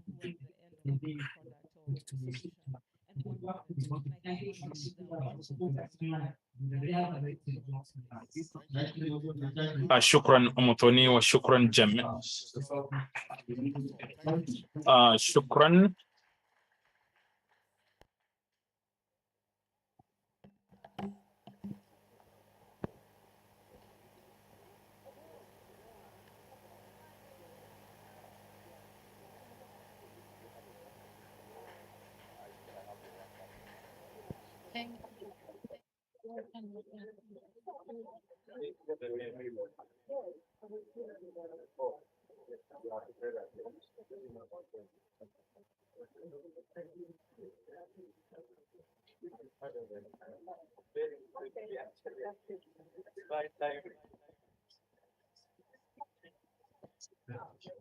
All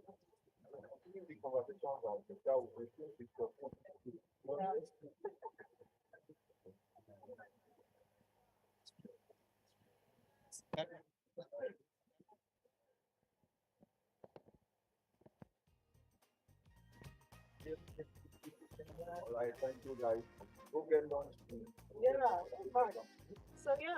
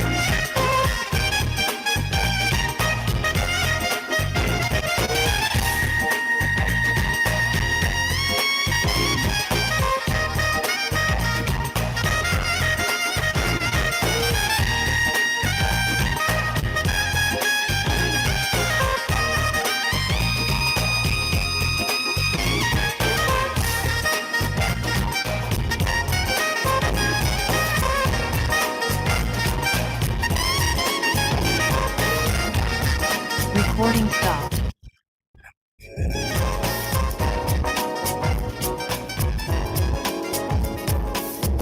Recording in progress.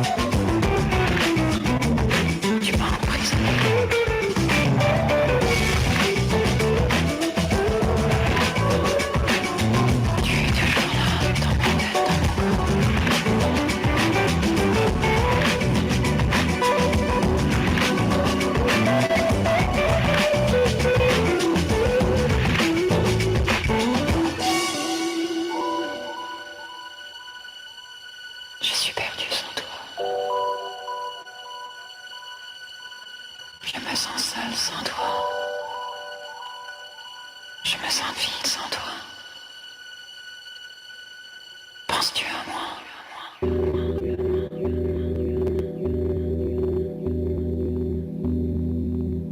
J'ai tellement besoin de toi.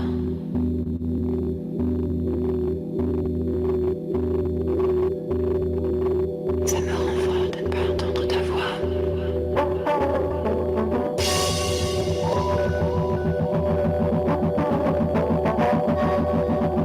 Mon corps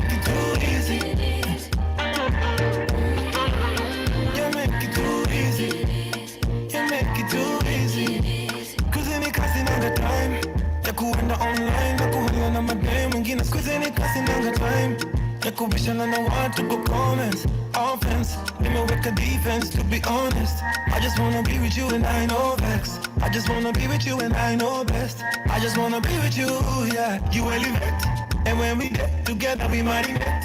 And everything you say I resonate. And when I day inside you, you lulette. I li on fire, too easy. I'm feeling you, I'm loving you. You make it too easy. I'm touching you, and I'm loving you. You make it too easy. You make it too easy. You make it too easy. Oh baby, you got the body, make me lose my mind. You're like nobody I know. Oh baby, you got the body, every tantalize. Baby, you gotta try so. Anything you want, baby girl, you know I can't deny you. Anywhere you go, I'll go. When I'm feeling low, you're the only one who give me high. How you do me, I don't know. You elevate, and when we did together we marinate. And everything you say I resonate. And when I day inside you, you lulette. I li on fire, too easy. I'm feeling you, I'm loving you. You make it too easy. I'm touching you, and I'm loving you. You make it too easy. You make it too easy. You make it too easy.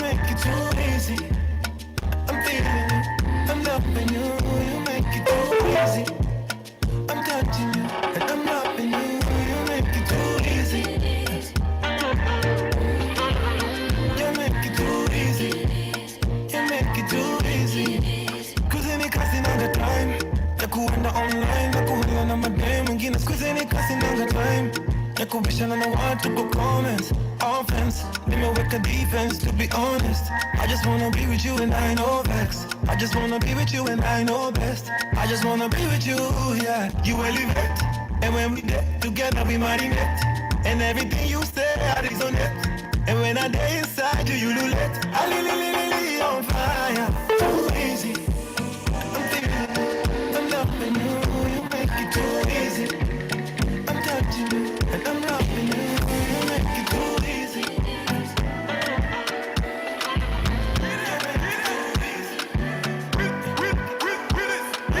The last time that I check, not before I digress. My girl, you told me that I'm not your love interest. See, my girl, the last time that I check, see, nothing ain't changed yet. Except that I got a big bag and a big flag. Don't be nobody tell me nonsense, my nigga. Streets is so cold, my nigga. But nobody come try cry me river. I'ma pull through like the strings on my guitar. Nonsense, my nigga. The streets is so cold, my nigga. But nobody come try cry me river. I'ma pull through like the strings on my guitar. So cold outside, my brother. I don't want pull no trigger. I just want this, cause I can play. I don't want no wahala. It's so cold outside, my brother. I don't need my brother. Me, I just want this, cause I can play this. I don't want no wahala. It's so cold outside. Me, I know they let nothing to worry me. I know they let nothing to bother me. Me, no owe no one apology. We know say she know they bother nobody. Me, I know they let nothing to bother me. I know they let nothing to bother me. No, I don't wanna apologize. Nobody come in downstairs, my nigga. Streets is so cold, my nigga. And nobody come try me. I'm a fool, dude. I just can't stop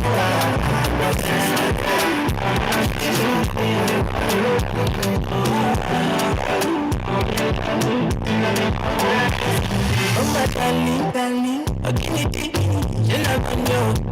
I got my plenty, you know they feed for my back, so I put them in the Panama school. Big, show my daddy. Show my billy, what's my baby, that's what I'm as long as you go there, my side, you money, yeah. As long as you go do it, I don't money, yeah. As long as you go there, my side, you money, yeah. As long as you go do it, I don't money, yeah. When you need to lay down, pick up. When you need to lay down, pick up. Say be sure boy, 'cause I come from Kataka to Kigali. Live it up, but to the derby. Live it I go wait, if not 10 years, he go there. And only you feel like my fire.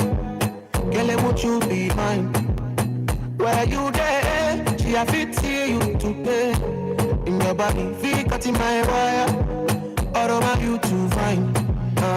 With your banana like monkey, body sweeter than turkey. Slowly rolling down like those speed. Oh, they come far from me. Surely go down for me. But it goes so far, now money. Girl, nobody else follow me.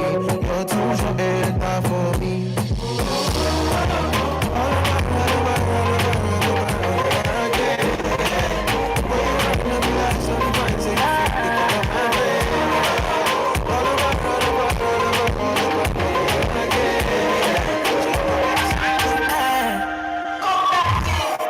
To take my eyes off you, spatially upright and move. The way you roll that thing, you wanna roll that thing, baby. Let me take a look.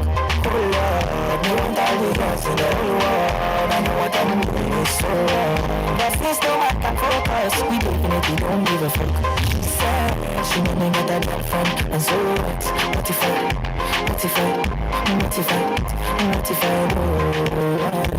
She said, you know me that a woman at me bed.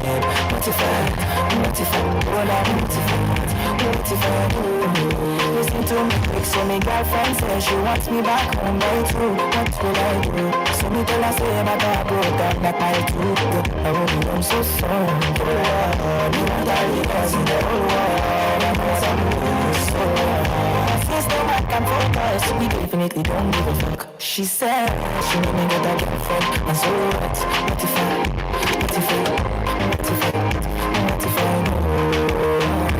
She said she made me get a woman at me bed. What if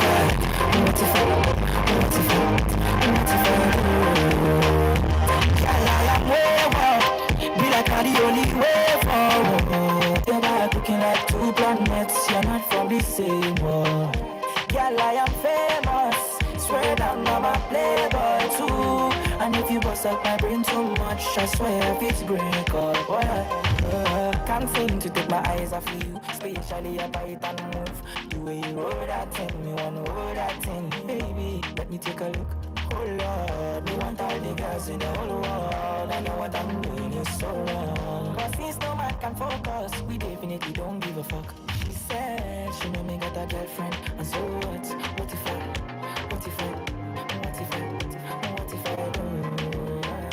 She said she made me get a woman on me bed. What if I do?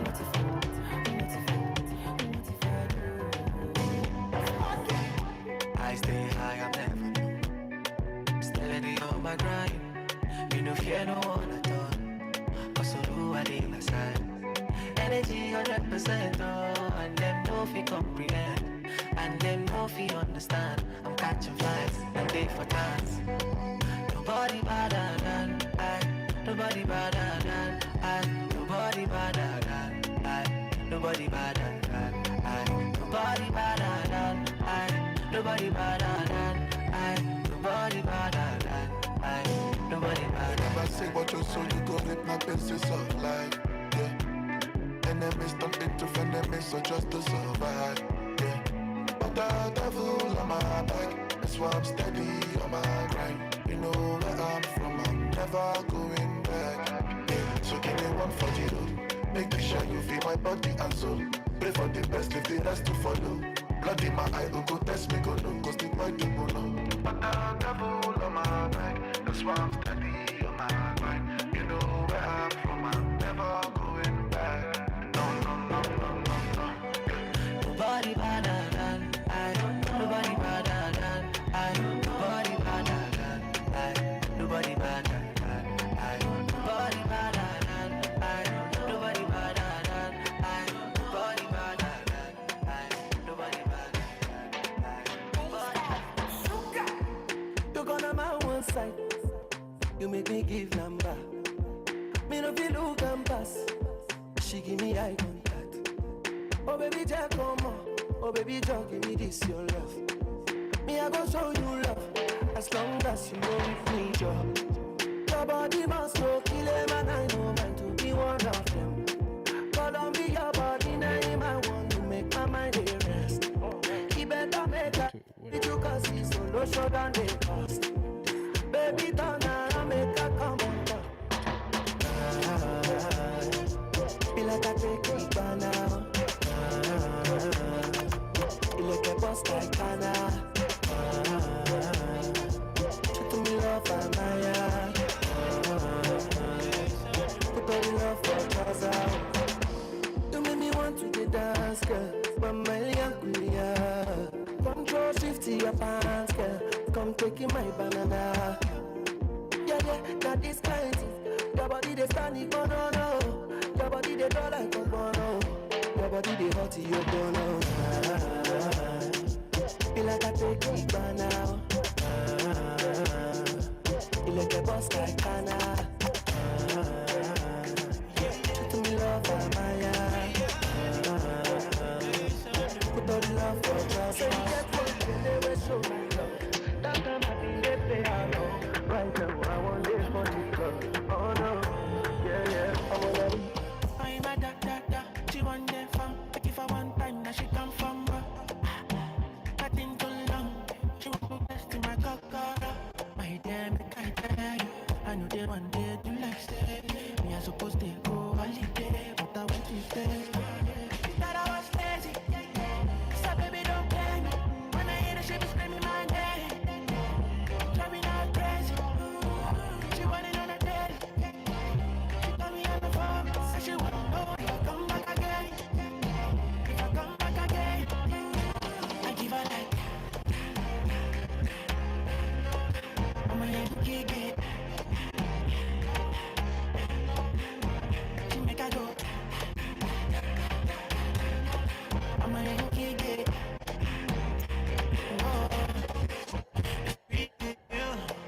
Good afternoon, guys. Hello. Hi. How was lunch? Nice? All right. Are you ready to dance? Are you ready to dance? All right. Before we, those of you who were with us yesterday night, you know what we mean by dancing. I think you do. So we'd like to confirm if we have our innovators in the building. All right. So do we have Salma Medhat from Egypt? Salma, where is Salma? She's coming, all right. All right, so she's on the way. Do we have Batagomba Anad, all right, from Burundi? Give it up for him. DJ, let's have some music from Mr. Burundi. From the man from Burundi. Will you dance?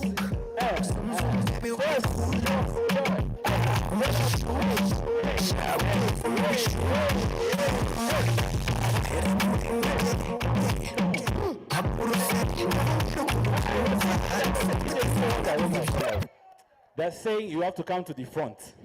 They have to see you. How can you dance? We cannot see you. We don't have eyes in the back. All right. Mr. Burundi!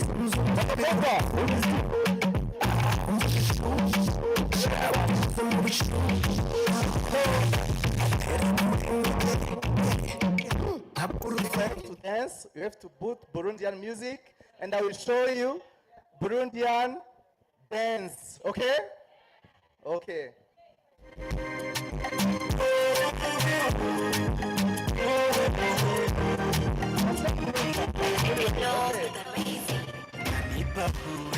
So fine.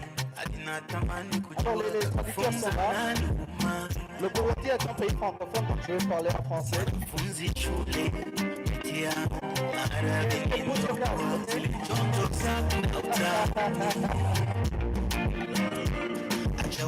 Écoutez, vous savez, ce qu'on a comme richesse en Afrique, c'est que la plupart des danses imitent notre culture. Et souvent, ça imite les animaux. Chez nous, par exemple, c'est une culture qui est basée beaucoup plus sur l'agriculture et l'élevage. L'élevage, c'est surtout la vache. Et pour la culture, on a beaucoup de saisons pluviales, donc on a beaucoup de cultures. On va essayer de les imiter, puis je vais vous enseigner comment on fait, d'accord? Est-ce que vous pouvez vous lever un peu, s'il vous plaît? Merci. Alors, on va juste taper les mains à mon rythme.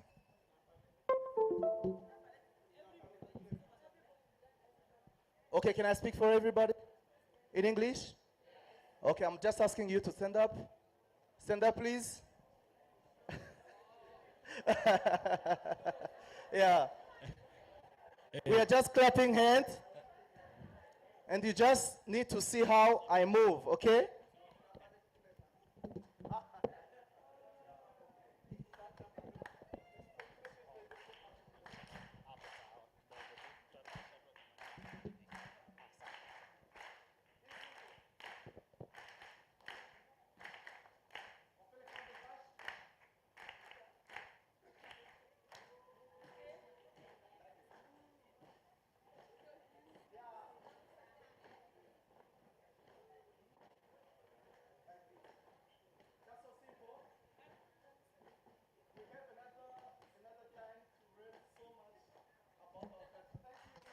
All right, give it up for Mr. Batagomba Anad. All right, do we have in the building, do we have Sada Mahmat from Shad? Sada, give it up for Sada. Let's have some music for the lady from Shad. DJ Spess, give us some music. Hey, let's clap for her. Hey, we like to see her. Yes, sir.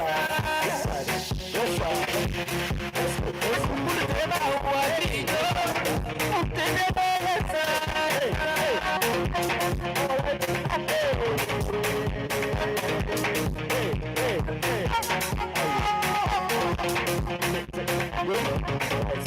We're just confirming you're here.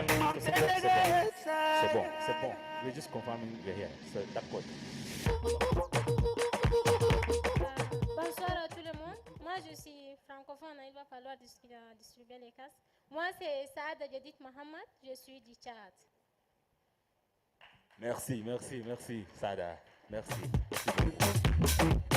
All right, we're also confirming if we have the fourth innovator 4, Mr. Geoffrey Buta from Ghana. Is Mr. Geoffrey here? Is there at the back now? Give us some music. We want to see you now. Come here, come see you. Hey, give it up for Mr. Ghana.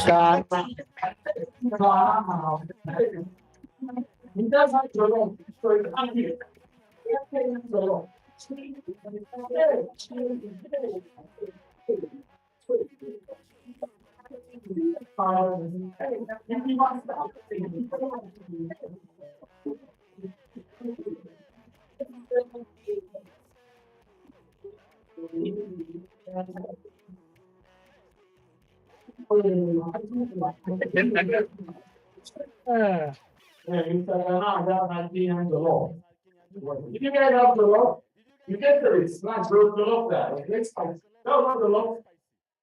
Gambia. That was the law. هذا طعام من غامبيا جلو. That's Senegal. Okay. You don't want to start fights here now. But we want S. نحن جميعنا أكلنا أرز الحمد لله. نريد أن نؤكد إذا كان المبتكرين موجود سامة من مصر. All right, so we'll just know about the region before we begin the battle. So we discuss the community before we start. Let's fire. Right. Everything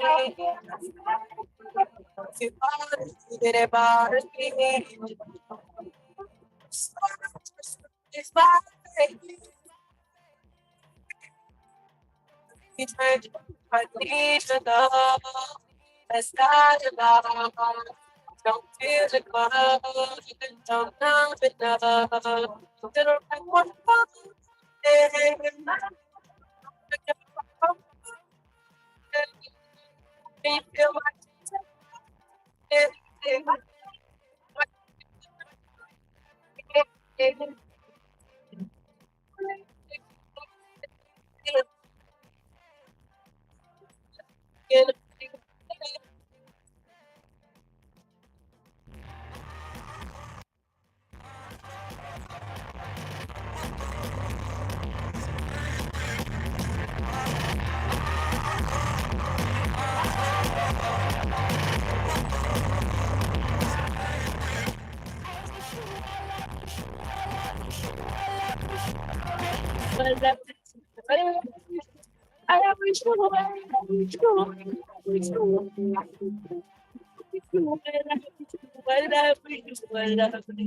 Baby, from come and be like something.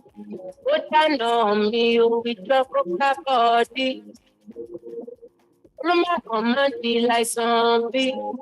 Put down on me, you with your coca body. Cause this your milky for front enough for me.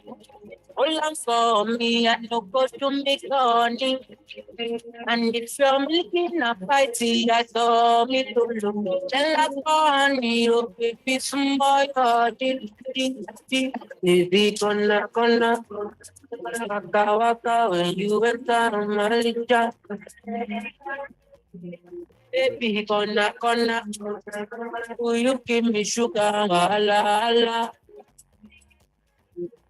Macho Mona Lisa, Macho Mona Lisa, Macho Mona Lisa, Macho Mona Lisa, Macho Mona Lisa, Macho Mona Lisa. All right. If the camera points at you, you high five. So cameraman, let's go. DJ, let's go. If the camera, you high five with your partner. Okay. Who's next? High five, Team Burundi! Hey!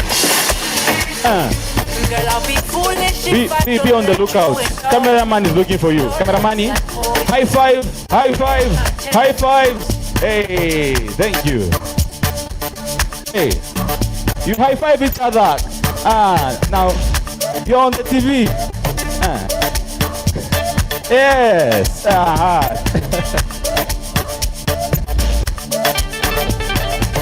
At the back there, high five each other. Hey, okay.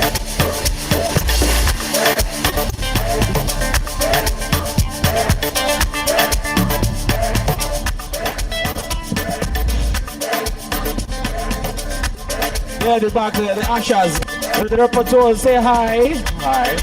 Hi, madam. Say hi to us. High five. Yeah. And the gentleman, you can tap him on the back. Yeah. Hey, that guy is the vibe now.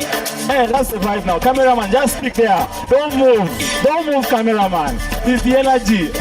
Big up.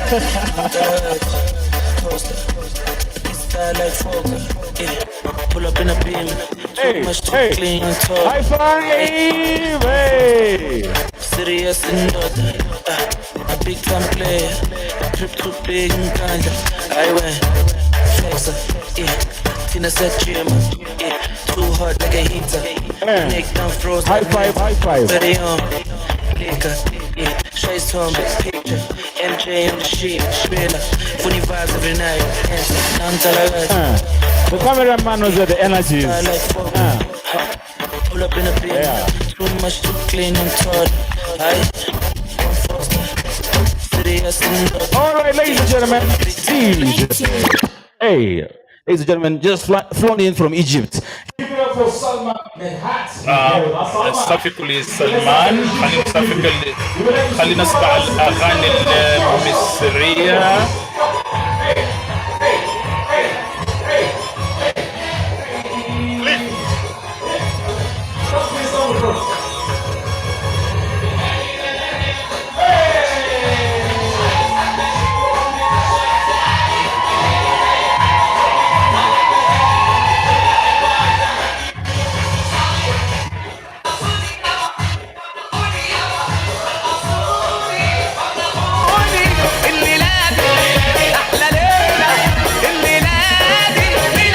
All right. Thank you so much. Thank you. All right, guys. You've seen all your four innovators, okay? So, ladies and gentlemen, I'd like you to... أهلا السيدات والسادة، فأطلب منكم أن تمسح هذا الكيو آر كود على الشاشة ومكتوبها فايا جدد لهذا البطاقة الكيو آر كود، وسنستعمل هذا بطاقة أو هذا الرقم للتصويت. يمكن تمسح هذا الكيو آر كود على بطاقة وتجدد، وبعد ذلك سترى الشبكة أو الموقع أو اللينك. هناك كمان مكتوب fire site للتصويت. ممكن تساعد جادد تلك. فخلينا نقدم فرصة لنا. كمبوة هي معنا الآن في هذا الجلسة مسائية، وأعتقد أن الغداء كان جميل ولذيذ، ونرى هناك القوة والنشاط. نريد ندخل في المجال الجميل جدا في هذا المساء، وأريد أن أرحب سيدن الذي كان معنا سابقا، وهو خبير في مجال الابتكار في منطقة شرق أفريقيا وجنوب تابع UNPFA. وأيضا ماذا سيحدث في هذا المساء؟ فممكن أن نرحب سيدن، هل هذا صحيح؟ نعم. سابقا كانكم أكلتم يعني. سابقا كانكم أكلتم يعني وشبعتم.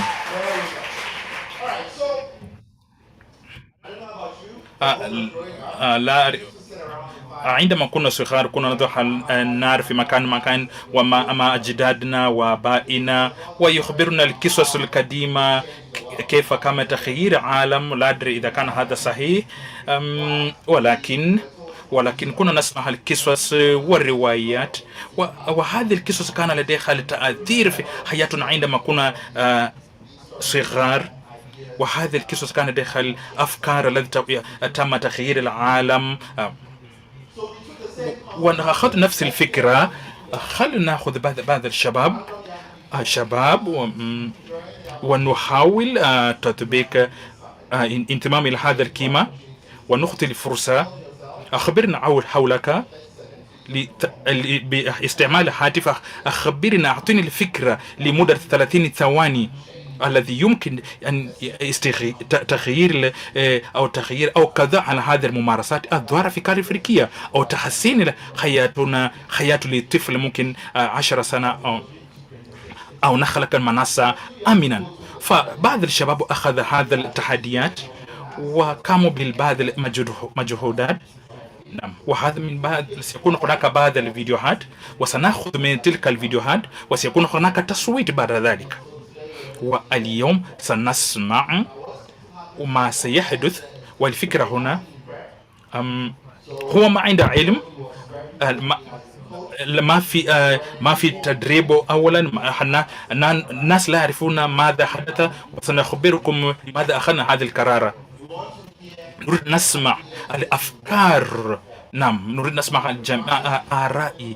نعم، فنرجو لا تأخذ القرار هكذا بس. لا، نحن نرى الفكرة. بعض كان لديهم الفكرة، ممكن يعرف نفسه بأنه أنا مبتكر. نعم. فسترى المستوى مختلفة من ناحية جودة الابتكار، ولكن لا تركز من ناحية العرض. من لا يتحدث باللغة العربية والإنجليزية جيد، لا تركز على هذا، ولكن ركز على الفكرة. نعم. إذن ليس من يتحدث باللغة بطريقة جيدة أو لا، بس نحن سنركز على الفكرة. وسترى لا يوجد لجنة التحكيم مثلا، لا يوجد القضاة أمامنا. لا، نعم، ما في الأسئلة. لا، لن يكون هناك الأسئلة. أنتم، نحن سنقوم الحكماء والقضاة. والفكرة هي الذي يتماشى مع أهدافه لضمان أن طفل ل10 سنة سيكون لديه المناصة آمنا وسالما. ما سنقوم بها الآن بهذه الفكرة وأنف به كما بتطوير قسم الذي تقوم بمساعدة قسم ابتكار ودعم تلك الأفكار والتقديم إرشادات والنمو. وخلقنا موجود في منصة إلكتروني، وتدخل فيها وتحصل على جميع الدعم أو المساعدات تريد. نعم. وأيضا سنشارك هؤلاء الشباب ويمر في تلك المرحلة، وفي نهاية تلك سيكون هناك صندوق الابتكار. وهذا الصندوق سيقوم بتمويل تلك الفكرة والخبرة. نعم، فهذه الأفكار سيكون هناك دعم بعد ذلك لتطوير حلول ابتكار الذي يمكن استعمالها لتحسين حياة البناتنا والأمهاتنا الصغار في القارة الأفريقية. إذن فنرجو منكم عندما ممكن في ناس بدأ تصويت، ولكن سنرى كيف سيكون. وعندما تصوت سيظهر على شاشة. نعم، فلم يكن هناك تزوير الأصوات. عندما تقوم بالتصويت خلاص. نعم، خلي يكون ما في شيء دخول، ما في شيء. خلينا ناخذ هذا الجلسة بمرتاحا براحة. نعم، بهدوء، ما في مشكلة. خلينا نتمتع. نعم، وهذا هذا الفكرة UFBA، ونشارك الشباب ونخلق فرصة للشباب وأن يشارك في جهود لتعيين الحلول المبتكرة لعمل الذي نقوم بها. فالآن نقدم فرصة إلى رئيس الجلسة، وشكرا جزيلا. هل ممكن نصفق لسيدن لافتتاح هذه الجلسة مسائيا مباشرة؟ هناك بعض الأمور الفنية والقواعد ما سيحدث. كل مبتكر سيكون لديك 5 دقائق ل5 دقائق للأسئلة منكم، فانتبهوا بهذا. وعندما تسأل السؤال امشي مباشرة إلى السؤال. خلينا نختم بالوقت، وأن أسئلة تكون مباشرة. والشيء الأخرى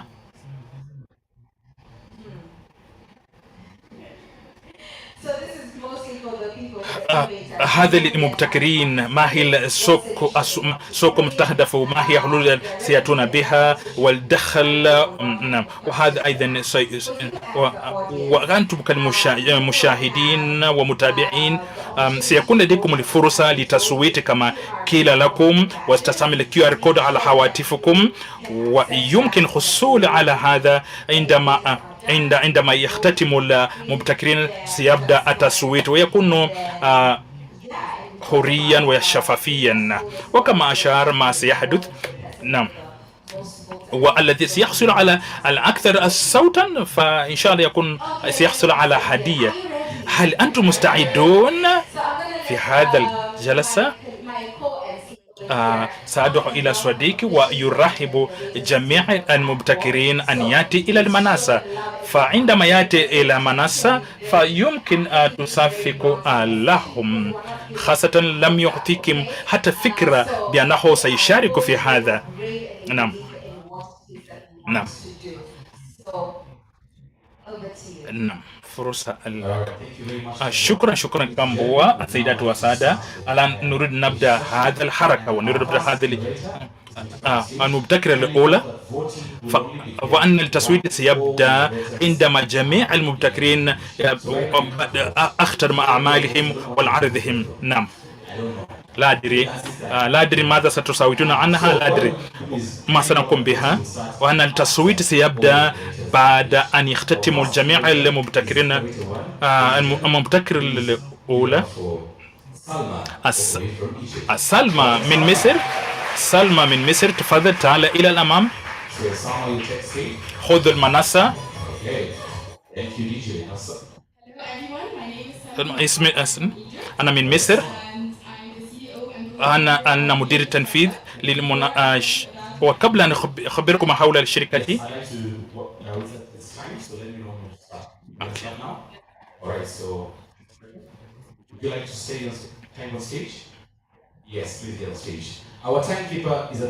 هناك الواحد الشخص يكون مسؤول عن الوقت.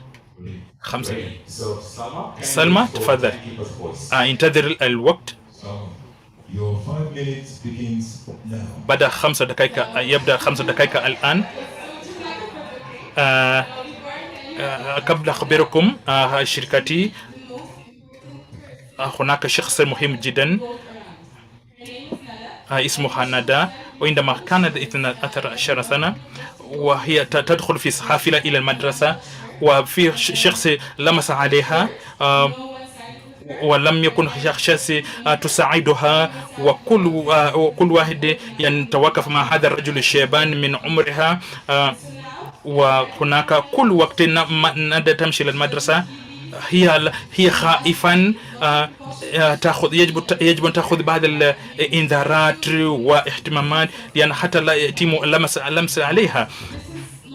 ليس فقط القضية ممتلكة بالندى، ولكن من الأرقام تشير إلى أن 8% من النساء يخافون في هذا في مثلا في سيارات العامة، وأيضا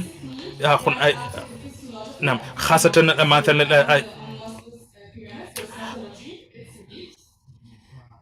ولكن من الناحية الأخرى هناك تغييرات، هناك الحركات، هناك النساء يتحدثون حول هذه الأشياء، وحتى القوانين يتم تمريرها في بعض البلدان. وما بقي الآن فقط هي التكنولوجي، ماذا ستفعل التكنولوجيا ما تقوم بتلك المشاكل مثل هذا. فمن هنا نحتاج التكنولوجيا. فهذه المنصة يساعد النساء وإبلاغ أهلها، وإبلاغ إذا كان حدث. نعم كيف تعمل؟ أولا عندما تقوم بتنزيل تلك المنظومة يكون هناك مثلا آباء والأعداء الأسرة، وتستمر في الأعمال، مثلا تمشي للخارج وبعدين تضع الخريطة أين تمشي، وسيكون هناك الإنذارات. تعرف هاي مكان، هذا مكان سواء كانت تسعى في ليلة هل مبكرا أو هل في ناس أو ما في جماعة. وإذا تشعر بالأمن والسلام وسترى الأحداث في تلك المكان، كيف يشعرون النساء في تلك المكان. وإذا كان ليس آمنا سيكون هناك أيضا مثلا إشارة في المنظومة تضع الهاتف في الجيب، وأيضا تطبيق لديه الاي بي، هناك الإنذار أو إشارة بعد الأرقام معينة. نعم إذا كان هناك الخطر، وإذا كان هناك خطر مباشرة يرسل رسالة إلى المكان الذي أنت وإلى جماعتك، وممكن يأتوك مباشرة.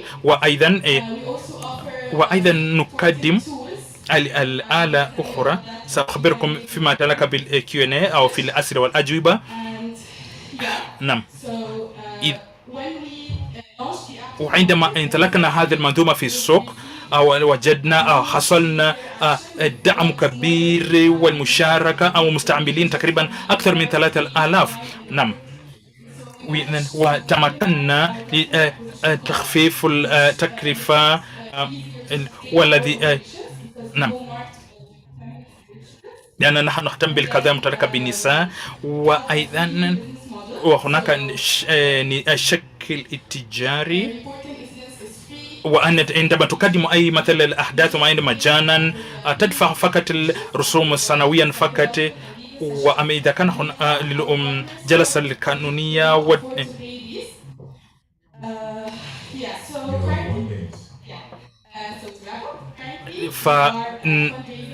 نحن نقوم بنجحم المبلغ لتمكين هذا المنظومة أو تكون مستدامة.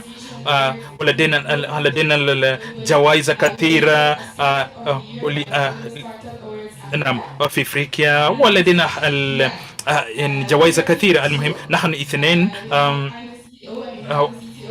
نعم أتمنى لو كان موجود، وهو خبير في المجال هو مهندس في النظام نعم فالدعم إلى هذا مهم جدا. ورؤيتنا نريد أن لا نترك أي شخص خارج، أن نريد كل الجميع أن يكونوا محمي والآمن وسلاما.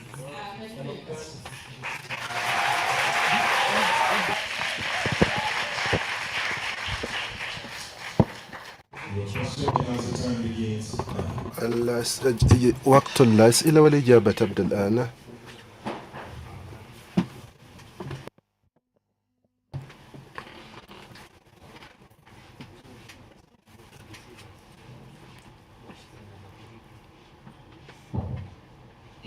شكرا جزيلا على هذا المنظوم المبتكر لحل لأن سؤالي هو أن مركزكم في مصر، ونحن طبعا حتى في كينيا لدينا نفس المشاكل. هل تريد أن توسع هذا استخدام هذا في بعض المناطق؟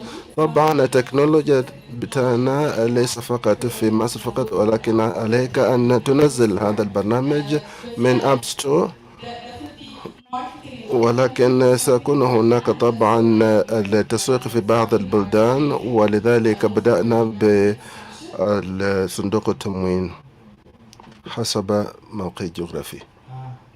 شكرا جزيلا. اسمي حسن. شكرا على الابتكار لإنقاذ حياة آخرين. سؤالي هو بالنسبة للأشخاص الذين تعرضوا لهذه العنف والآن يعتمد على هذه الإنذارات. مثلا هناك أصوات مختلفة مثل بكاء الطفل، أو ممكن هناك حادث حصل في مكان ما. ألا ترى أن هذا طبعا سيزيد في تأثر نفسي لهذا الشخص الذي يعتمد على هذه نعم. أنا لم أفهم سؤالك جيدا، ولكن إن كان الطفل الذي يبقى أو أي شيء بجانب فهذا هو مجال التدخل تعلم الميكانيكي، ولذلك إن كان شخصان يتقاتلان، فإن لم يكن هناك تعلم المكين فسيكون هناك بعض الأصوات مسجلة تلقائيا.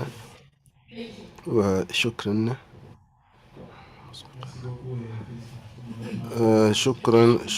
شكرا.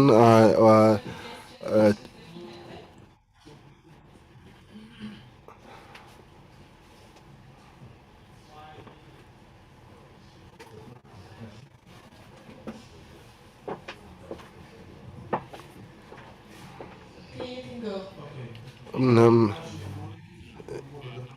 أنا بالنسبة معلومات شخصية، كيف سيمكنكم إدارة بيانات الشخصية التي يجمعها هذا البرنامج التي ذكرت وقمت بعملها؟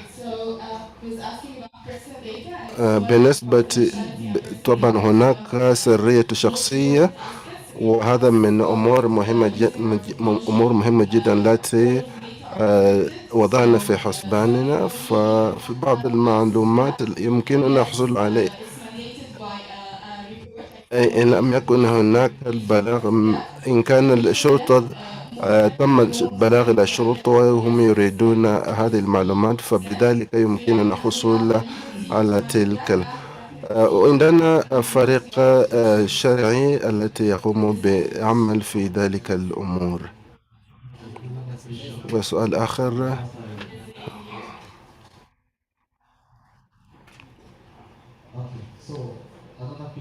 سؤال آخر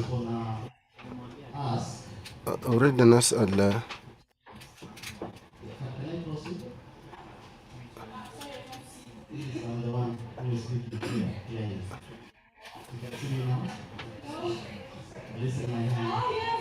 نعم.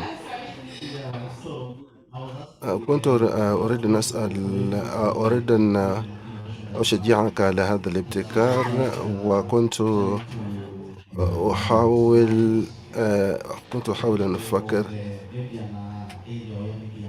مثلا بالنسبة للأشخاص من منطقة مثل أنا جاي منه ولا يوجد هناك تغطية شبكة جيدا.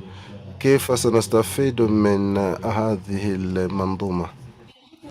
شكرا على هذا السؤال. وأعتقد أن يجب أن يعمل من تعاون، لأن نحن في مجال التكنولوجيا نحتاج إلى إنشاء هذه والتعاون، ونأتي بهذه البرامج ونقوم بتدريب المستخدمين.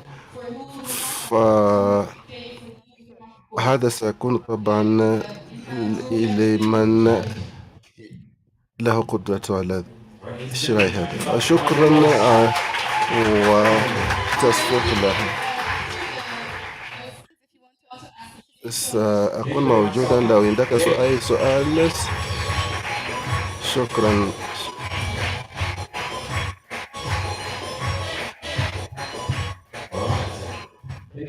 شكرا جزيلا. وتذكر أن التصويت لن يكون هناك الأسامس، فإذا سلمى هي مبتكرة الأولى، فالآن نمشي إلى مبتكر الثاني. الأخ من بوروندي السيد بدوغومبا.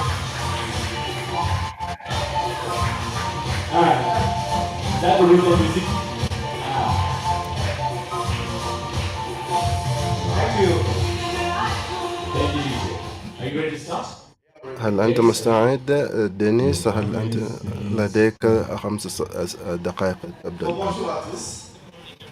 صباح الخير مساء الخير جميعا. قبل أن أتكلم عن منظومي أريد أن أشارك في حكايتي. قبل حديث حول هذا البرنامج أريد أن أتكلم حول ولدي بعمره 10 سنوات الذي يعيش في وحياته اليومية يذهب إلى المدرسة كأي شخص آخر. وهذا الولد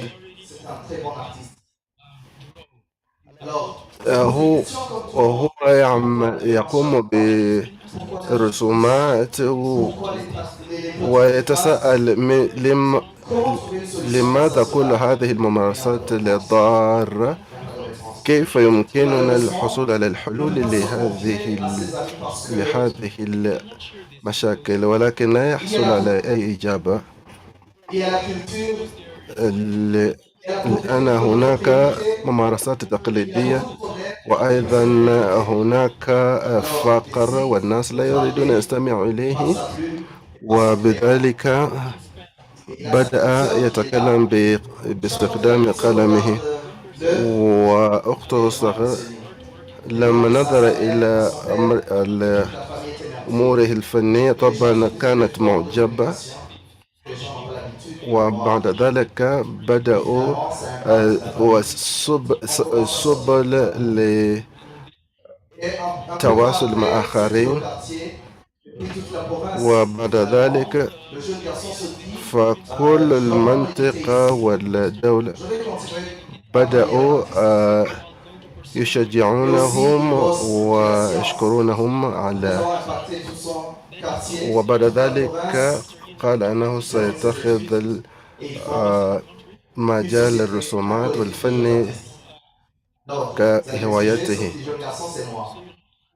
ولذلك اسمي أرنولد، أنا طبيب وأعمل في الطب النفسي، وأقوم بعمل كرتونات وأعمل الاتصالات في بلدي والدول التي تعاني من نفس المشكلة. واليوم عندنا مشكلة ولا نجد، لا يمكننا الحصول على جذور هذه المشاكل. فنحن لما كنا صغارا نترعرع، كان هناك مشاكل نفسية، ومشروعي هي مشاركة الشباب. وفي بلدي 50% من السكان متعلمون، وهناك تحديات، والعمل الذي نحاول أن نقوم به أن يكون هناك رسائل التي نرسلها إلى آخرين. كم نفر عندهم؟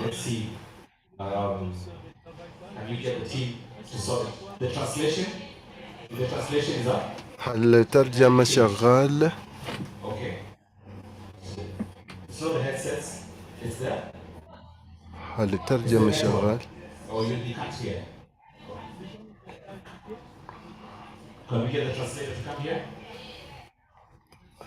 اسمه جيد. The translator. Can we get the He's translator to fine. come here? So that he can translate real time. Okay, don't worry. We'll start again. So you 5 minutes to start again. Sorry about that. No, we'll start.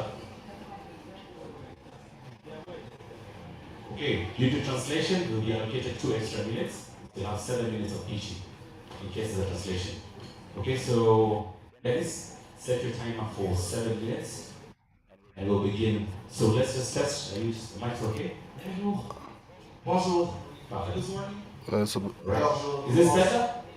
All right. So مساء الخير. over to you. Your 7 minutes begins. لديك 7 دقائق تبدأ الآن. الأمر الذي كنا أقوله هو بدأت قبل أن أشارك في مشروعي لما كنت ولدا صغيرا الذي كان يعمل أمور فني أقوم برسومات وكنت في 10 من عمري وكنت أتعامل كأي طفل عادي وأتساءل كثيرا لماذا هناك عنف ولماذا هذه ممارسات الضارة. يجب أن تكون هناك الحلول لهذه المشاكل ولكن للأسف لم يكن هناك أي إجابة. لم يكن هناك أي شخص يعطوني إجابة فكان هناك تقاليد مجتمعية وأيضا في نفس الوقت كان هناك فقر منتشرة وأيضا كان هناك عدم المعارف ومعلومات وبروندي غير دولة متقدمة ولا يوجد هناك حلول. بعد ذلك أعطى أولوية لقلمه وبدأ يقوم بالرسومات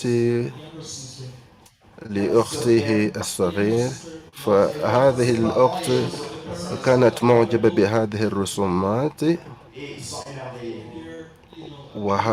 وطبعا حبوا هذه الأشياء. كلما كانت تتحدث هذا الولد باستخدام قلمه كلما كلما كان يفهم هذه العائلة مع أفكاره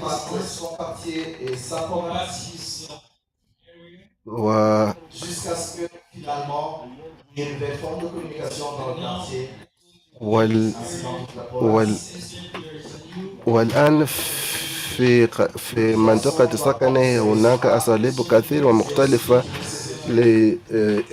للتواصل واتخذ ممارسات هوايته بالجد. وهذا الوالد الصغير هو أنا اسمي أرنولد باداغومبا وأنا طبيب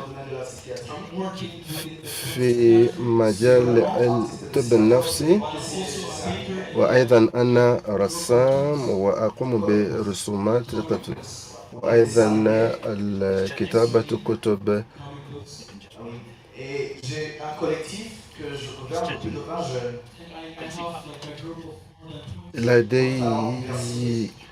لدي أكثر من 20 شاب الذين عندهم مواهب مختلفة في الرسومات وطبعا هذه الرسومات أعطاني مجال أخرى للتواصل مع آخرين. في نفس الوقت أستخدم تكنولوجيا لإرسال هذه المعلومات.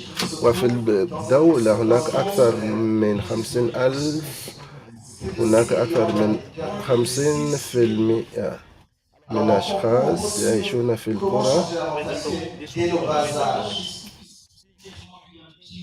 وهدفي هو كيف يمكننا تغيير وحصولي على المعلومات وتوصيل هذه المعلومات إلى الأماكن الريفية، فنمشي للمدارس ويكون هناك موضوعات ونقوم برسومات حسب قضايا في تلك الأماكن. في بعض الناس، في بعض الأشخاص قد يستخدم تلفزيون وجوالات لدراسة، ولكن لما تذهب إلى القرى لا تجد.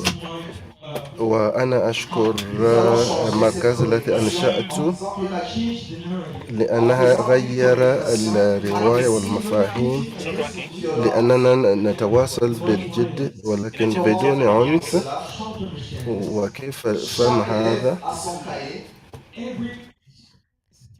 كل طالب له دفتر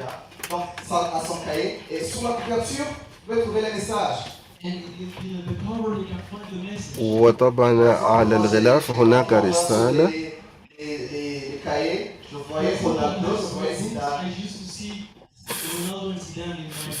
في أيام الطفولة كنت أرى صور رونالدو وأنا أحب كرة، ولكن في هذه الغلافات يمكننا توصيل الرسالة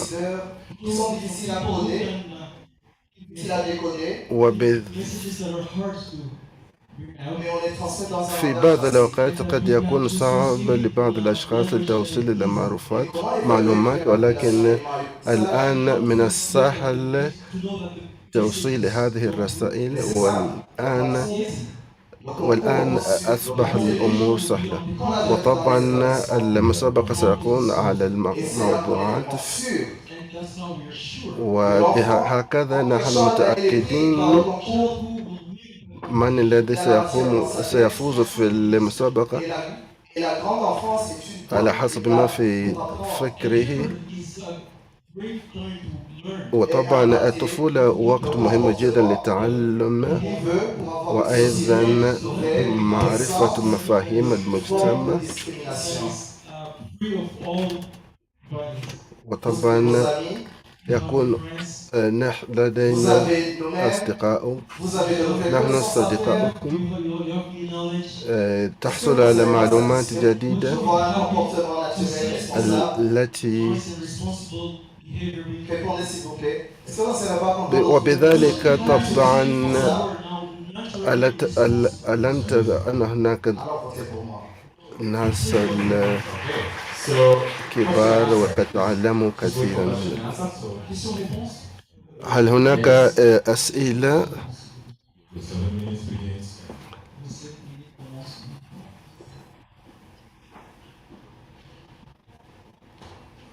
شكرا جزيلا. أنا حبيت هذا الابتكار لعمل لبرنامجك تستخدمه لرسومات، ولكن أعتقد عندما تركز على الطلاب وتريد أن توسع، ماذا ستفعل؟ كيف ستقوم بذلك؟ فبعض الناس ربما غير مهتمين بالكرتونات. شكرا جزيلا على هذا السؤال. لا، أنا فهمت سؤالك جيدا. الإجابة هذا طبعا من السهل. عندما يأتي الطالب إلى البيت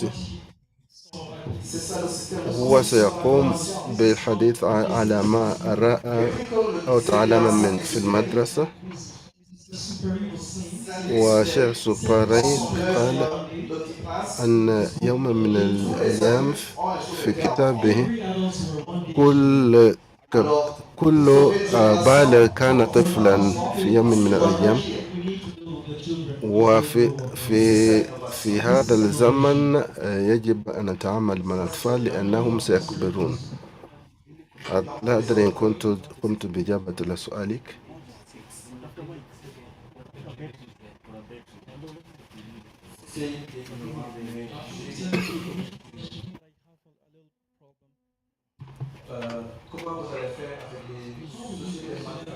كيف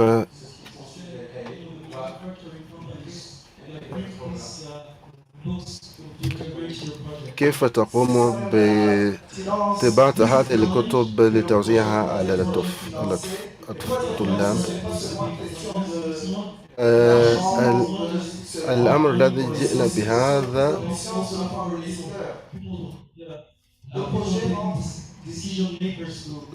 نرجو من أصحاب اتخاذ القرارات أن يعتنوا بهذا لمساعدة ودعم هذا المشروع. مثلا هناك بعض الأماكن الناس عندهم السيطرة على الإنتاج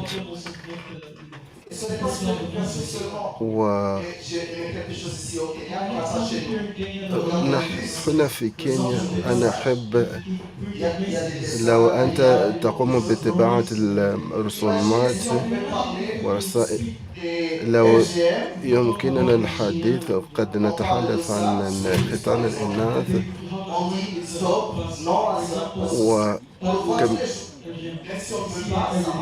وعندما سيرون هذه الرسائل يوميا، وطبعا هذا سيكون كيفية التعلم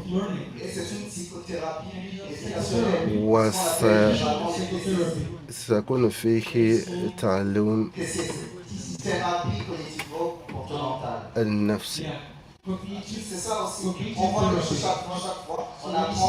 وعندما ترى شيئا مرارا وتكرارا طبعا يغير خلقك. وعندما واحد يكون طفلا يرى هذه مثلا لا يجب الضرب لهؤلاء الأطفال. I've answered your question. Thank you so much, Arnold. Merci beaucoup, Arnold. أنا سؤالي أود أن أنقل تصورك إلى منطقة تانريبا في كينيا، فإن الممارسات الضارة كانت متعسلة جدا، وانتم بأنها يعني هي ترتبط بالدين والثقافة. من الصعوبة جدا يكون أسلوب واحد فقط الذي سيجعل كبار السن الذين يصرون على هذا أن يتخلوا عن هذه الممارسات الضارة. إذن سؤالي هو يعني كيف أن المعرفة يمكن أن تربط بتفهيم وتعليم الكبار ليعرفوا بأن هذه ممارسة لا يعرفون القراءة، لا يمكن يفهموا هذه الصور، فهم فقط متعمقون في الثقافة وفي الدين. طبعا هنا صعب جدا لأنه يعني الذي يمكن أن نفعله، فإن الرسالة التي نرسلها تكون واضحا لتغيير هذه المواقف، فهو يعني نقوم بإقناع الناس في القرى لعلهم نحتاج أن نبين لهم على الجوانب الحسنة لهذه الأعمال لكي يدخلوا ذلك. يمكن أن تشرحوا ذلك بطريقة نفسية لكي تؤثر عليهم، والعواقب التي نراها التي يمكن كذلك نستعين بها لنبين. فإن العنف القائم على نوع الاجتماع هي قائم بسلوك مرتبط بسلوك، وكل ما نقول نعتبر بأن هذه الممارسات الثقافية ليست جيدة. كينيا السويدة هي تتطور ويمكن كذلك أن يصل، فإن الحضارات تتغير. بقيت لكم دقيقة واحدة فقط. أعتقد بأن هذه هي إجابة عن هذا السؤال. لدي سؤال لعله قد فاتنا، ولكن يعني كم تطلبون من التمويل لهذا الإبداع؟ بالنسبة للتمويل الذي نحن نفكر في إنتاج هذا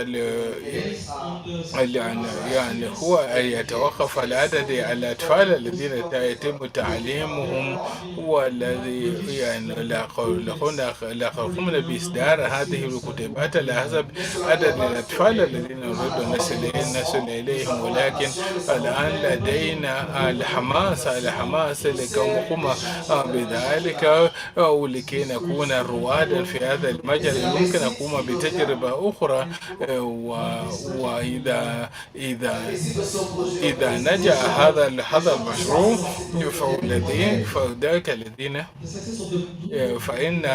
فإن نجاح هذا المشروع التجريبي سوف يعطينا الدافع للأمام لكي ننهض إلى الأمام. إذا السيدات والسادة نرجو أن نصفق لفترة القبعة.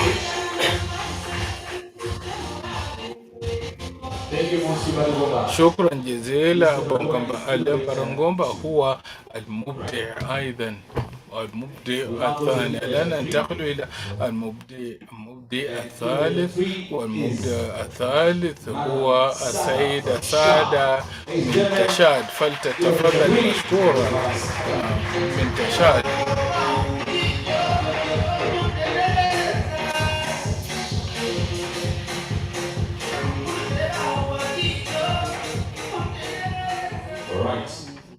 طيب نوديها 7 دقائق بسبب الترجمة التتبعية. طيب مساء الخير جميعا. أنا أقف معكم بينهم فما في الوقت أشرفت له، كنت ضحايا لخدان يعني كدت أموت بسبب نواتج أسباب الختان للناس. أحمد الله أن زوجي ساعدني حينما ذهبت إلى مصر وذاك للعلاج وتمت حمايته، فإن هذا المشروع قد بدع هذا، فإنه من واجبي أن أقوم برعاية، لأن فتاة، لأن بنتي هي مستقبل، هي أم المستقبل. فإن هذا المشروع فإن المجال يعني في مرحلتين، وتم تمويله في نسبة للمرحلة الأولى كان ذلك الاحتفال كان في المهرجان الوطني، وذلك وكان لدينا تقريبا 3000 من استطعنا أن أقوم بتحميس وتوعيتنا، ولدينا أكثر من 2000 شخص غيروا مواقفهم بالنسبة لختان الإناث. ثاني لدينا يعني في مؤسسات مختلفة نناقش مع هؤلاء الأطفال، وهؤلاء الذين سيقومون بتغيير هذه الثقافة، وهذا يمكن أن يساعد على نهاية هذه المعتقدات الثقافة العادة التقية. وهذا لدينا 3000 في بنت، ولكل مؤسسة أخذنا يعني بنتين تم أخذهم، وتم حول أضرار ختان الإناث. إذا هاتان البنتان اللتان تم تجربة هنا سفيراتنا، ويعملن المكافحة على خفافنا. المرحلة الثالثة هي تطوير وتطبيق الهواتف، والذي سوف يجمع كل المعلومات، وسيشمل كذلك المسائل المتعلقة كافة الختان للإناث والأضرار المترتبة عليه في ذلك.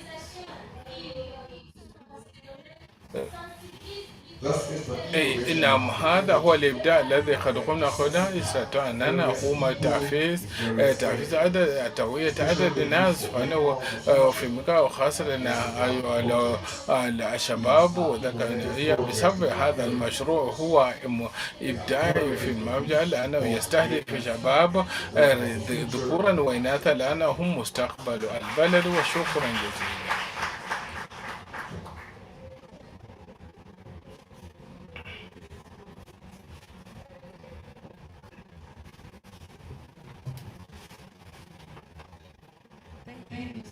شكرا سادة. أنا سؤالي هو بعدما قد مررت تم ختانك وذهبت إلى مصر، فحينما رجعت ما هي التحديات التي قد مررت بها؟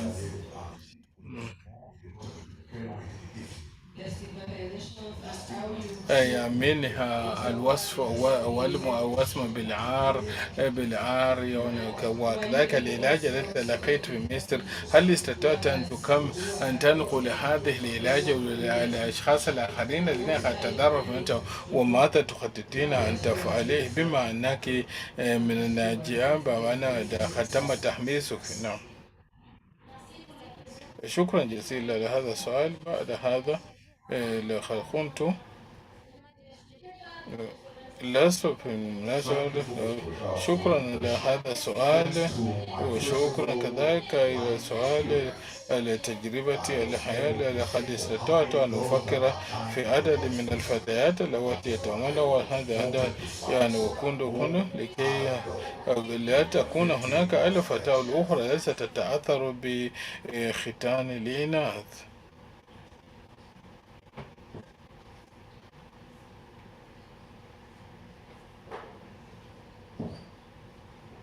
Qu'est-ce qui a fait que chez vous, que les gens ne travaillent pas avec des filles? Pourquoi?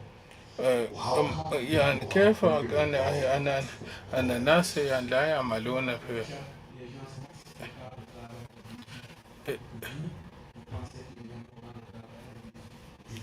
إن شاء الناس لا يعملون مع الفتيات، ولو كان دعونا بأن من المهم من المهم العمل مع الفتيات.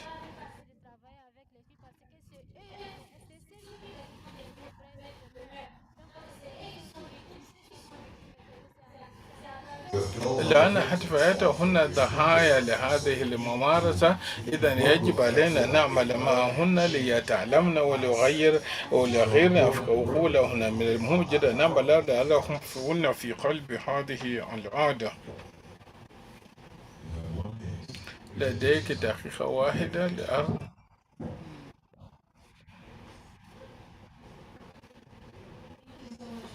شكرا جزيلا لهذا الأرض. لست أدري إذا كان فاتا، لقد سمعت تذكرون شيئا بالنسبة للتطبيق الذي أريد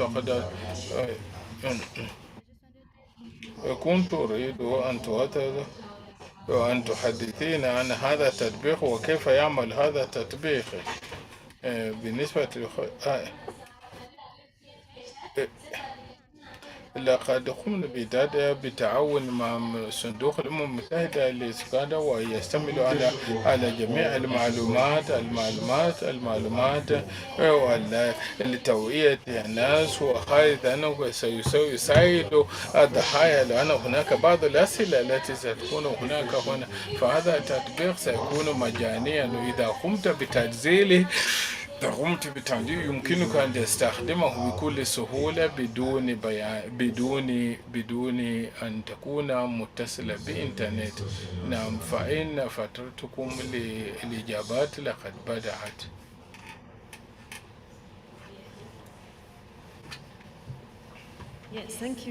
نعم، شكرا جزيلا على هذه الفكرة. لدي سؤال حول المبادرة استباقية المبادرة. هل هناك إمكانية للفتاة أن تقوم بإبلاغ حالة الختان على سبيل المثال ويصل إليك هذا الإبلاغ، هذا بلاغ؟ وأيضا هل هناك بعض المخاطر عليكم كسفراء هذا أو من قبل عن هذه المبادرة خطيرة؟ حينما نقوم تدريب هؤلاء الفئات يعملنا هذا ذاك بالتحميس لتوعية الآخرين. أن نقوم بتدريب الفتيات الأخرى في مساجد فهن يعملن كسفيرات، فهن مراكز ارتكازنا ومراكز لتدريب الآخرين. إذا ذلك لكي يكون يعملن في المجالات التي يعني تنتشر فيها هذه العادة.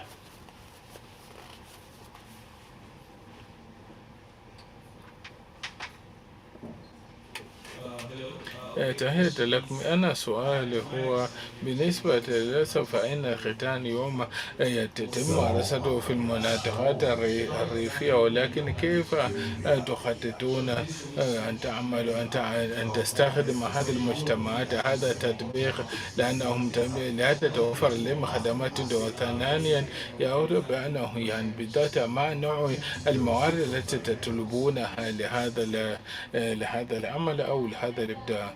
بالنسبة لهذا الأمر فإن المساصر يعني التي نجدها من صندوق الأمم المتحدة للسكان وأيضا وهذا الذي كنا نفعله هو أن نقوم بتقديم موارد البشرية لدينا موارد بشرية في الميدان في المناطق الريفية التي سنقوم بتوعية الناس يعني في المقاطعات والمفاهدات. إذا سنقوم بقلع ونقوم لنشر هذه الأنشطة للآخرين بالنسبة للتدريب والتدريب يكونوا سفراء في هذه المجالات المختلفة والمعلومات وتسليهم بالمعلومات وتوعية الآخرين. هناك طبعا بعض المعلومات بأن مستوى التكنولوجيا منخفض، لكن سوف ندرب الناس الذين سيكونون في هذه المحافظات سيقومون بتحميس وتوعية الآخرين.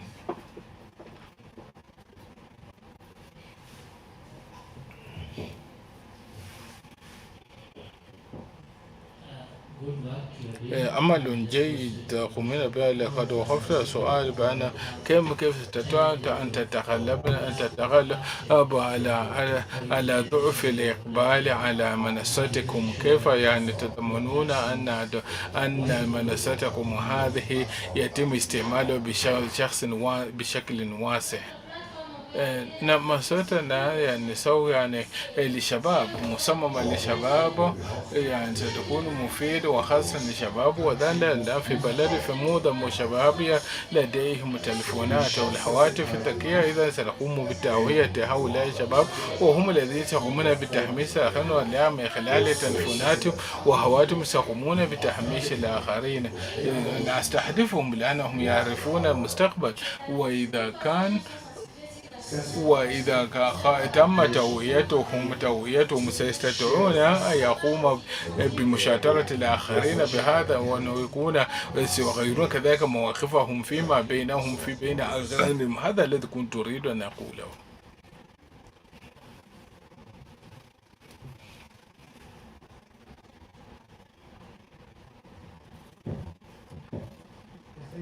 نعم، شكرا جزيلا العمل الجليل الذي تقومونه. بالنسبة للتجارب التي قد مرت بنا في حينما كنا نعملون تجدون بأنه بالنسبة لنا نحن الأسرة الأم تريد أن تختن ولا خالات، لكن الأب لا يريد. ولكن بسبب المعلومات التي قد قدمت تجدون بأن الفائدة ستفر إلى مأمن. يعني إذا أن تفر من أوغندا إلى كينيا.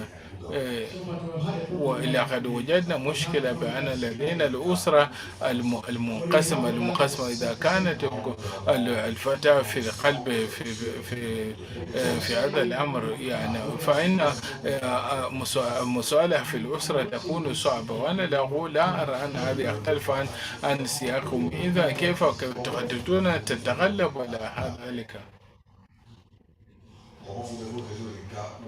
كيف تحلين المشكلة هذه المشكلة هنا بالنسبة لصعوبة مسألة هذا يعني بين الأم تريد ختان البنت والأب لا يريد. في مثل هذا الحالة يعني نحن نكون يعني الأمهات.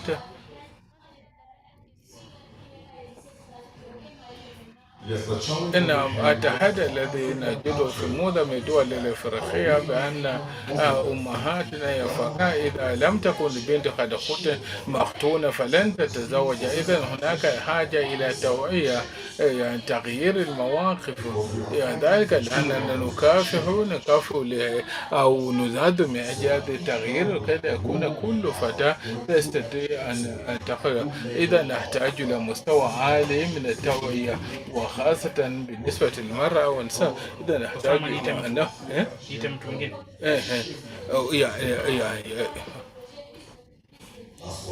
بسبب ذلك فإننا نستهدف الفتيات لتغيير المواقف.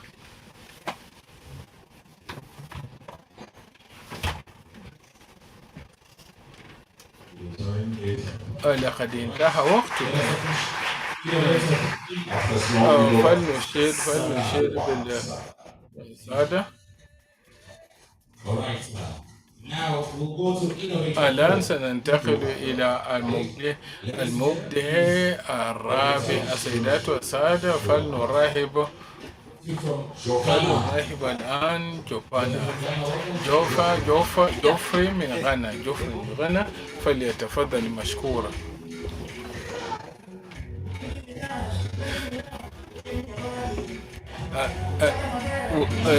نشيد سشلالة. طيب جوفري، مرحبا. نعم، هذا هو جوفري. أنت مستعد؟ نعم. دينيس مرحبا. نعم، نعطيك 7 دقائق. تبدأ 7 دقائق بالنسبة لك من الآن. طيب، أنا طبعا أقوم برواية القصص ولقد فزت بعدد من الجوائز. إذا كل هذا الذي أفعله هنا كنت أقوم برواية قصص ضحايا لما قد جمعناه هنا من هذا، يعني الذي جمعنا هنا وهو الضحايا الصامتون. إذا معظم هؤلاء الأمهات النساء والفتيات لا يسمح لهن يتحدثن. وإذا هذا حصل اليوم، إذا يتم عزلهن بجانبا، يعني وتسود هذه العادات الثقافية. والقادة هم الذين القادة التقنية هم الذين يقومون بالتقرير، يأخذون قرار. وهذا يصعب منح الفرصة لهؤلاء النساء الفرصة للحديث عن قصصهن. لذا فعلوا أن أستعمل هذه الأشياء لكي أستعمل سيارة هنا ما أذهب إلى المناطق الريفية حيث تحصل هذه الممارسة. أقول بالعرض بنوع وأقوم برواية قصصهم. إذن فكرة بأن المشاهدة هي التصديق، يعني هؤلاء يشاهدون ويرون. وأقوم بالتحدث مع القادة التقليديين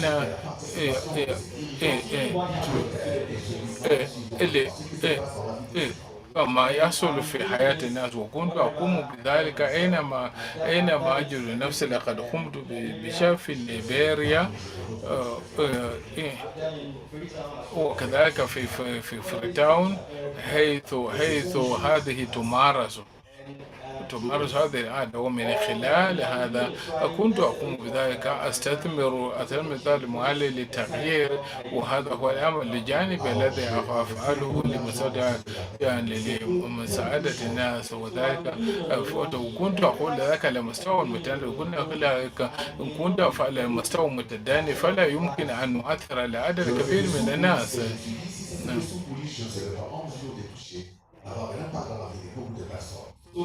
إذا بناء على ذلك لا أريد أن أجد الأرض في بعض المتون بأن لديه مواقع للأرض الذي أنا أخطط أن أفعله. أريد أن أوفر بعض المال لأشتري سيارة في سيارة السينما.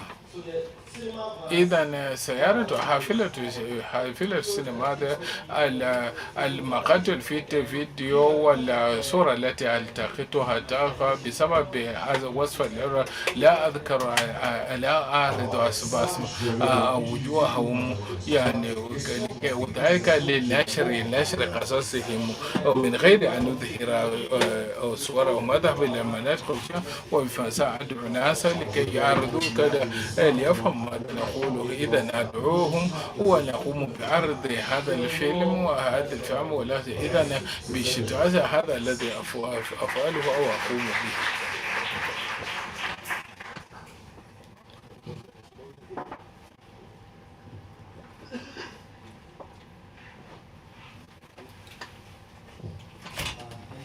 إذا شكرا.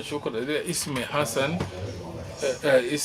إذا السؤال وجه هناك العبارة التي ذكرها والتي هي مهمة جدا،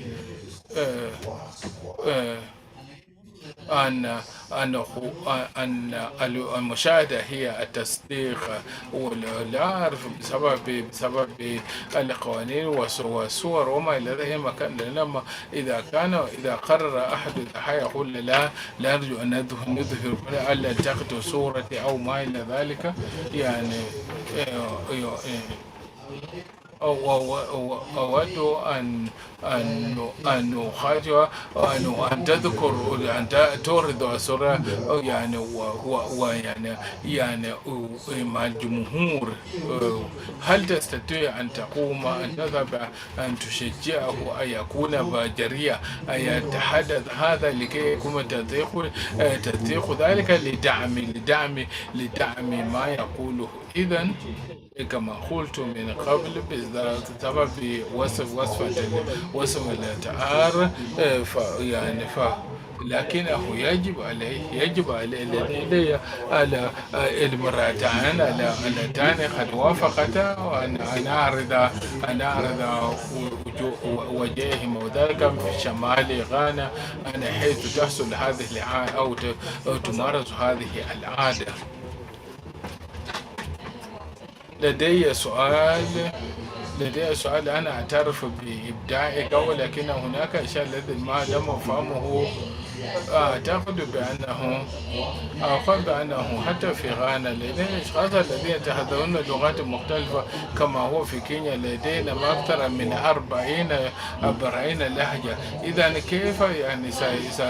كيف سيستفيد الأميون من هذا البنية؟ لهم يتحدثون لهجاتهم ماذا أقول الأرياف لا يتكلمون يعني اللغة الإنجليزية.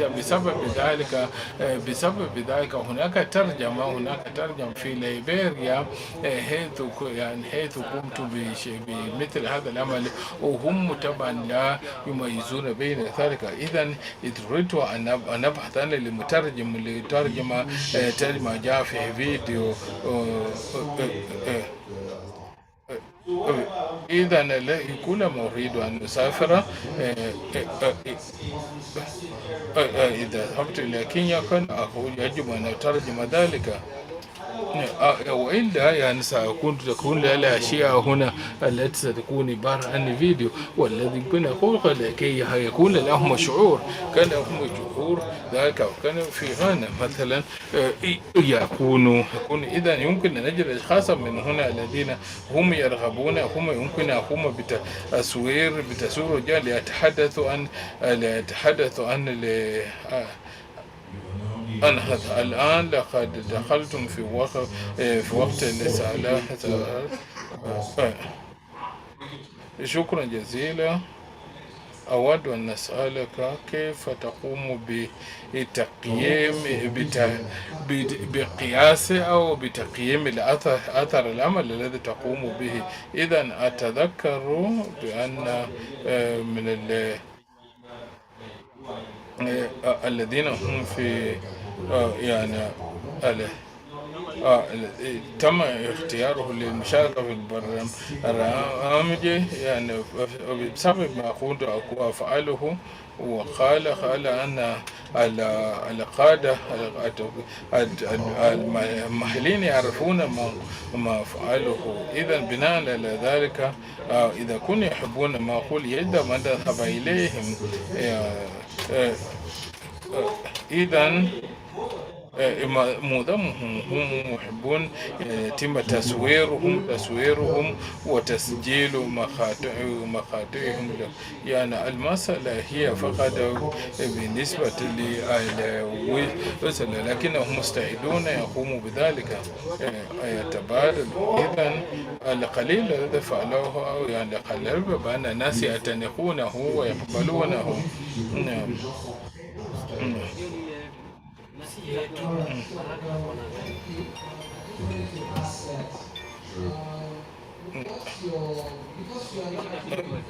بما أنكم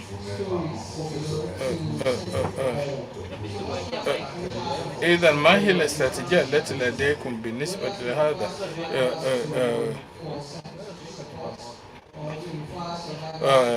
التوجيه المختار الناجيات. إذا الذي تقوم به هو ذاك لحل قضايا ومشاكلهم. إذا أنا أقول بأنه أنت مصور وتستخدم القصص لنقل المعلومة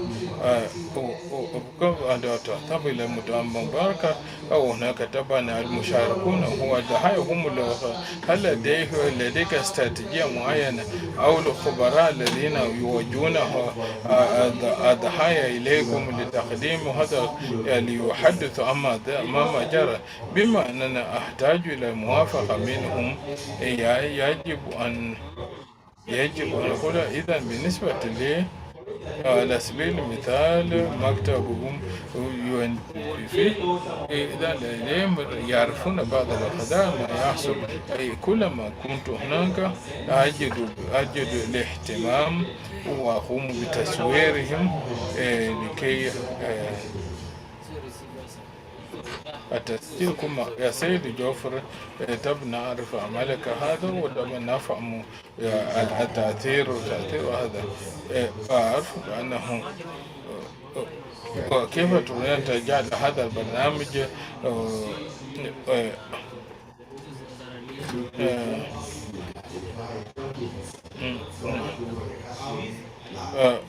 كيف تتوقعون مثلا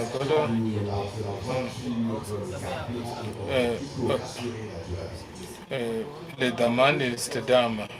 بفضل الله أقوم بالمشاركة المنظمات الكبيرة التي لديها المال. إذا مثلا الوصول إلى السيارة يمكن أن يجعل عملهم سهلا.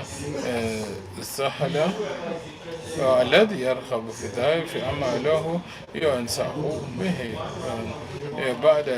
بعد شهر واحد يمكن أن ندخل الوقود. هذا الوصول على الحافلة هو العمل الضروري.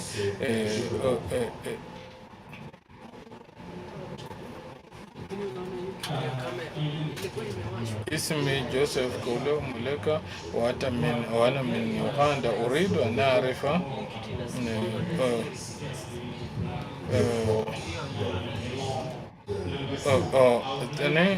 أريد أن أعرف بعض العقبات. لأنه مع الافتراض بأنك أنت تعرض مثلا وينزل يبدأ المطر ينزل بأنه يجب كذلك أن تتوقف.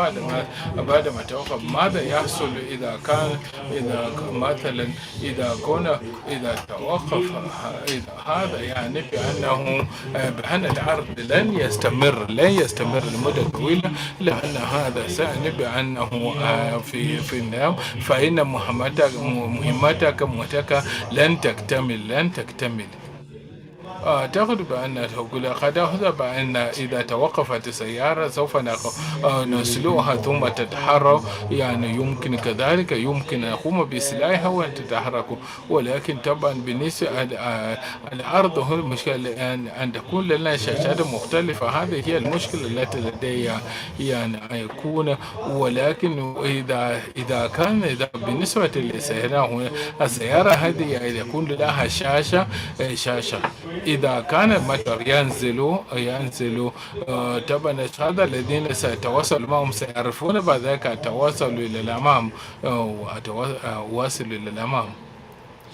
جوفري، نعم، هذا طبعا هذا فكرة رائعة جدا. الإبداع الذي تقومون به أنكم تقومون يعني عن طريق التمويل للفيديو لعرض فيديو.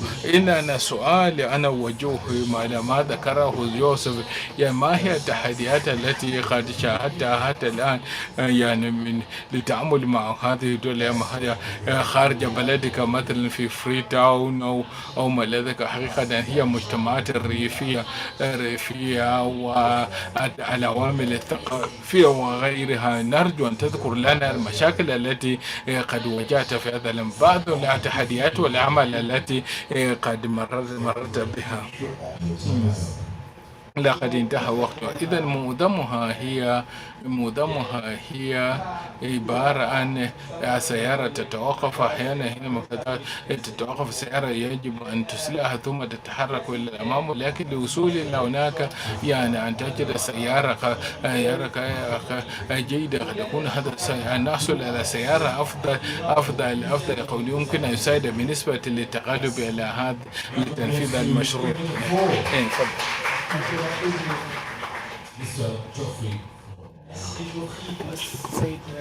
جوفري من غانا. الآن هناك سوف نوفر جوشوا. هل ممكن نقوم بتصويت؟ هل ممكن أن عندكم دقيقتين لتصويت، ومبتكر 1 و3 و4 عندكم فرصة لتقوم بهذا عبر ويب، وسوف نعمل على 4 ثم بعد ذلك تصوت لمن تريد. في هذا. ليس هناك عليك أن تعمل تنشيط. هل يمكن الآن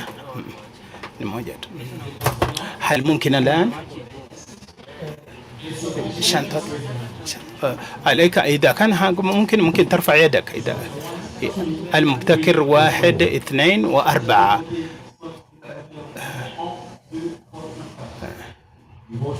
أنت تصوت الواحد أو لواحد تعمل تصوت الواحد فقط.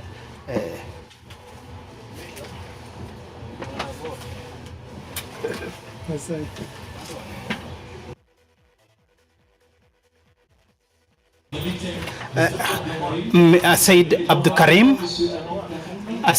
الكريم تذهب إلى المستقبل. إلى عبد الكريم تذهب إلى الاستقبال. يرجى أن تذهب إلى الاستقبال، وشكرا.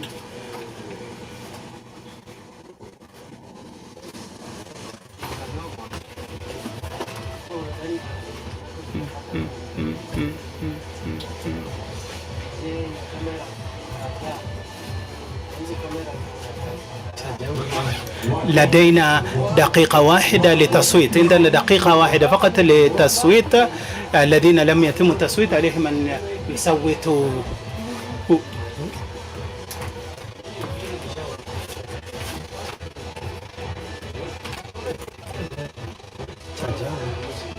هنا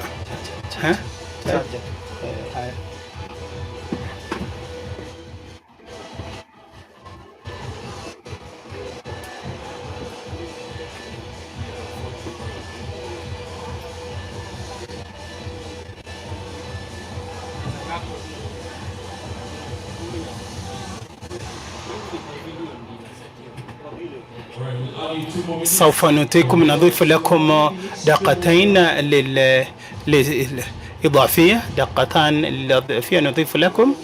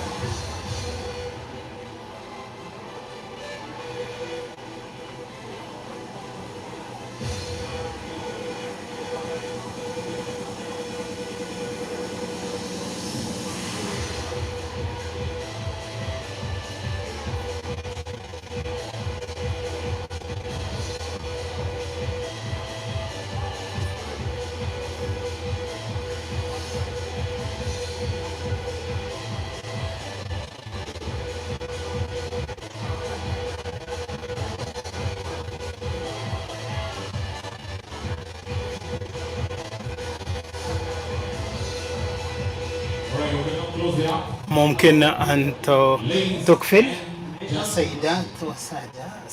السيدات والسادة، علينا أن ننظر إلى شاشة، علينا ننظر على شاشة. عندنا 4 مبتكرون، عندنا 4 هؤلاء مبتكرون، ورقم 1 مع 50. سلمى من مصر، سلمى من مصر، سلمى من مصر، سلمى.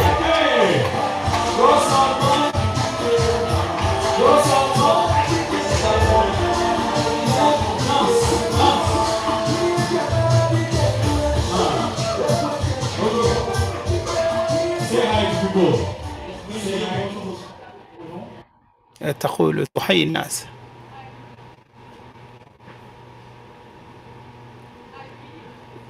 أسمع. نعم، أنا يشرفني كثيرا، لا أدري ماذا أقول، ولكن أصواتكم يعني ساعدني كثيرا، وأنا آمل هذا سوف يكون في طريقنا كالشباب. أشكركم كثيرا لكل ما تصويركم، شكرا. أنا يشرفني كثيرا، وأنا أشكركم أن أكون من ضمن هذه الدورة وأكون معكم هنا، وأنا أنا أنا أنا متكيف جديدا، وأشكركم جزيلا على هذا، وشكرا. شكرا، ما عندي كلام يعبر عن فرحي. شكرا جزيلا.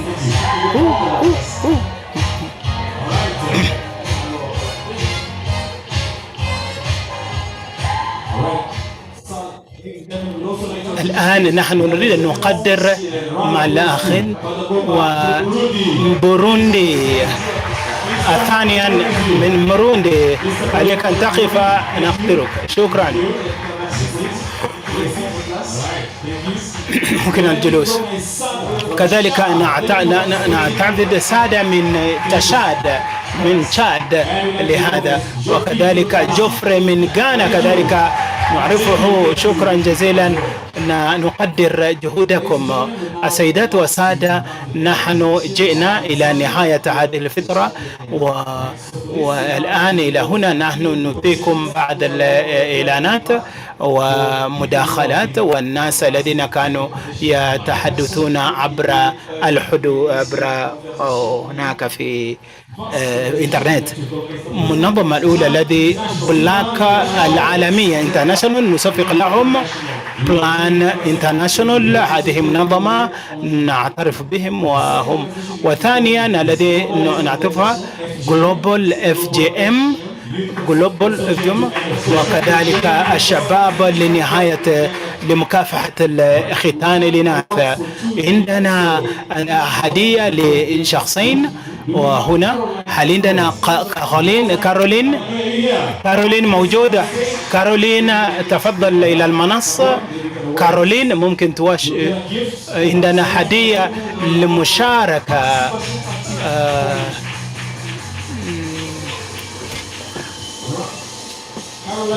كارولين لانوي كان نشطا جدا، كان نشطا جدا لتويتر. كارولين شكرا جزيلا. كذلك نعترف الشخص الذي كان يعمل كثير من تويتر تغريدات. عندنا توني أوليلا موجودة. توني أوليلا، أين أنت؟ توني أوليلا تقدم إلى المنصة. وأوديامبو أوليلا، أينما كنت موجود. خرج. من الذي يأخذ لتوني هدية لتوني؟ شخص الآن تعال تشيل هدية لتوني. توني فرصة لك. توني الآن تأخذ.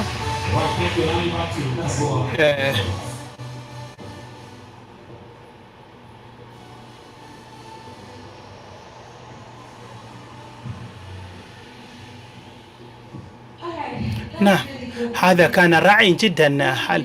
ممتاز جيد كان أن مخي يعني أنا أظن حينما نذهب في المساء ستفكر كثير من الحوارات التي كان لديكم، بعض الابتكارات حركتكم، وحينما تذهب إلى بيوتكم ومنازلكم تأتي بشيء تبتكره مثل هذا أو شيء مختلف من هذا، ونريد أن نسمع أكثر من ذلك في أكثر من أوقات. ولكن كان يوم رائع جدا ويوم ممتاز جدا، وأنتم تعبانين الآن.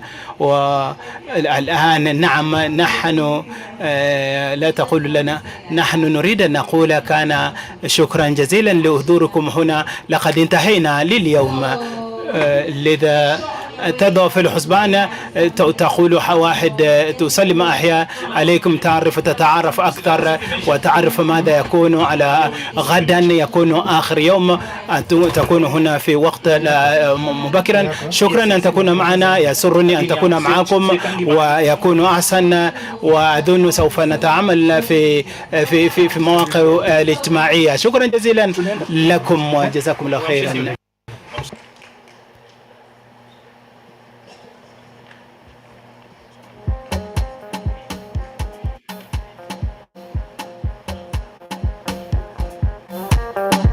It's the kids, baby. Ni leo, acha tu niwaweke wazi, mubaki na mishangao kuswa ya mapenzi, nataka kuyaeleza.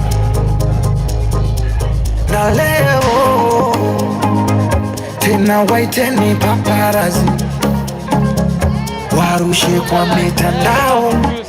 Check mic. Delegates, ladies and gentlemen, we'll now have entertainment. Are you ready to hear this? Okay. Miss Kambua is on stage. DJ Space, tucheze ngoma moja ya Kambua. All right? Kambua is a beautiful musician. DJ.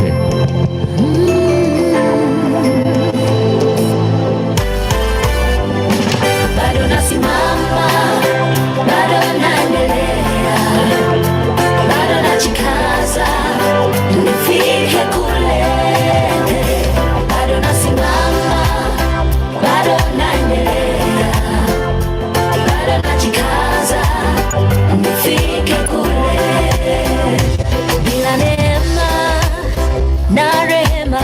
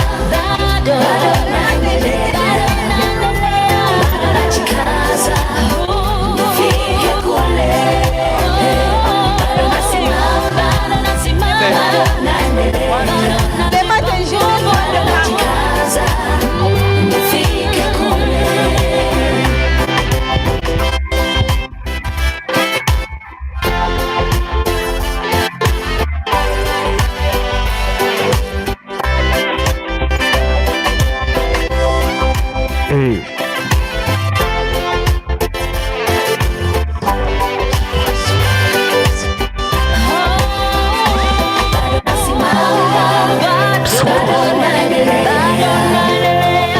najikaza